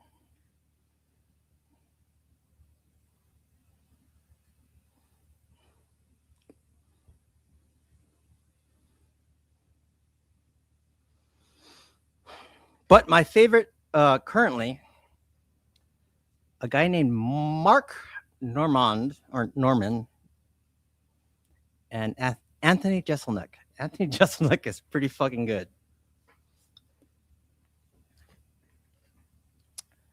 But when my dad died, there was a show for Mark Normand like 2 weeks later. I bought tickets with me and my the only friend I have left, basically, that I still see. And we went, and man, I needed that. I needed that. He was fucking good. Mark Normand is the shit. I'm gonna put his name in there. People, you can look him up later.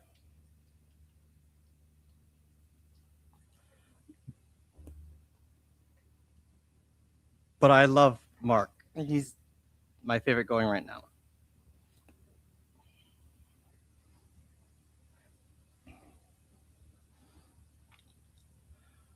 I think it's time, dude. What the fuck's up with the court? I think it's time to come back now. It feels like a fucking hour, man. Because once court comes back, I'm fucking out of here.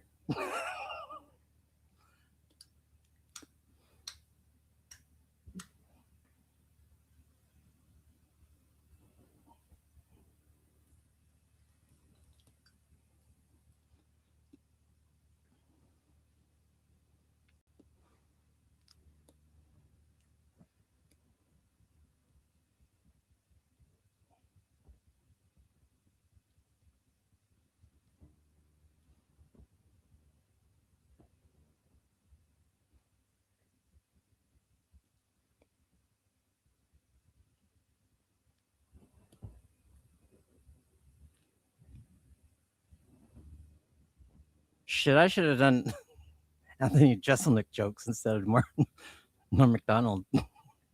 Anthony's are fucking sick too, man. Oh, he had one joke that's my fucking favorite of all time. I just don't want to do it any. I need to know the whole thing though before I say it. I gotta find it. But dude, Anthony Jeselnik has one of the best one-liners. Because you think he's going one way and then boom, it goes another way.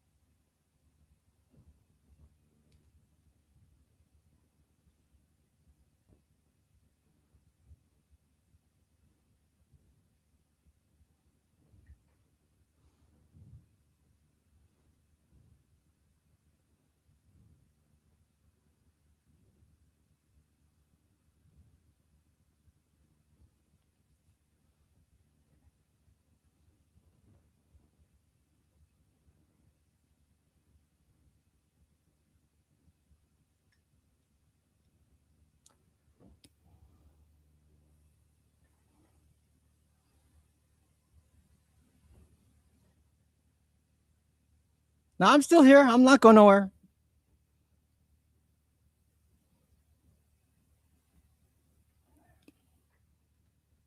At least till the court comes back. I'm thinking Trey did fall asleep. I don't know. I hope he's awake before, school's out.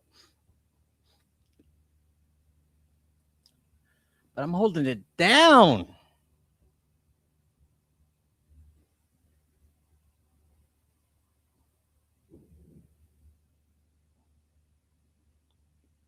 Oh, it doesn't show on here on the StreamYard part how many people are here. How many people are here, by the way? In the MoneyBoy room just alone.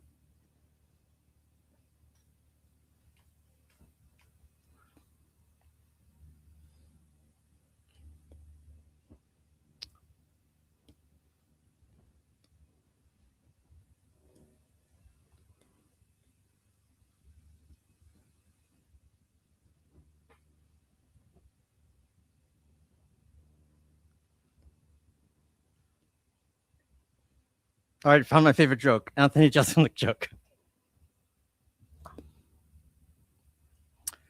One of my neighbors is a 90-year-old man suffering from Alzheimer's.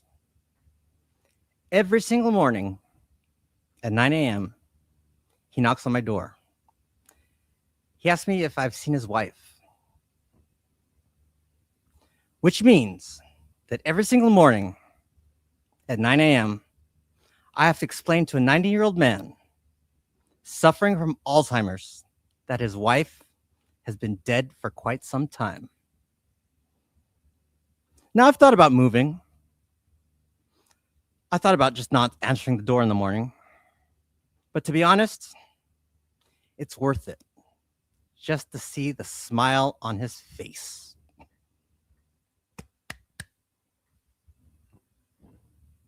That's my fucking favorite Anthony Jeselnik joke.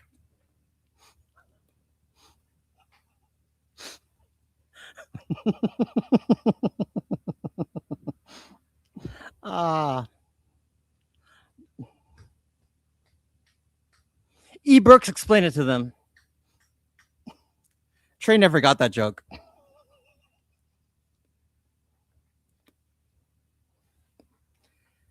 See, because the old man was, has Alzheimer's, he was going to be happy that his wife died. Yeah.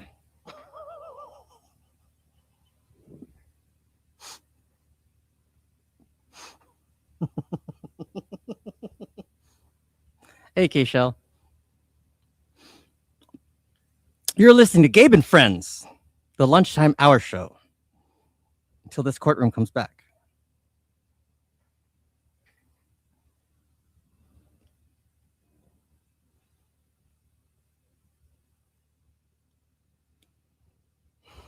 Ask E. Brooks, Melissa. Ask E. Brooks.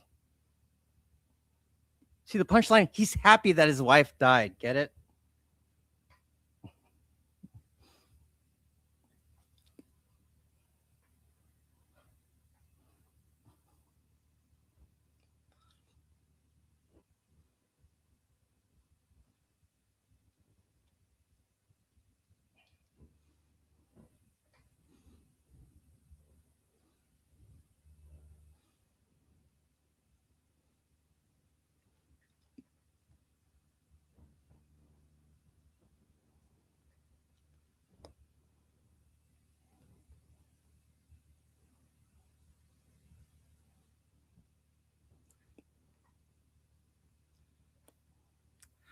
I used to have a 2-year-old son, but he died the same way Eric Clapton's son died. For inspiration.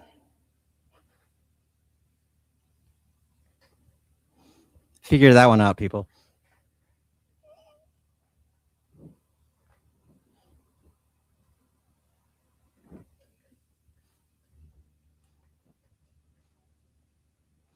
See, his kid fell off a fucking balcony or something and died.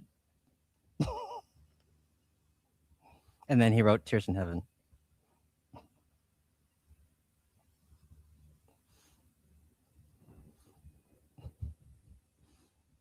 That joke is like a onion. There's many layers to it.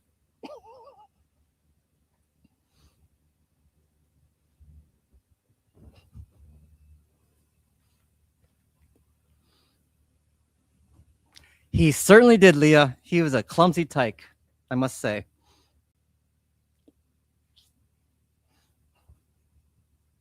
Eric Clapton, one of the greatest guitar players of all time. You guys probably fucking love Wonderful Tonight. Most women do. The slow hand.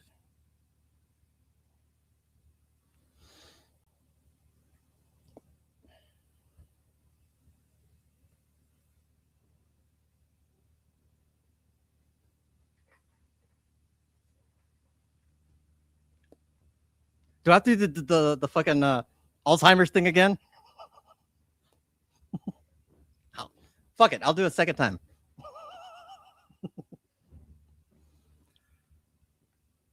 One of my next door neighbors is a 90-year-old man suffering from Alzheimer's.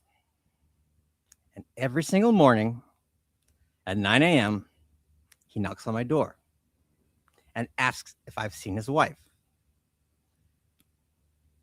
Which means every single morning at 9 a.m., I've explained to him that his wife died long ago. Now, I've thought about moving. I've thought about not answering the door.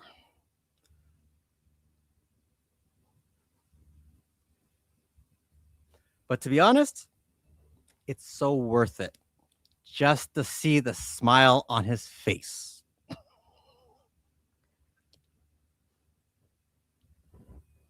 Fucking gold, people. That's gold.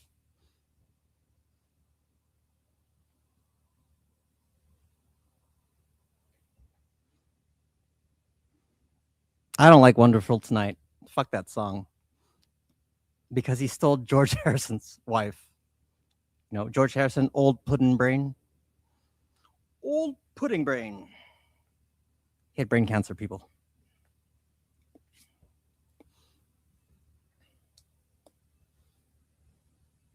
I still love that fucking joke. Just to see the smile on his face. So fucking dark.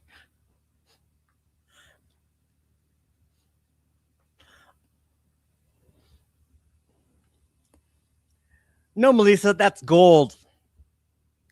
Maybe the way I told it is bronze, but that is gold.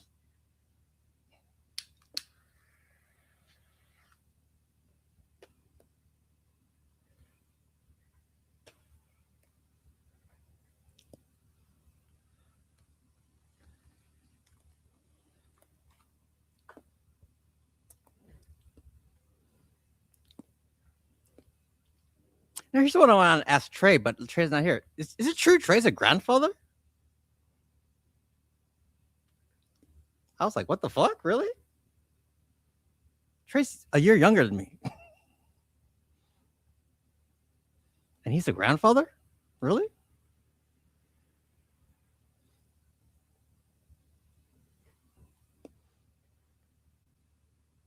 that true or kind of true or not? I don't know. I'll ask him eventually.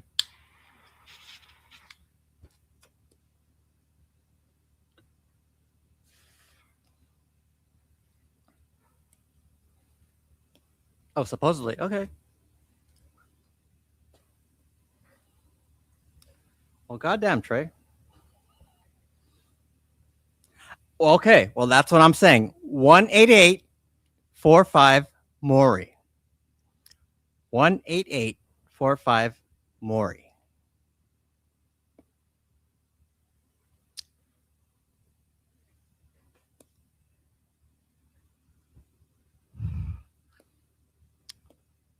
That's all I got to say about that.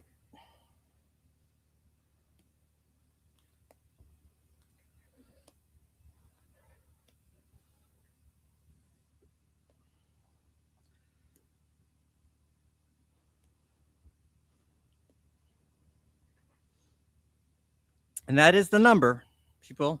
So if you're not sure, 188-45-MORI.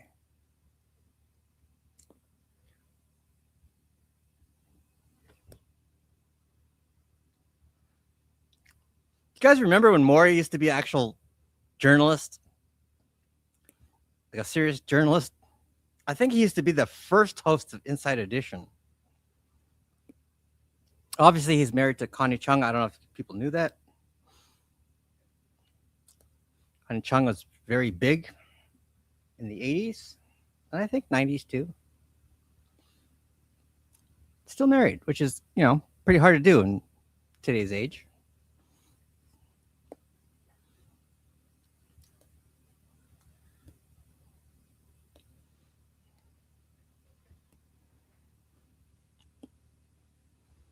In the case of Jamal Walker, Jamal, You are not the father. And he would do the fucking hump dance over her crying body. Yeah, bitch. Fuck you. Like a quarterback sack dance. Ah, Maury. Maury's a shit.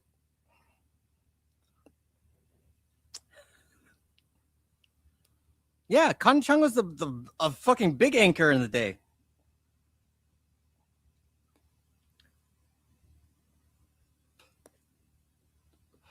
Inside Edition used to be a real show at one point. Now it's kind of like, well, whatever it is now.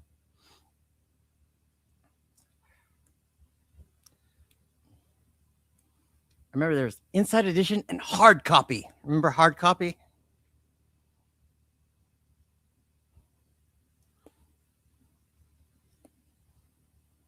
NBC News with Tom Brokaw.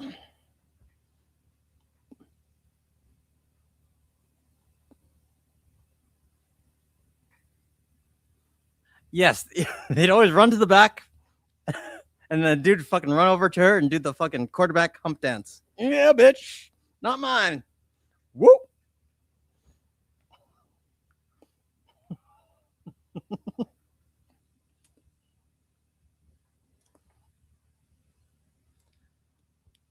Yeah, Hard Cop, dude. Hard Copy used to have some like sexy shit at sometimes. You know, I remember that. They'd show like fucking weird stories.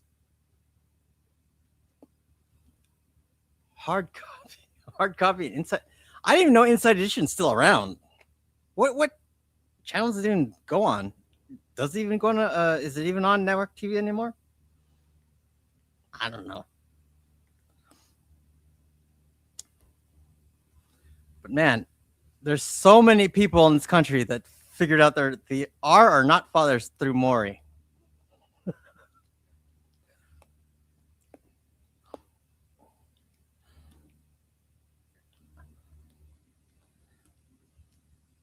And Maury used to be a real journalist at one point.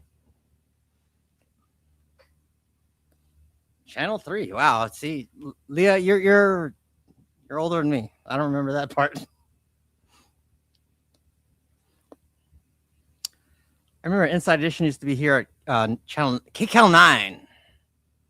Channel 3. Wait, oh, I forgot. Leah, you're fucking you're in LA. Channel 3 used to be public access over here. I don't know.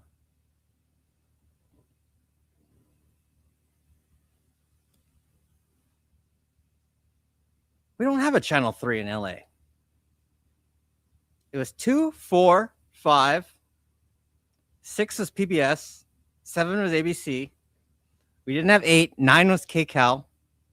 11 was Fox, and 13 was UPN or whatever the fuck they call it now. Well, back in our day, it was KCOP. Channel 13, KCOP.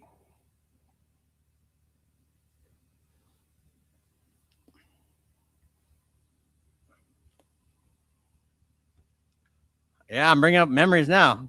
KCOP, Channel 13. Because I think KCOP used to do the Clipper games. And I was a huge Clipper fan when the Clippers fucking stunk. When they weren't even shit. They weren't even a playoff team. Channel 12. Okay, Channel 12 was... No, there was no Channel 12, Leah. Not LA. Hell no. Like I said, we had 2, 3, 4, 5, 6 was PBS, 7 was ABC, no 8, 9 was KCAL, no 10. We had 11 was Fox, and then 13 was KCOP. We didn't have a Channel 12.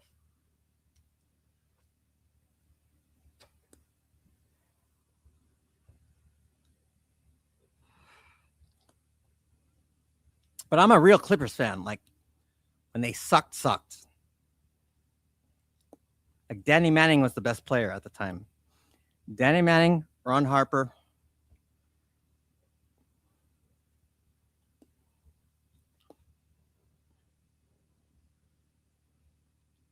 Clifford the dog wasn't even close at that time to being on air. Clifford the Dog was fucking late. I was already in high school when Clifford the Dog came out. I'm talking about Channel 13 KCOP. I was in elementary when that shit was still going down.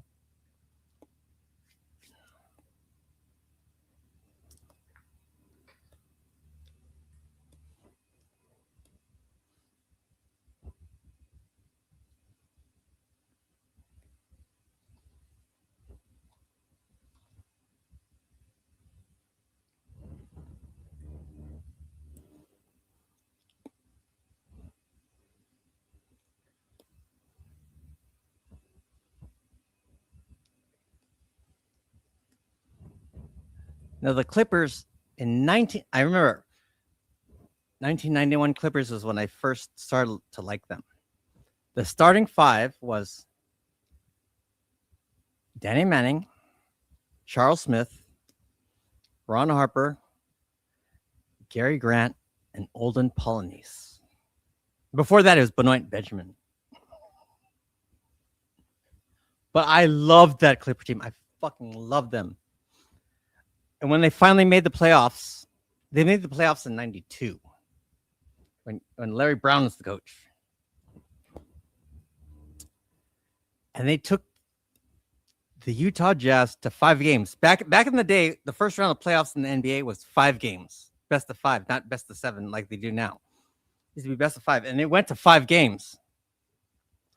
And I remember in the 5th game, the Clippers were up by 16 at one point.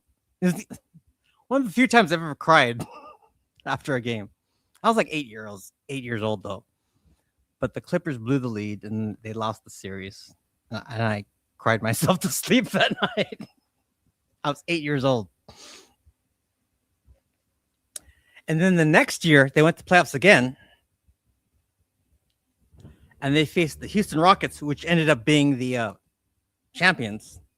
And they took them to 5 games too.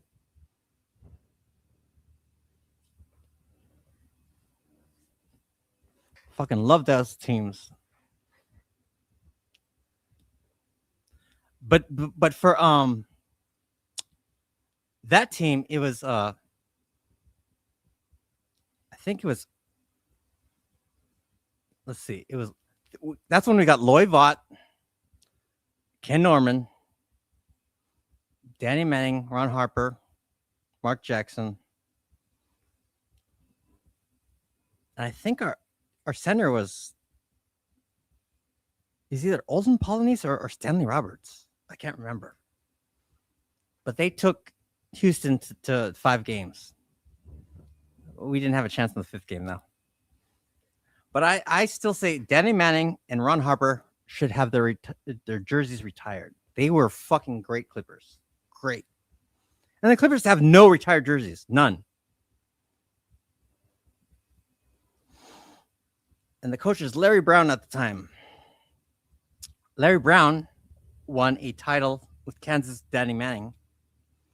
And then he won in Detroit as an NBA coach. He's the only coach that's won NCAA and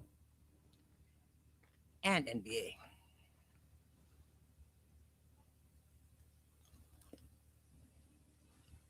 Man, I'm just putting up I'm just trying to talk through this thing, people. I don't know if it's any good or what, but I'm just bullshitting through this. I'm plowing right through. I don't give a fuck.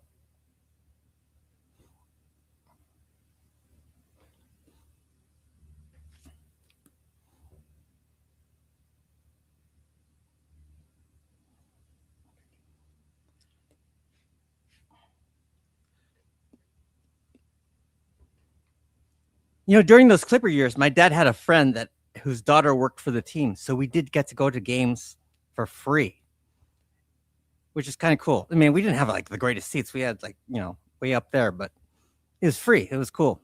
We saw San Antonio, Golden State, and I got to see Jordan play. I got to see Michael Jordan play. And speaking of Michael Jordan playing, which kind of full circle to where I'm going to see in like a week or so, I'm going to see Caitlin Clark play the Sparks. I got floor seats behind the basket. I'm going May 13th. It's the second game of the season. And yes, I'm one of those dudes that I Yes. fucking love WNBA. Oh, here we go. And your work. Thank you, people. You've been great. You just told to this jury under oath was very different from what you told to Officer. I held it Do you down. agree with me? Yes. Trey, it's all yours. Please. The fear of how I'll be perceived. Your Honor, may I approach us? Yes. Approaching now with a main direct potential is marked as Exhibit 3. Do you mind looking through this number of pages? And when you're kind of looked at it a little bit, you can look back up.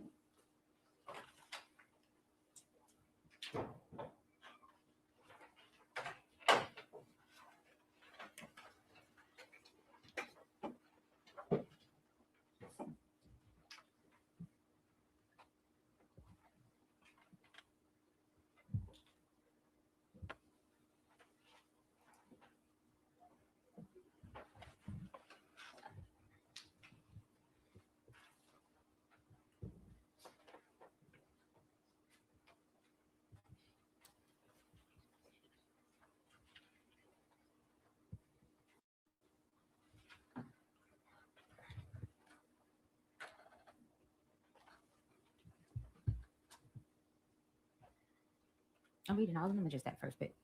Have you read a few of those?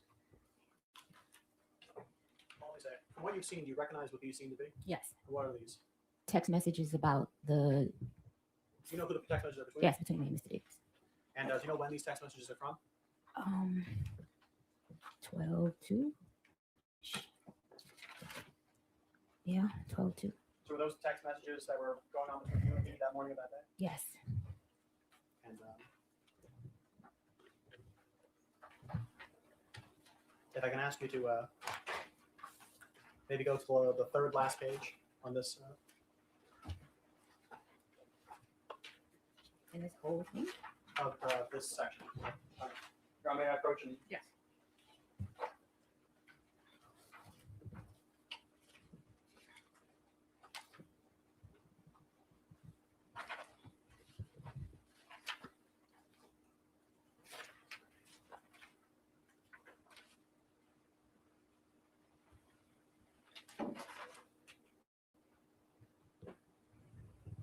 Yes. So on the top page, there's a text that says pussy, right? Yes. And who sent that? I did.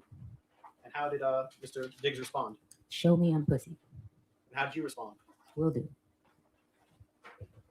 And were those the last text messages sent before Mr. Diggs hit you? Yes. I'm not mistaken. Your Honor, may I approach this one? Yes. Bring your attention now to marked Exhibit 4. Can you look through a few of these?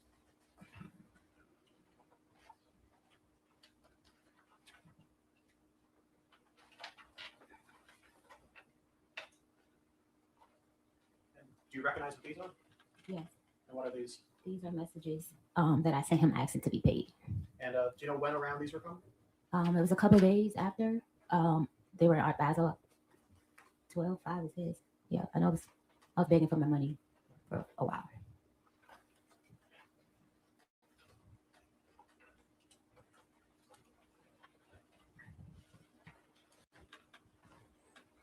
Just, I think, final question. When he was in the room, when he slapped you, when he threw you in a headlock, was there anyone else in the room but you two? Just us two. And were there other people in the house? Yes. Do you know where they were in the house? Downstairs. I'm not mistaken. And you said you went to New York. You met with a Shy. Is it Shy? Yeah. How did you know Shy Charles? She works for him. Okay, so She braids his hair. and so has she known you longer or him longer? Him longer. No further questions, John?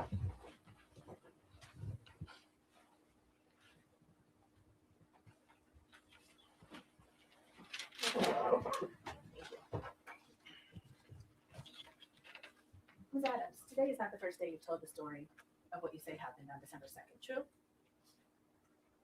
True. The first time you told the story was on December 16th, right? Yes. And that was to Officer Ellis of the Denver Police Department, Yes. right? And you sat with Officer Ellis, right? Yes.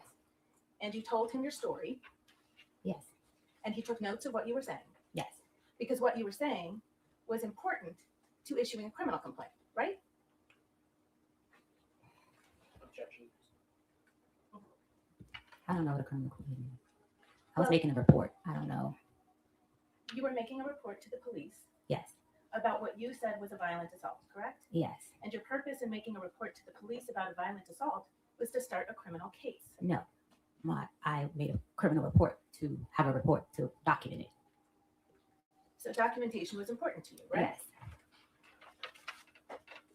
The story that you just told to this jury under oath was very different from what you told to Officer Ellis. Do you agree with me? Yes. What you said to Officer Ellis when you reported this crime, this so-called crime, is that you had been having an ongoing text exchange over money owed to you. Yes. You told the police officer who filed the criminal complaint in this case based on your word that your fight with Mr. Diggs on December 2nd was over money. True? Yes. Except you just testified under oath to this jury that you didn't start talking about money until December 5th, right? What did you say? You just testified under oath to this jury. I have been begging for my money since December the 5th. Mr. Diggs, and throughout those messages, you can see that I was begging for my money since that day.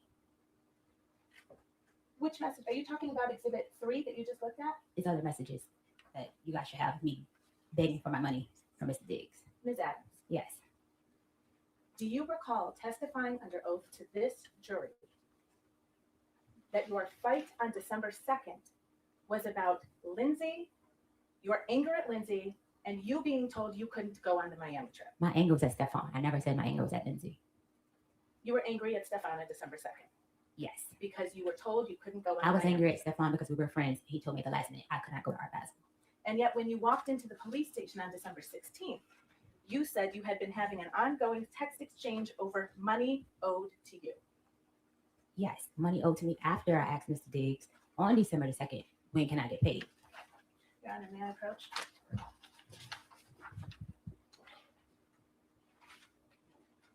Your Honor, you've seen it, so I thought this would happen.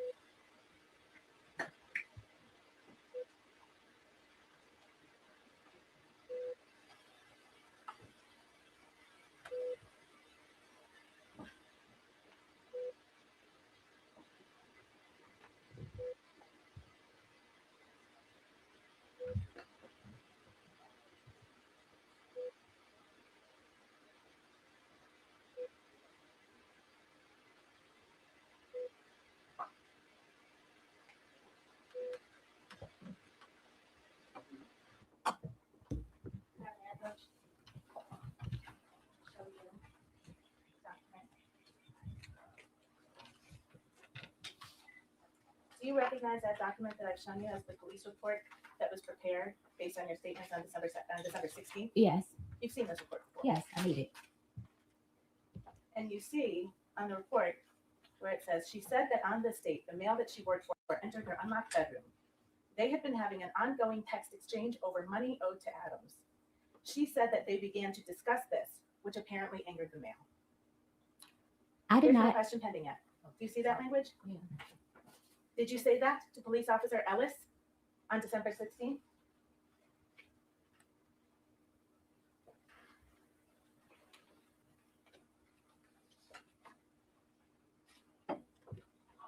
Yes, I see it. And that wasn't true, was it?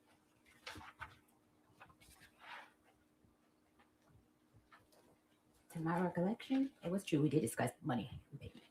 Ms. Adams, you just testified under oath about what happened on December 2nd. Okay, I also didn't put in the police report our sexual relationship because I was ashamed. The police report got leaked. I didn't put a lot of things. The most important thing was the attack in the police report. Me reporting anything outside of why he got upset I didn't feel the need to put it. I was scared of how it received by the public. He's in a very public relationship with Cardi B. So I did not put a lot of things in the police report. My most important thing was him assaulting me and choking me and stuff. So that was the most important thing that I put in the police report. I was very vague. I didn't feel the need that I had to go and explain the relationship. When you were asked questions, you actually gave. I didn't Ma'am, feel. You must wait until I finish the question. Wait until council answers the question. Answer it. If you don't understand it, ask it. Because you didn't feel it was important. When you were asked questions about what happened on December 2nd, you lied. It did not change what happened on December 2nd. I'm It gonna did try not my change what happened on December 2nd. He choked and slapped me. Ms. Adams, I'm going to try my question again. Because you didn't think it was important. When you asked the questions of Dedham Police Officer Ellis on December 16th, you lied. I did not lie. I just did not expand on detail on the relationship I had with Mr. Diggs. I didn't feel that that was important. The sexual relationship, I didn't feel like that was important. I didn't feel it was important that he was upset because I told him I was not in love with him like those other women. I was ashamed of being with him. I didn't feel the need to explain it to the police officer. Please answer the question. The councilman asks you the next question. Under oath, on December 2nd, when you claim Mr. Diggs walked into your room, you had not been having a text exchange fight over money. The last text exchange fight was over money. The last text exchange was me saying, you need to pay me out for the rest of the season. I'm out of your life. Give me the money for my business in that order. That was the last text exchange. His response to me. Well, ma'am, before we get to his response, why don't we get You to will what be you paying were me out responding for to? the season and the money you said you would give me for my business. Wasted my, excuse my language, fucking time being here because you have a, excuse my language again, fucking circus going on. I am out of your life. I am ruining that bitch life. All right, Ms. Adams, you're going to listen to council's question. You're going to answer that question, and then you're going to wait for the next question. This is not an opportunity for you just to say whatever comes to mind. Okay. All right, it is to be responsive to the question presented. Okay. Next question. Thank you, Anna. That response that you just read, that was actually a response to something Steph wrote to you, right? That was a text exchange over Yes money. or no question, ma'am. What was your question? What you just read into the record, that was a response to a text message that Steph sent to you, correct? Yes. And in that request, in that message that Steph sent to you, you understood you were getting fired, right? No. What Steph wrote to you is, I'm gonna leave you be. Thank you for cooking for me for this season. I appreciate you. Hate it even got to this, but oh well. Right? Yes. And you understood when you received that he was telling you you were not going to be cooking for him anymore. No. You didn't understand that. No. And that's why you responded with, you will be paying me out this season and the money you owe me. No. Because you knew you were about to lose your job, right? I was not about to lose my job. You didn't understand, I'm gonna leave you be. Thank you for cooking for me this season. I appreciate you. Hate it even got like this as a sign that you were about to lose your job. No. In any event, you didn't tell Officer Ellis on December 16th when you reported this assault, any of that, right? The last text message was about money. The last back and forth text messages was about money. Money he owed me for not finishing out the contract, and money he owed me that he said that he would invest in my business. So I took a lower pay because Stefon agreed that I will have chance to work on my business by working with him. Ms. Adams, there's no question in front of you right now. And again, please answer the questions put to you. It's not an opportunity for you just to end with your story. You told other falsehoods to Officer Ellis, didn't you? No. Not to my knowledge. You told Officer Ellis that you had injuries from this alleged assault, right? I told him I had bruising, meaning redness, and soreness on my throat.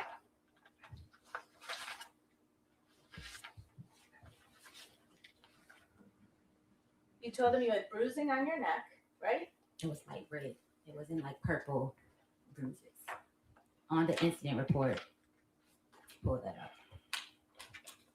You didn't have any injuries when you walked into the police office on December 16th, did you? No, because that happened on December 2nd. Right. So any injuries that you would have had, you had a reason for why they weren't there, right? It happened, it faded. The fading went away the night. And did you take any pictures of your injuries? I was in shock. The first thing was not to take pictures. It was to get it together. I thought you just testified under oath that you had just received a text message from a woman named Anna. That's Anna Kokolis, right? You're in the wrong timeline. You didn't just testify under You're on oath. the wrong that timeline. You didn't just testify under oath that you were sitting on your bed, reading a cookbook, got a text message from Anna, and Mr. Diggs walked into your room? Mr. Diggs walked in minutes after I texted him. That's how I based the time on what time he walked in the room. Okay. So you had a phone in your hand when he walked in the room? My phone was on the bed. I was reading a book. I wasn't texting her in the moment of Mr. Diggs walking in the room. No. Okay. But you had a phone right there in your room? Yes. It's an iPhone? Yes. It's got a camera on it? Yes. You can take videos with it? Yes. And you do take videos with it? Yes. You take pictures with it? Yes. You take pictures of yourself with it? Yes. A lot? Not often. Not often. You have social media account for your business, don't you? Yes. Do you post things on your social media account? I'm not as active as I should be. You don't use your iPhone to take videos or pictures for that? I'm not a very active person on social media. I see. But you certainly had a phone in your room when you claim you were violently assaulted and injured, right? That has nothing to do or justify the reason I was attacked. It's a yes or no question then. Yes, I had a phone. You took no pictures of your face or your neck or That your has chest? nothing to do. I need to finish my question. Okay. You took no pictures of your face on December 2nd, did you? No. No pictures of your neck on December 2nd, right? No.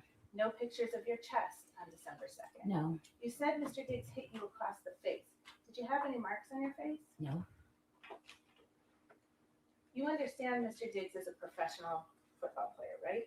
Yes. He's an elite athlete. I don't know. He's an athlete. You don't know that he's an elite athlete? I guess. Okay. You call him that. And you testified he slapped you across your face? Yes. And you had no marks from it? I was red. I was red. I'm lighter complexion. Bruises, they get worse over time. Do you agree with me? It was redness. It wasn't bruises. Oh, hang on. There's an objection. Okay, go on the objection. That is overruled. You may answer the question. I have redness, Mark. Like, I'm light skinned. I turn red You also get bruises, don't you? if I hit something hard. Yeah. Right. And bruises get worse over time, right? Okay. I'm not Do they? sure. I'm not sure. I don't get bruises a lot. I don't recall. Do you recall telling Officer Ellis you were bruised on December 2nd? My idea of bruising is soreness, hurting. I was red. It was redness. My face was red and on my chest was red. I didn't turn purple or pink or anything like that. I didn't. It was redness. Because you didn't have any injuries when you walked into the police station on December 16th, Officer Ellis actually sent you a form to fill out to describe the injuries that you said you had on December 2nd, right? Yes. And you filled out that form, right? Yes. And you didn't do it on December 16th, did you? No. He actually emailed it to you, and you took 2 days, and then you emailed it back. True? Yes. Okay. And on that form, you put that your chest and throat were very sore for days after, right? Yes. And you put that you had redness, tenderness, pain, and bruising on your neck, right?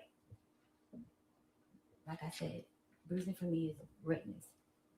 It was sore, it was redness. Well, you filled Faded out. away and literally like maybe by the next day, if earlier than that. Ms. Adams, when did you learn that the defense had provided videos of you to the Commonwealth? Maybe yesterday or Friday, I think. Sometime last week when I spoke with Drew. So last Thursday, you met with Mr. Virtue to prepare for your testimony, right? Yes. And you met with your lawyer as well, right? Yes. Your lawyer is representing you in an effort to get money from Mr. Diggs. True? My lawyers represented me my workers' comp claim, the injuries that I received on the job that Mr. Diggs refused to pay for. That's what my lawyers represented me for. Are you sure about that, ma'am? She is my workers. I got my lawyer from workers' comp. We'll come back to that. Let's stay with the form. You told Officer Ellis on December 18th, so now 16 days after you say you were assaulted, that you had redness, bruising, and soreness on your chest, right? I told him that I wrote that. Well, you wrote it in a form. You took your time and you chose which I checked the answers marks, to give, yes. right? Okay. And you told him your shoulders were red and very sore, right? Right? This whole area here was sore. Across my chest, up here. And you told him your whole body was sore, actually, didn't you? It was. You told him it was difficult for you to sleep. I was very upset. And I think you testified today that Steph supposedly put his forearm around your neck, Steph did put his forearm around my neck. not his hand. No. Okay. But you told Officer Ellis he used his hand, didn't you? I told him to use this. This is the crook of his elbow. That is in the book. You know what I mean, approach?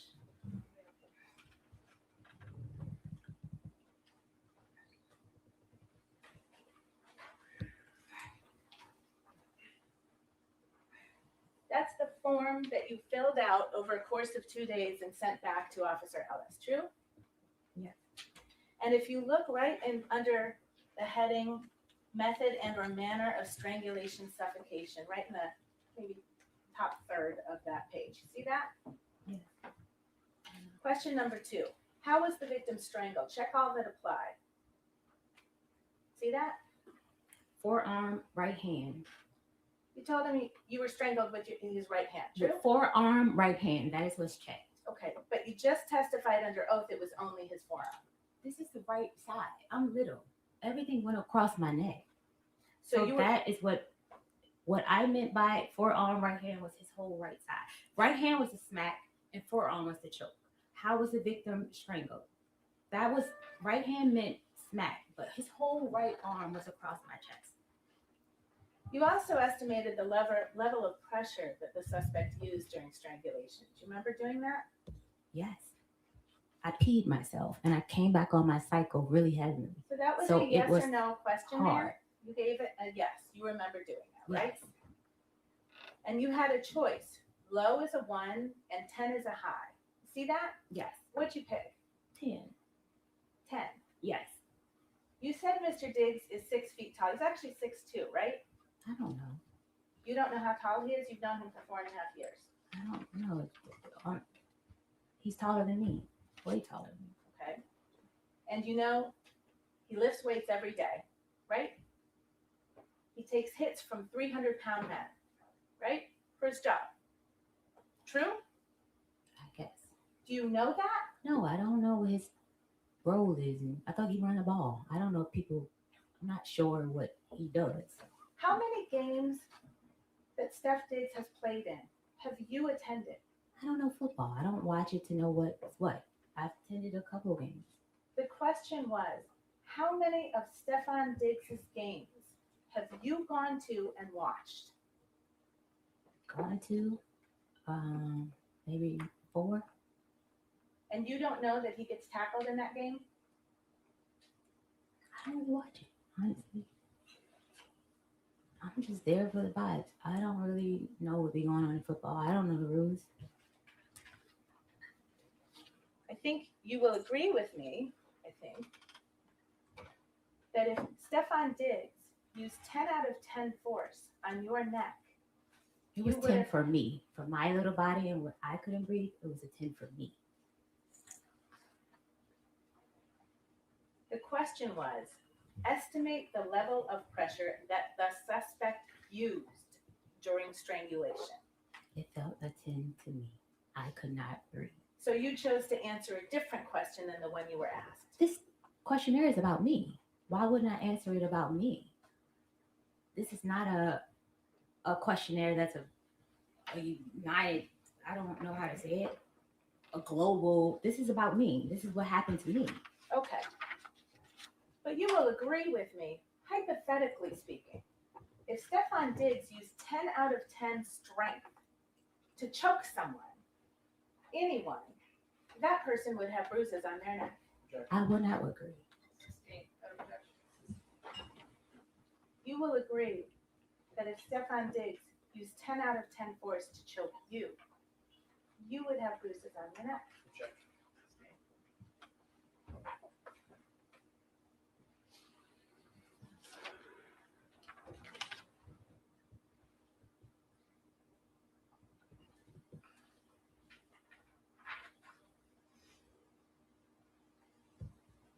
Now, you went to New York, you said, on the evening of December 2nd, true? True. And you stayed there until December 9th? Yes. You had your phone with you all week? Yes. You took messages, you sent text messages? Yes. We know that because that's when you started talking about your money, right? I did what? You I testified. asked for my money. I didn't talk about money. I asked for him to have finance sign off to pay me. My mistake. Yes. Thank you. We'll get to that money too. And you didn't think it was important to record your injuries or take photos. No, I was in shock. This is someone that I love that put his hands on me. That was not my first instinct, was to go and take a photo. Sure. And then December 3rd, you didn't take any pictures. No.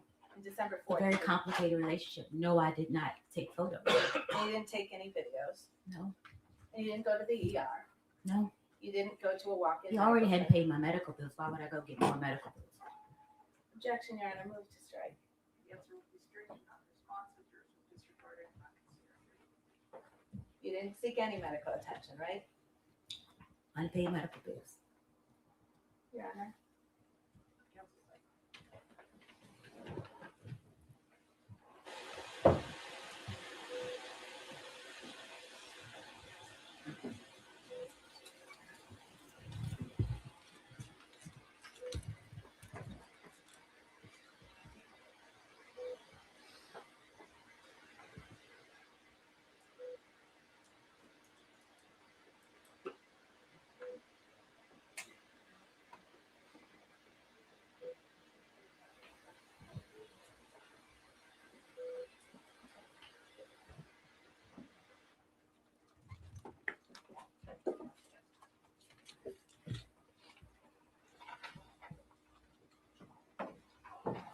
When you were with Shy and Tali for that week in New York City, you didn't say anything to them about I don't know Tally. I just met Tally on the night of December the 2nd. Okay.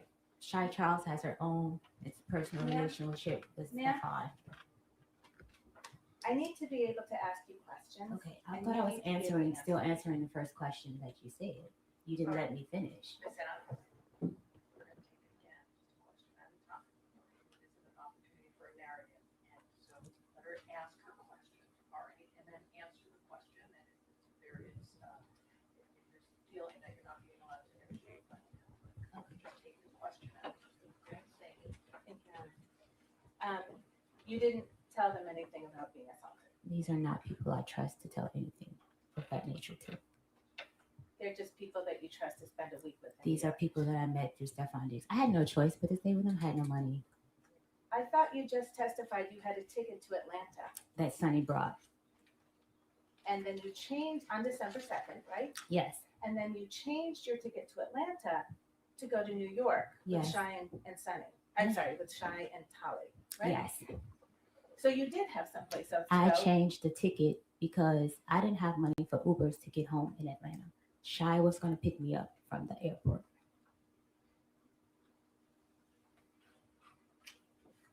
Okay. I didn't have a place to stay in Atlanta. I given up my place to stay with Stefon Diggs. So I didn't have money for a hotel or Airbnb to go home to Atlanta.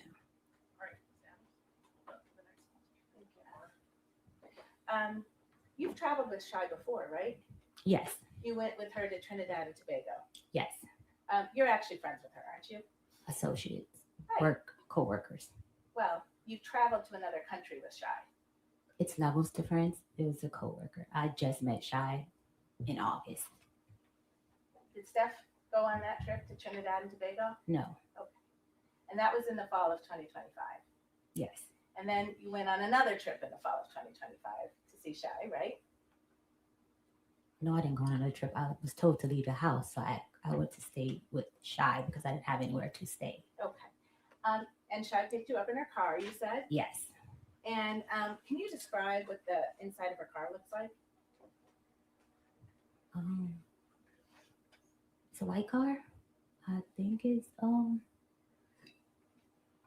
burgundy or something like that. So the outside is white? Yes. And then the inside is burgundy. If, most as I remember, I don't quite can't say exact. And Shy has a dash cam right in her car, doesn't she? Not that I'm aware of. You didn't see a dash cam in her car? No, I saw like where you see the speedometer and stuff like that. No, not down on the panel where people look when they're driving.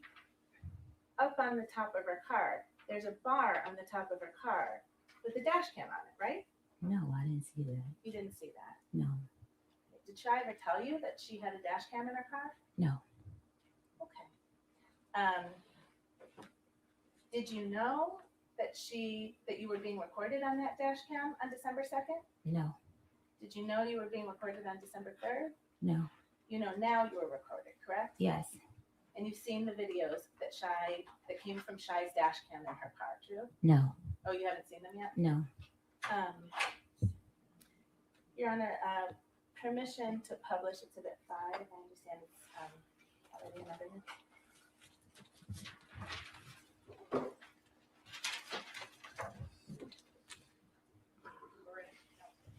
Your Honor, sorry, maybe we've seen a sidebar.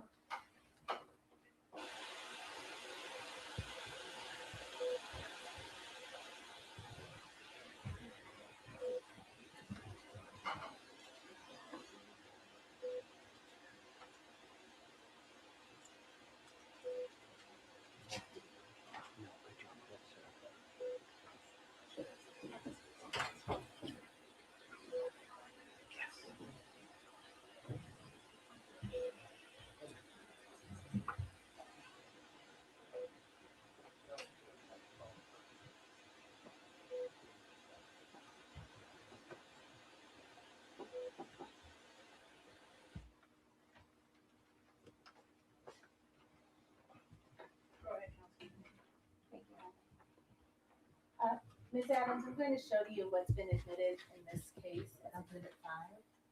I can't see.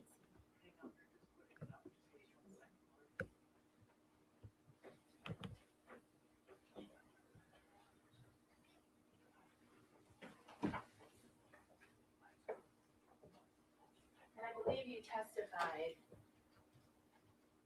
that you first became aware that there were videos of you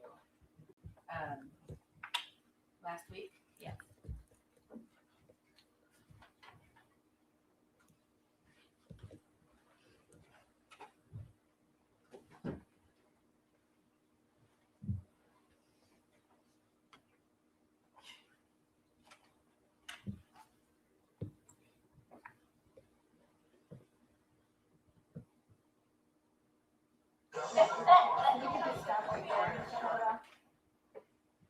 I don't know, Ms. Adams, were you able to see that person in that video?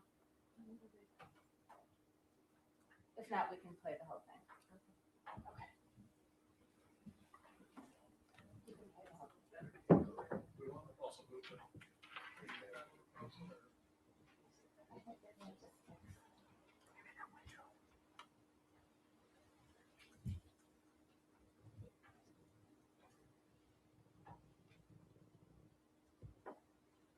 while this is playing, Ms. Adams, do you recognize that person on the video as you? Yes. And you're sitting in the front seat of Shai's car? And this is you when you were, just after you were picked up from LaGuardia Airport on December 2nd, right? Yes.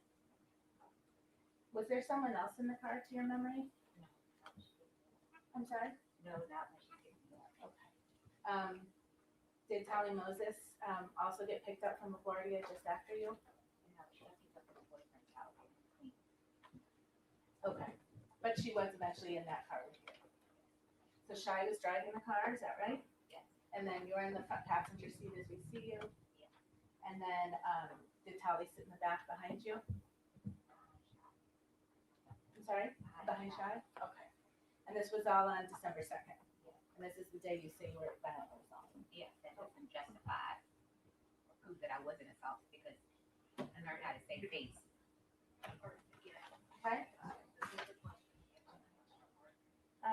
Mr. Kettlewell, can we also show the next video? William Sawson, Your Honor, just for clarification, there's Exhibit 5, I think it's just a number of videos in one exhibit. Thank you, Mr. And do you recognize the person in this video? Yes. And that's you in Shai's car again? Yes. And this is the next day, right? It's December 3rd.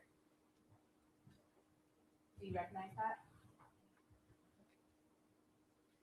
Well, I'm not really able to see.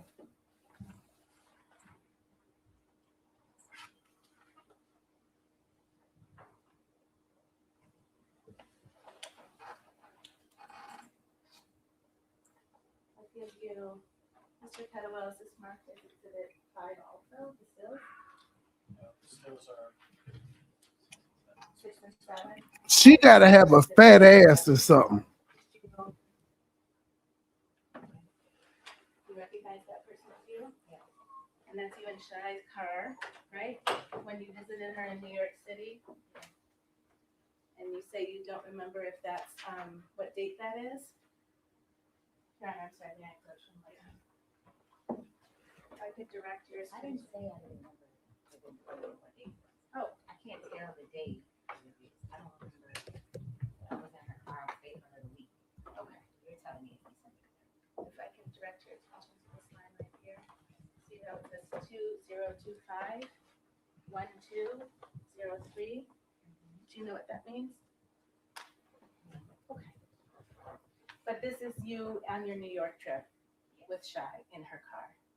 My New York State with Shai. Okay. This has not been preliminary.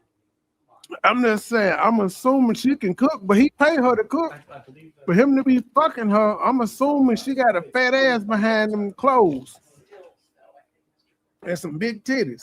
She her body gotta be banging.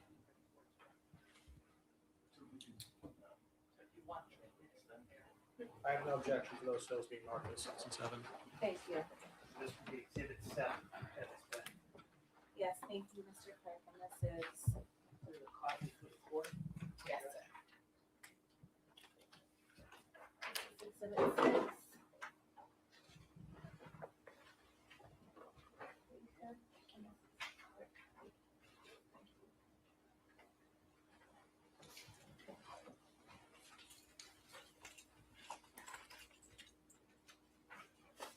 And then you also had some videos taken of you by Tolly while you were in New York, right? I don't remember. I don't recall. Do you remember? Well, first, you, Shai, and Tolly all stayed in Brooklyn in New York from December 2nd to December 9th, right? Yes. And you all stayed in the same bedroom. Yes. Slept in the same bedroom. Yes. And we're together a lot of the time that week. True? Mostly yes. Okay. And there was one night where you and Tolly were kind of goofing around with the video and taking videos. Do you remember that? I don't recall it. Okay. Mr. Kettlewell, can we play Exhibit 8? And, well, before we do, I would move Exhibit 8 into evidence. It's a video from December 6th.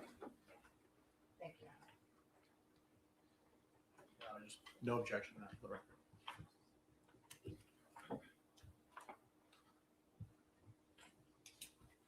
And Ms. Adams, did you recognize the person on that video? Yes, Who is that? me. And that's in Shai's bedroom, right? Where you and Tali and Shai spent the entire week, right? Majority Tally would sleep on the couch some days. I'm sorry? Tally would sleep on the couch. Previous client's schedule, they normally will return on Tuesday. So Well, I was in guest mode. But the last time you saw Steph Diggs was when he was assaulting you, you said. That wasn't the last time I saw Steph Diggs. I said here that I walked in his room after the assault before I was leaving to give him his birthday. That's right. Yes. Okay. You gave him a birthday gift after the assault happened. We were friends for 4.5 years with a very complicated relationship. Okay. So if I could ask you actually to turn to Exhibit 4, which is behind the tab D. And Your Honor, this is an evidence. And if you look at that number on the bottom right corner, turn to the page that ends in 173.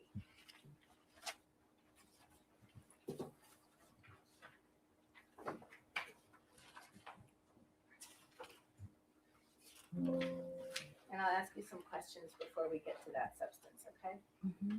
I think you testified on December 9th, you went back to the Dedham house, right? Yes. And you got yourself an airplane back to Boston, right? Sonny got me an airplane back to Boston. Okay. And you landed at Logan Airport at night. Yes. Then you took an Uber to the Dedham house. Yes. You arrived around 11:30 p.m. Yes. You were alone. Yes. You came by yourself. Yes. Didn't bring anybody. No. Okay. And when you got in the house, you went and knocked on Steph's bedroom door. I went to put my things away and I knocked on his door. Yes. I'm sorry. I went to put my things away and knocked at his door. And that was around midnight on changing over from December 9th to December 10th, right? That's what it says here. I don't recall the time, but it's what the messages say. Well, he didn't open his door, did he? His code was different. He changed the codes when I came back. Right, because in that house, the bedrooms all had key codes on each door, That didn't he they? controlled. Yes. Did the bedrooms all have key codes on that door? Yes, that he controlled. I'm sorry. This is a yes or no question. See if you can try it. Did all of the bedrooms in that house have different key codes on them? Yes, that he controlled. So you can. What do you mean?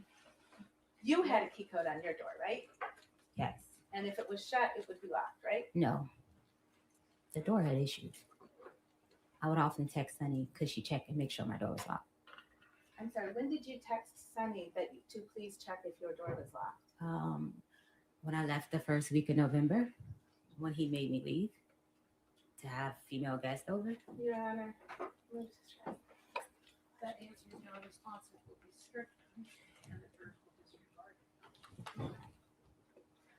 So on December 9th, round about midnight, when you got back to his house alone, Yes. you went and knocked on his door, right? Yes. And he didn't open it.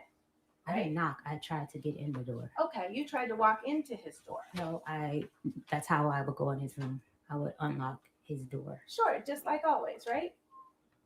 When he needs food and his door was closed, I would go in his room. Right. I never went in his room without permission. You going in there on December 9th is no different than any other day, right? No.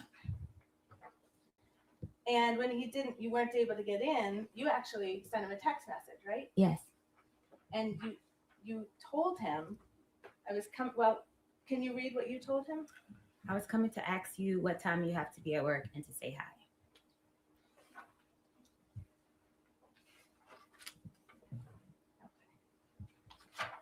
And then you just went right back to work, right? Yeah, I went to bed. I'm sorry? I went into my room and went to bed. You went into your room and you went to sleep Yes. by yourself Yes. in the house. Yes. With Steph Diggs there. Yes. And then the next morning you got up and you made him breakfast. Yes. Now, you told Officer Ellis when you reported the assault that you left your position on December 2nd. Do you remember that? I was saying I left the house. I didn't leave my position.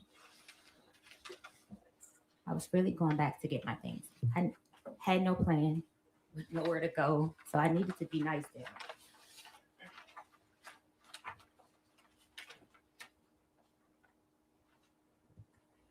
Did you tell Officer Ellis after the alleged assault on 12/2/2025, Adams left her position and left the residence to stay with a friend in New York? Left my position mean I left to get on a plane and go. I didn't tell him I quit. That didn't mean that I quit. You didn't quit. No. Did you tell Officer Ellis that on 12/9/2025, you returned to the house just to get your property? Yes, I was going to get my property. But you were also going to work for a while first? Basically, I was going to get my property. I was trying to get my money. I asked Mr. Diggs the next day about my money when I returned to the house. What? And you kept on cooking and doing your job for a whole nother week, didn't you? No, I stopped cooking. If I'm not mistaken, I didn't cook over the weekend because I said on the 11th, I asked Mr. Diggs in front of his mother and Charles about my pay. Okay. That was another text. I'll ask a different question. Okay. On several days of that week, you simply kept doing your job, And right? asking for my pay. That's a yes or no question now. Oh, yeah. Yes. You kept doing your job. Yes.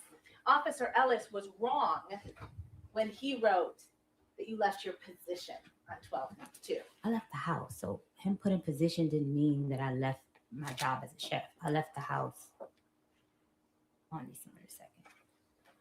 So you told Officer Ellis that you left your position, but you meant you left the house to go to New York.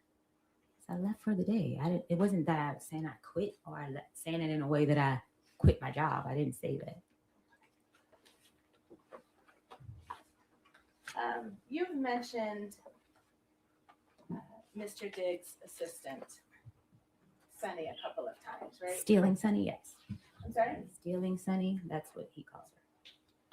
Your Honor, I move to strike, and I'd ask that the witness be instructed to please answer a question. That answer will be certain in the jurisdiction. And if you don't know, please ask. Okay. Thank you, Your Honor. Sunny was a friend of yours, wasn't she? No. Ms. Adams, you texted Sunny all the time, didn't you? Because that was my contact. Go to contact for payment, go to contact if I didn't have access to his card or I didn't have no money on my card to order food. And we would discuss things at work.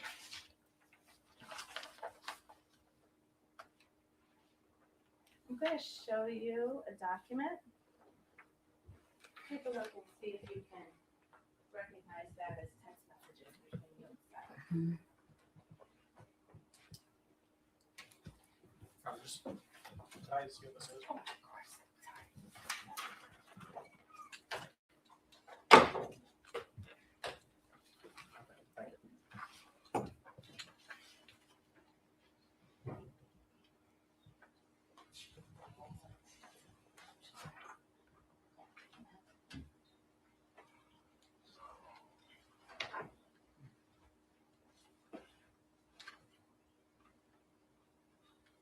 Do you recognize that document as text messages between you and Sunny?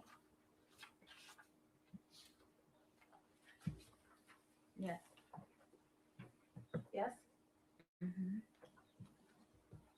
Okay, Your Honor, may I approach? This document doesn't have numbers on it, so I'm just going to do it through. Do you see where the messages start on Thursday, December 11th, Yes. at 7:44 a.m.?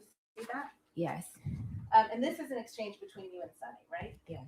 And you write to her, morning, did you change my door code, right? Yes. And that's what you were just talking about. Each door has its own door code in Steph Diggs' home, right? Yes. And you were having trouble getting into your door code on December 11th. Yes. And had you been having trouble getting into your door code since you got back on the evening of the 9th and 10th? When I walked in on the 9th, it pushed right open. Okay. All right. So it changed in somewhere around there. When the morning, maybe when I walked out the door, that morning I made breakfast. If I'm not mistaken, that's the morning that Yeah, ma'am, I'm just going to stop you. Okay. It's not responsive. all right. All right. So on December 11th at 7:44, you asked Sunny, did you change my door code? And she says, no, I don't know the code. Right? She doesn't have access to change code. Okay. And she says, Rich? Question mark. Who's Rich? Rich was like somebody that helped around the house. He was like a maintenance guy. I don't call him that. Someone to help around the house. He did a lot of stuff for Mr. Diggs. Okay. He wasn't And a he was at the maintenance house person. a lot, right? If we need anything, yes, we would call Rich. Okay. And you say to Sunny, I asked, he hasn't answered yet. And then you say they changed it, right? Yes. Sunny asks, who changed it? Your Honor, maybe we can see inside.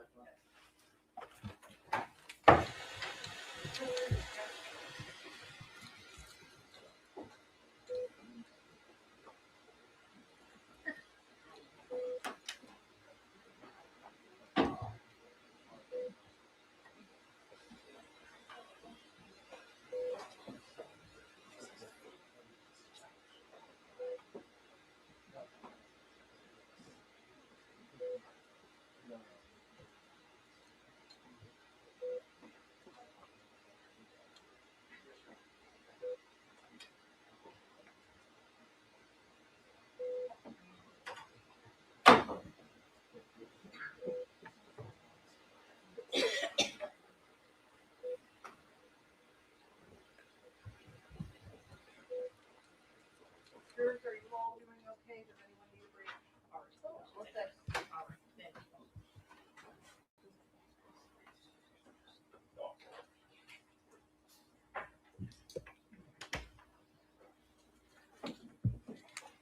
All right, so you say they changed it, right? And Sunny asks, who changed it? And what did you say to Sunny? He said they. He said they. So What else did you say to Sunny? He said, hey, so Steph and his name White bitch. I'm sorry? What? I said, he said they. So Steph and the white bitch. When you said, he said they, the he in that sentence was Steph, right? Yes. No. Yeah. Yes. And the they, who is that? Them two together. So your testimony is, so the white bitch, is that Lindsay? Yes. Okay. All right.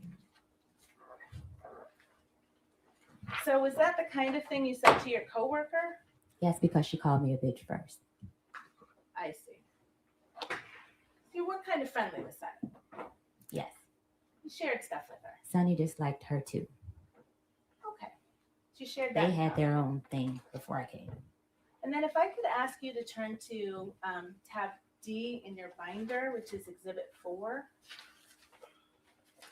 And I'm sorry to do this, but if you could look the numbers at the bottom right, the number that begins, that ends 178.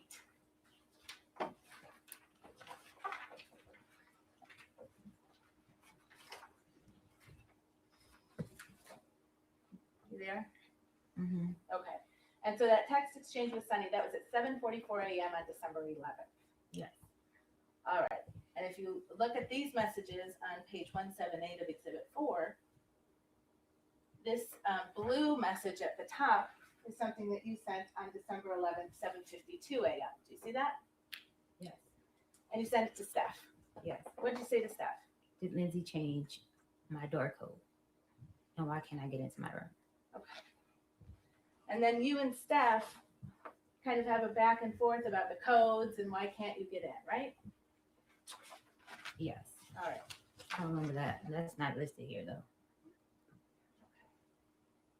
And meanwhile, you're also having a text exchange with Sunny about Steph in the white bench, right? Yes. Objection, Your Honor.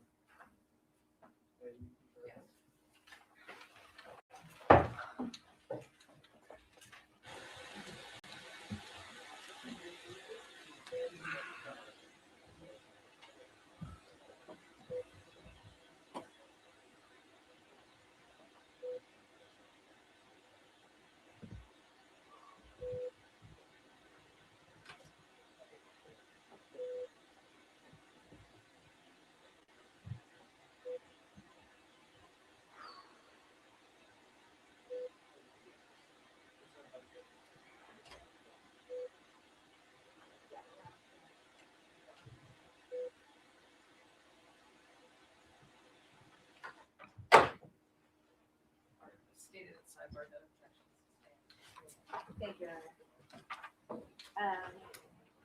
So you and Steph have some back and forth that same morning, December 11th, right? In text message. And he explains to you, if you can turn the page to 2 pages in, page 180. He explains to you, I didn't know if you were if he was going to come back or not, so I had him changed. Right? If I know why he had the door lock changed. Is that what he wrote to you on Yes. December 11th in the morning? Yes. Okay. And what did you respond?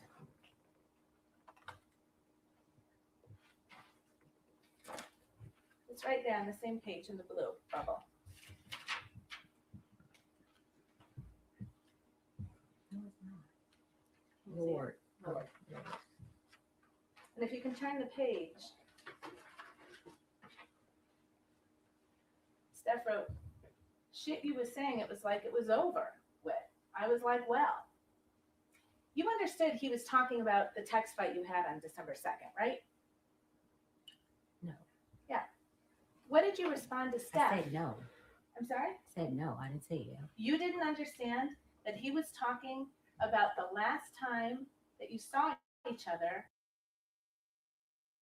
on December 2nd, which is the day you got in a text fight about Lindsay and you not going to Miami?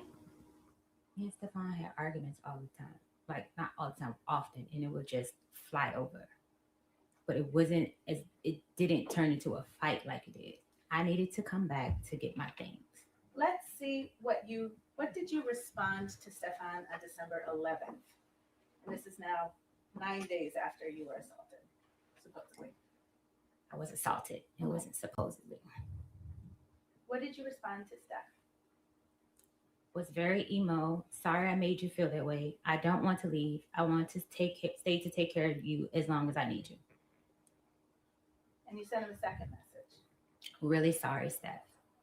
You were angry with him on December 2nd. You already I testified to that. needed to be nice to Stefon in order to get my pay to leave. I'm sorry. You were texting? I needed to be nice to Stefon in order to get my pay to leave.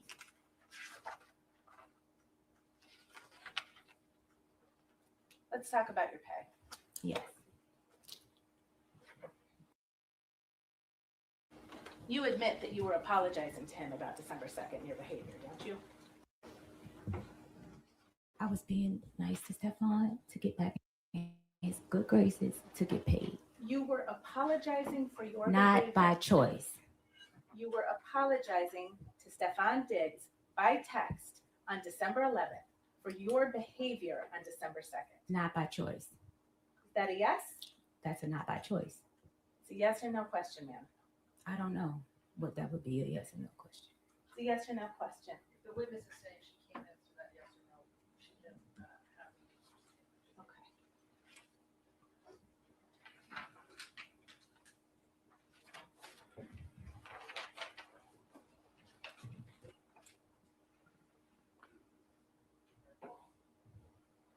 All right, so your claim, I guess, is that Steph owed you money.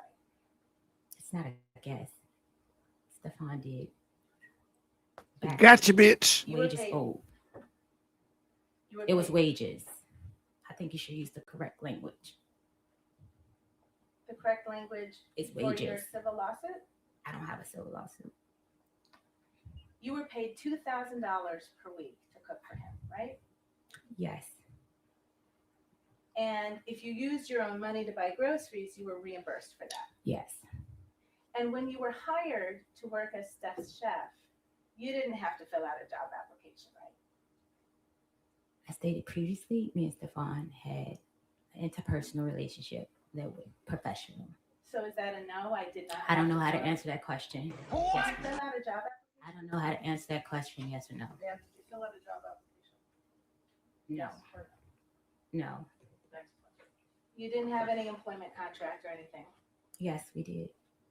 Did you sign a written employment contract? We had a verbal text contract. Okay. You didn't have to interview with anyone to get the job, right? He knew my skills. So on December 1st, this is the day before you say you were assaulted, you submitted an invoice to be paid, didn't you? Yes. And can you explain to the jury, so you weren't just automatically paid? I was supposed to be. They sent maybe 2 automatic payments, and then the rest was I would have to go through Sunny. Right. You'd have to confirm with Sunny you worked that week, right? I would have to, not that confirm, I lived there, so it was never a confirmation. She was there a lot too, right? No, Okay. So you did have to confirm with Sunny if you worked there or not. not that I worked. I had to confirm with Sunny my reimbursements. I lived there.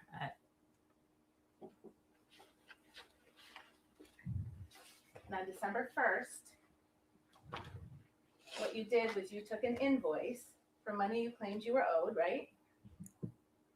It's not a claim, it's money that I was owed. You submitted an invoice on December 1st for payment, right? I don't recall. I don't know the exact date.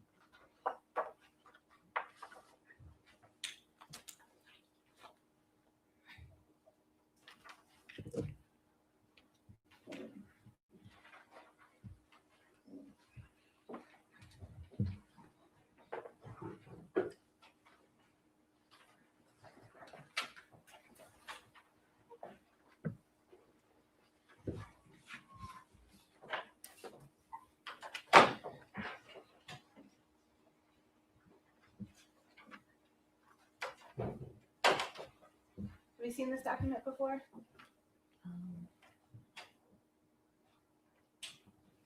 Yes. It's an email dated December 4, 2025 from Melissa Goddard. I saw that in a text screenshot.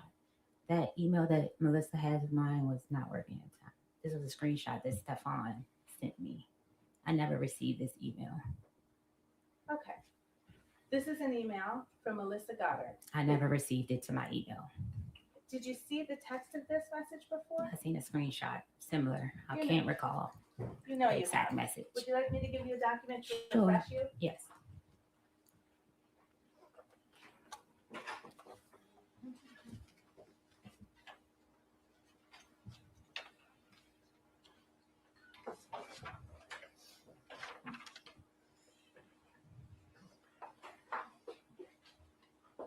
Oh, sorry, Your Honor. I am, if you want to give the jury a break, it's just gonna take me a couple of minutes. Why don't we just take a 5-minute break? Thank you, Your Honor. I just don't want to waste time.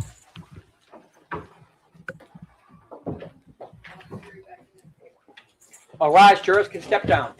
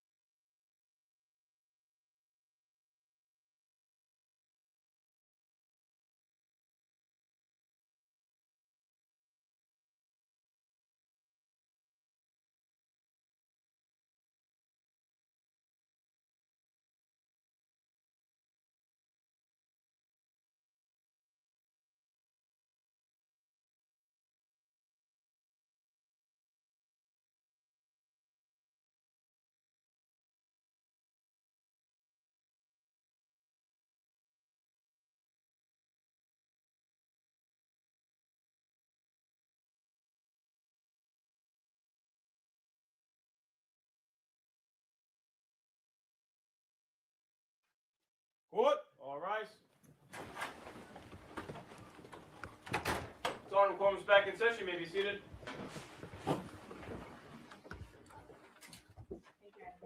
Yes. You were just looking at an email and you didn't remember, you said you hadn't received it in that form. If you can turn the page, did you see the invoice?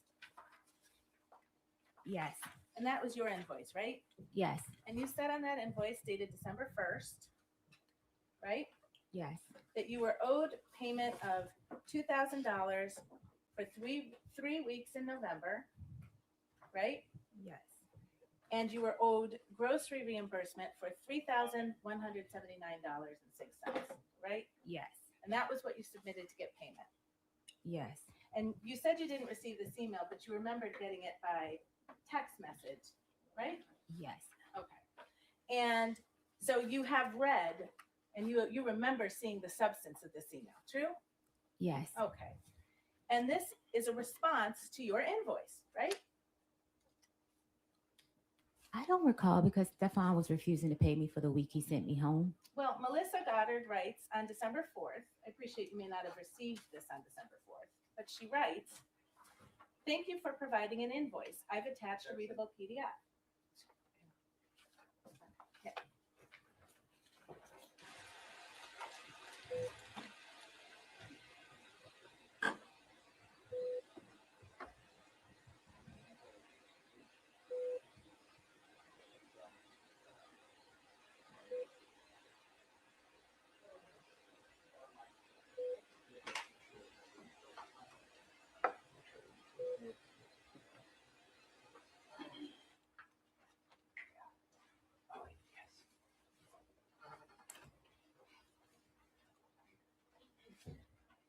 And it turned out, Ms. Adams, you had gotten paid for 2 of the 3 weeks that you said you hadn't gotten paid for, right?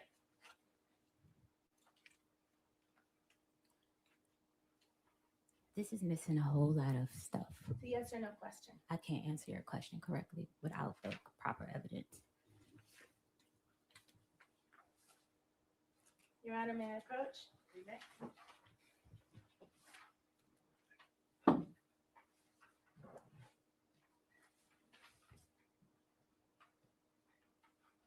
Do you recognize this document as text exchanges between you and Sunny?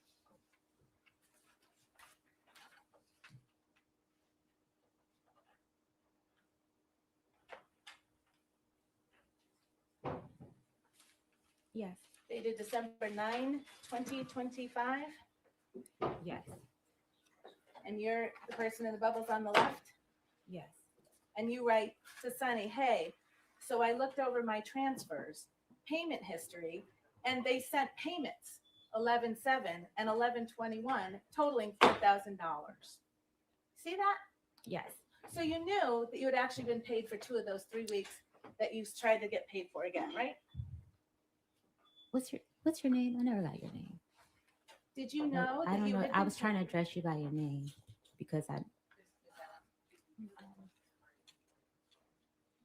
I'm not this. I don't know. I can't answer that question correctly. You knew on December 9th that you had been paid for 2 of the 3 weeks you said you hadn't been paid for, didn't you? I don't understand the question. You just acknowledged you wrote it to Sunny.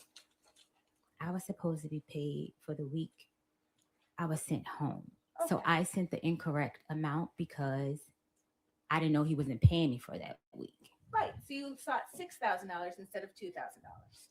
That's my calculations was Right. And so that last week, that was a week you didn't work, right? because I was sent home. Right. So you weren't in the kitchen cooking. Mrs. Diggs sent me home because he had girls at the Ma'am, house. whatever you're going to I add should is be not paid. responsive, Your Honor. Yes.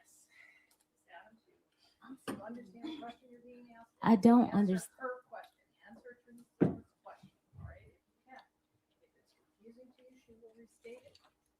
Counsel, you restate your question. Yes. So you weren't in the kitchen cooking that week, right? No. Okay. If you can turn back to tab D, the page that ends 171, this is exhibit 4, it has been marked and admitted into evidence.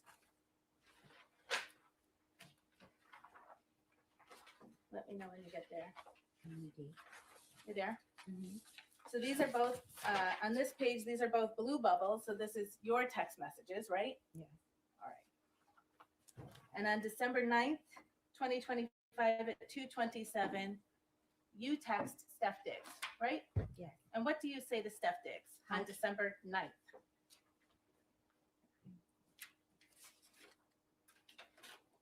Do you need help finding it? What's the last? 171. I can help you find it.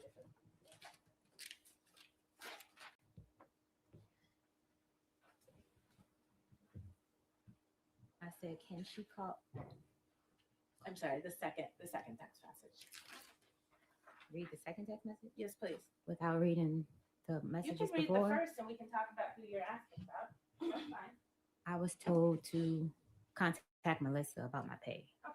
So I responded, can she call me or can I call her? And Melissa, just to the record's clear, is Melissa Goddard, right?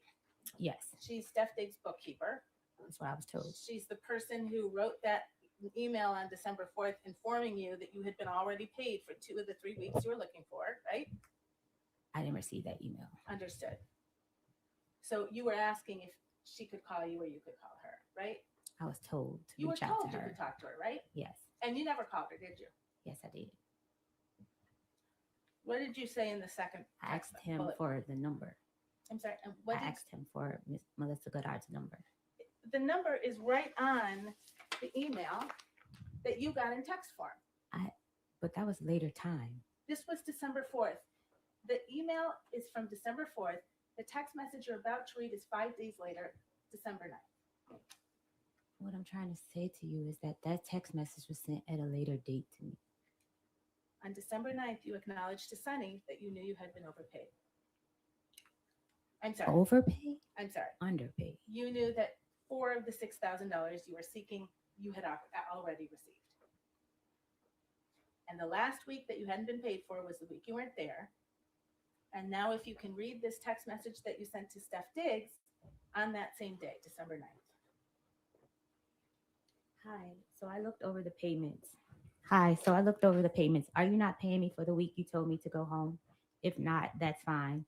And just for my past employers, when I'm asked not to work, I'm still paid because I'm only with them for the season. It was supposed to say them. It said the season. So that takes care of all of the weeks that you said you weren't paid for on December 1st, right? The weeks that I sent to him calculated was adding in that week.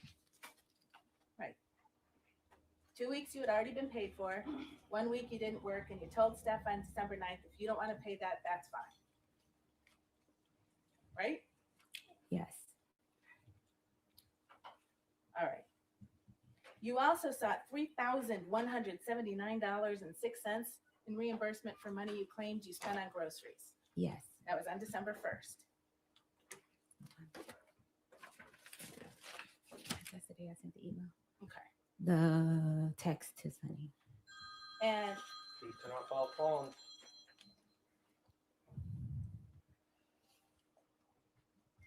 you knew that you needed to submit receipts to justify that level of expense on groceries. That's what I did. Yes. Is your testimony here under oath that you submitted receipts justifying $3,179.06 spent on groceries out of your money? It was messed up. Was off. Something was off. Some receipts were the wrong receipt and we cleared it up.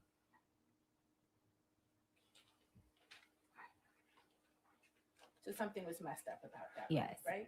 Yes. You talked about an NDA, a non-disclosure agreement. Melissa asked you to return an NDA, right? No. I'm sorry? No. Sunny asked me.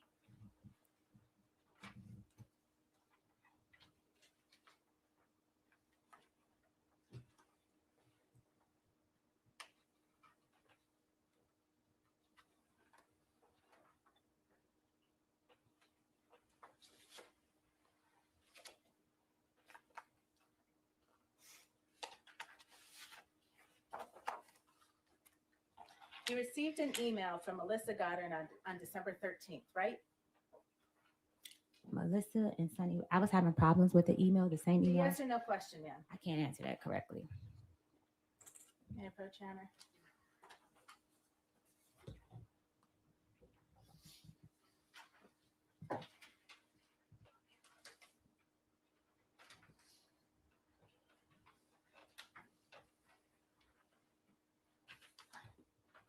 You recognize that as an email you received from Melissa Goddard on December 13th? Yes, And the subject line is NDA payment. yes, She tells you she's Melissa, Mr. Diggs's bookkeeper, right? yes, So you hadn't talked to her before December 13th because she's introducing herself right now. yes, Okay. She says, please return the completed NDA provided to you by Sunny to this email address, right? yes, This is required for employment with Mr. Diggs or any of his entities. Right? yes. that's what Sunny I has said. an NDA, doesn't she? I'm not sure. You don't know? I don't talk to Sunny about her business with Mr. Diggs.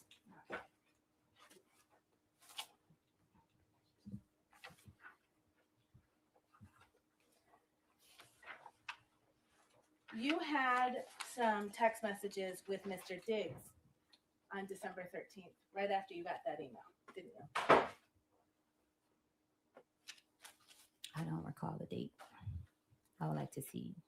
Let's go back to Exhibit 4. It's tab D, page 195.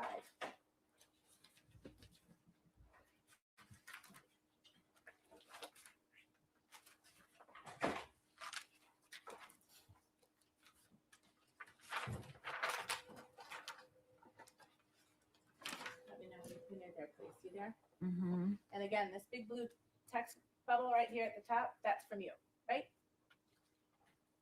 Yes, Okay. When you write to Steph on December 13, 2025, you sitting here playing in my face. It's 700 some comments and none saying you effing Lindsay. Not a one. So if I told someone that, why it's not in a blog, you're still talking about that blog, that anonymous blog that caused you to get mad at Steph on December 2nd, right? When he chose to believe Lindsay over you.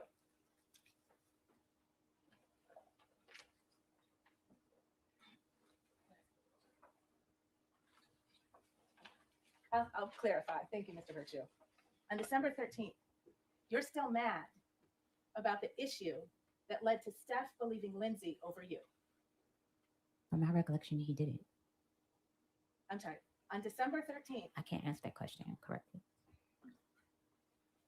without the previous text from Mr. Diggs. you write not a one. So if I told someone that, why it's not in a blog? You believe it and now sign an NDA. Send me my money. You sitting here playing in my face. Isn't that what you said? Yes, Okay. You were mad about the NDA because you thought you had to sign it because Steph believed you leaked something, right? yes. Didn't have anything to do with an assault. What did you say? I don't understand the You question. thought the fact that you were being asked to sign an NDA was an indication that Stefon still didn't trust you, No, right? No. But you're talking about Lindsay and a blog to him the same day you get an email from Melissa asking you to sign an NDA, right? Stefon knew that. I know. Yes so or no I question, can't ma'am. answer that question without explaining. If I told someone that why it's not in a blog, you believe it and now sign an NDA. Those are your words, right? It was now signing day after you assault me. I had information on you, You didn't and you say think I any- was leaving. Ma'am, it's not responsive. You didn't say anything about an assault when you talked about an NDA, did you? It does not change the fact that I was assaulted. You talked about Lindsay in a blog and he It believed does not Lindsay. change the fact I was assaulted. The first time you connected an NDA with an assault was when you went in to talk to Officer Ellis on December 16th to make a police report, right? Yes, because I noticed the behavior.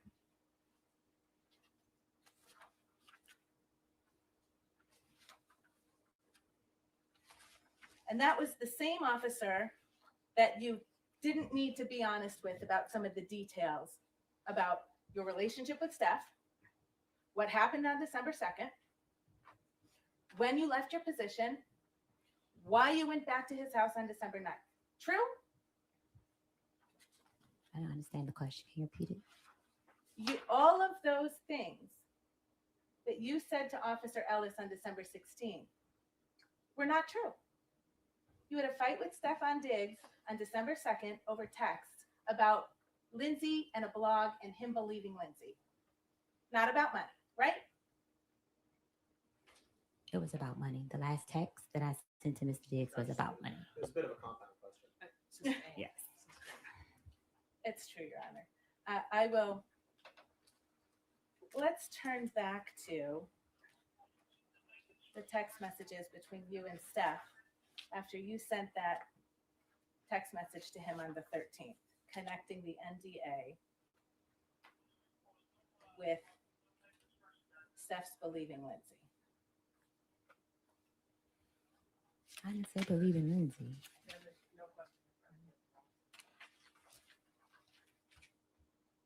You and Stefon got in another text argument about that issue, right? And if you could turn to page 201.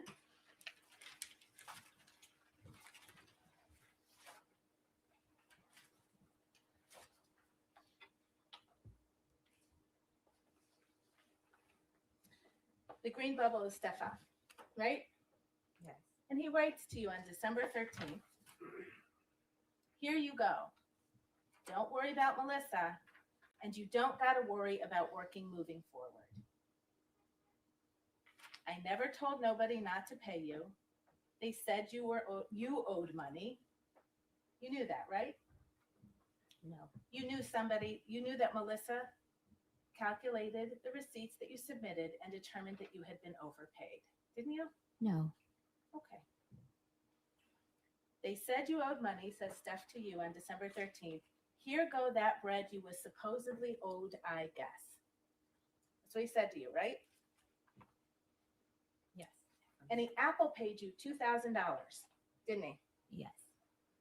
And then he left another $2,000 on the stair railing in his home for you. And that was for the week that I was there. That was for the week of December 9th when you worked, right? And he asked you 3 times in your text message, what else do I owe you? And you never gave him a number, did you? I said they owe me grocery. I had given Sonny the grocery reimbursement, the person that was my contact for giving receipts to. I thought you just testified there was a mix-up with the numbers. Yes, but I had talked to her about that. We had came up with the exact numbers after she added up the receipts. You understood that Steph fired you that day, right? I was leaving. Okay. But you waited until he told you you don't have to work here anymore, and he paid you $4,000. I came back for my money because I didn't have money to leave. To the record's clear, you came back on December 9th. To get my money that I was owed. You worked. And then on December 13th, Steph told you you didn't need to work there anymore. Right? I'd already had in my mind that I was quitting. I just came back to get my money. You were furious with Steph on December 13th, weren't you? No. No? No. Do you remember that Shy Charles was actually at Steph's house that day? Yes. And she was braiding his hair. Yes. And she was staying downstairs. She was going to stay overnight. Yes. And she finished braiding his hair around midnight. Yes. And then you came down from your room to talk to Shy. Yes. And you did that because she was your friend. My coworker. We were cool. And she's the person you spent that week in New York with. December 2nd, the day you were supposedly assaulted, until December 9th, when you came back to the Dedham house, right? And you sat with Shy and you talked to her until 3 in the morning, didn't you? Yes. You told her you were finished with Steph Diggs, didn't you? I I told her in the middle of the week I was coming back to get my money, and I was trying not to be there when she came to braid his hair. You made Shy a kind of confession in that conversation, didn't you? A kind of confession. Yeah. You told her Steph was going to pay. No, I did not. I do not recall. I'm going to remind you you're under oath, and I'll ask you that question again. Did you or did you not sit with Shy Charles on December 13th, a few hours after you were fired from your job, and tell Shy that Steph Diggs was going to pay? No. Did you tell Shy you were going to sue Stefon? No.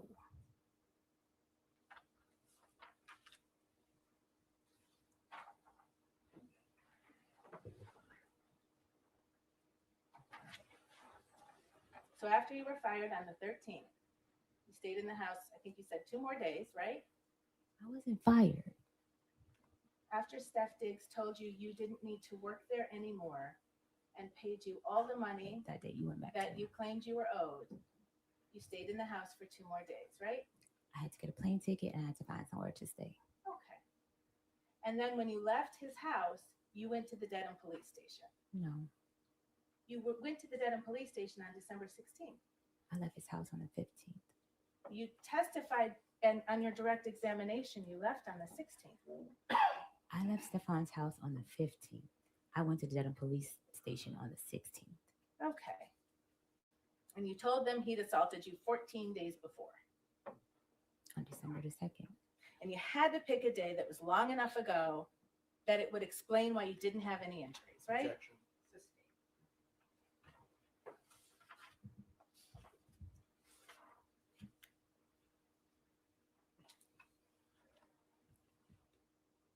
Part of the lesson you were going to teach Steph was to make a false police report. Isn't that true? Objection. Well, I'll ask a different question. Your report that you made, it's missing a lot of detail. Would you agree? Yes. I was afraid to tell the relationship between me and Stefon Diggs. It's missing more than that. No, Right? it's not. In your opinion, it is. Okay. It's missing more of the text that was shared in the morning. Okay. It would have exposed a lot of things, and I still was trying to protect him and myself. You actually recanted your own statements, didn't you? No. I can't. So you know the criminal complaint in this case issued on December 29th.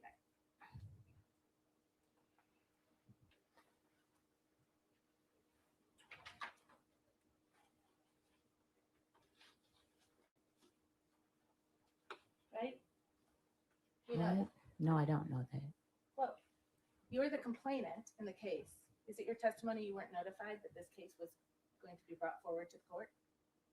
I don't recall. I don't. It was big news. I don't. No one reached to me that I recollect.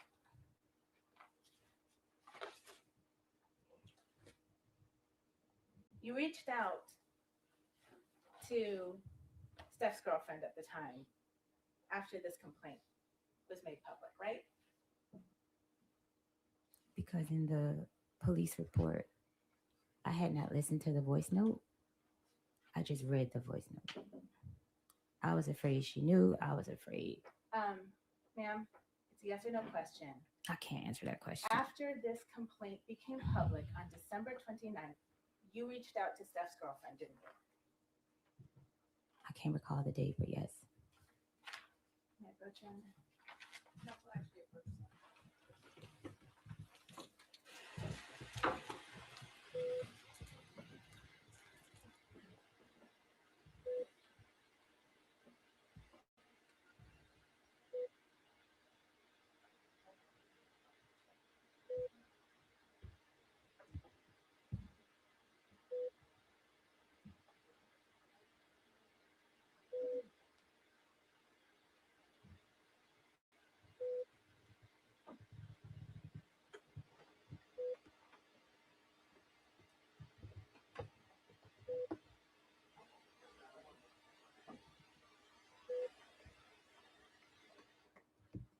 All right, jurors. are going to be recessing for the day. And I want to remind you not to discuss this case with anyone, including your fellow jurors, family members, or friends. And I also want to state you're not to allow anyone to discuss this case with you or in your presence. I'm going to ask you not to stop in the public areas of the courthouse, or leave the courthouse directly, and then tomorrow morning return directly to the jury. All right? And again, you must not read, watch, or listen to any news accounts or media reports about this case, and you must not conduct any independent investigation of any kind, including on the internet or otherwise. So please keep an open mind. Do not form or express any opinions about the case until it is submitted to you for your deliberation. We will resume tomorrow and ask you to be in the jury room by 8:45. All right? With all of that caution, have a nice night, and thank you for your attention. All right, jurors can step down this way, please.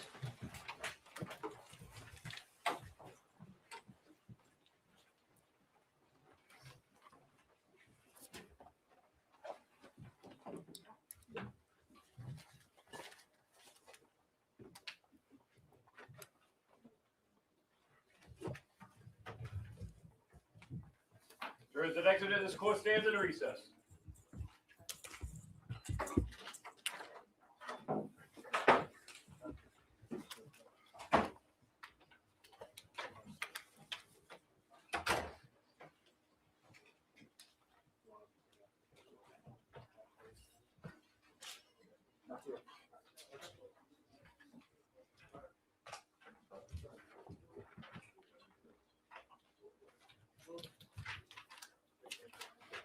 You want to see if anybody wants the last card, Tony? Yeah, I will. Yep, we'll do that. And then I guess we need audio for that. We'll do, Low key, niggas hating cause they don't want no beef. State gang, true sippers, bitch, I bet we don't eat.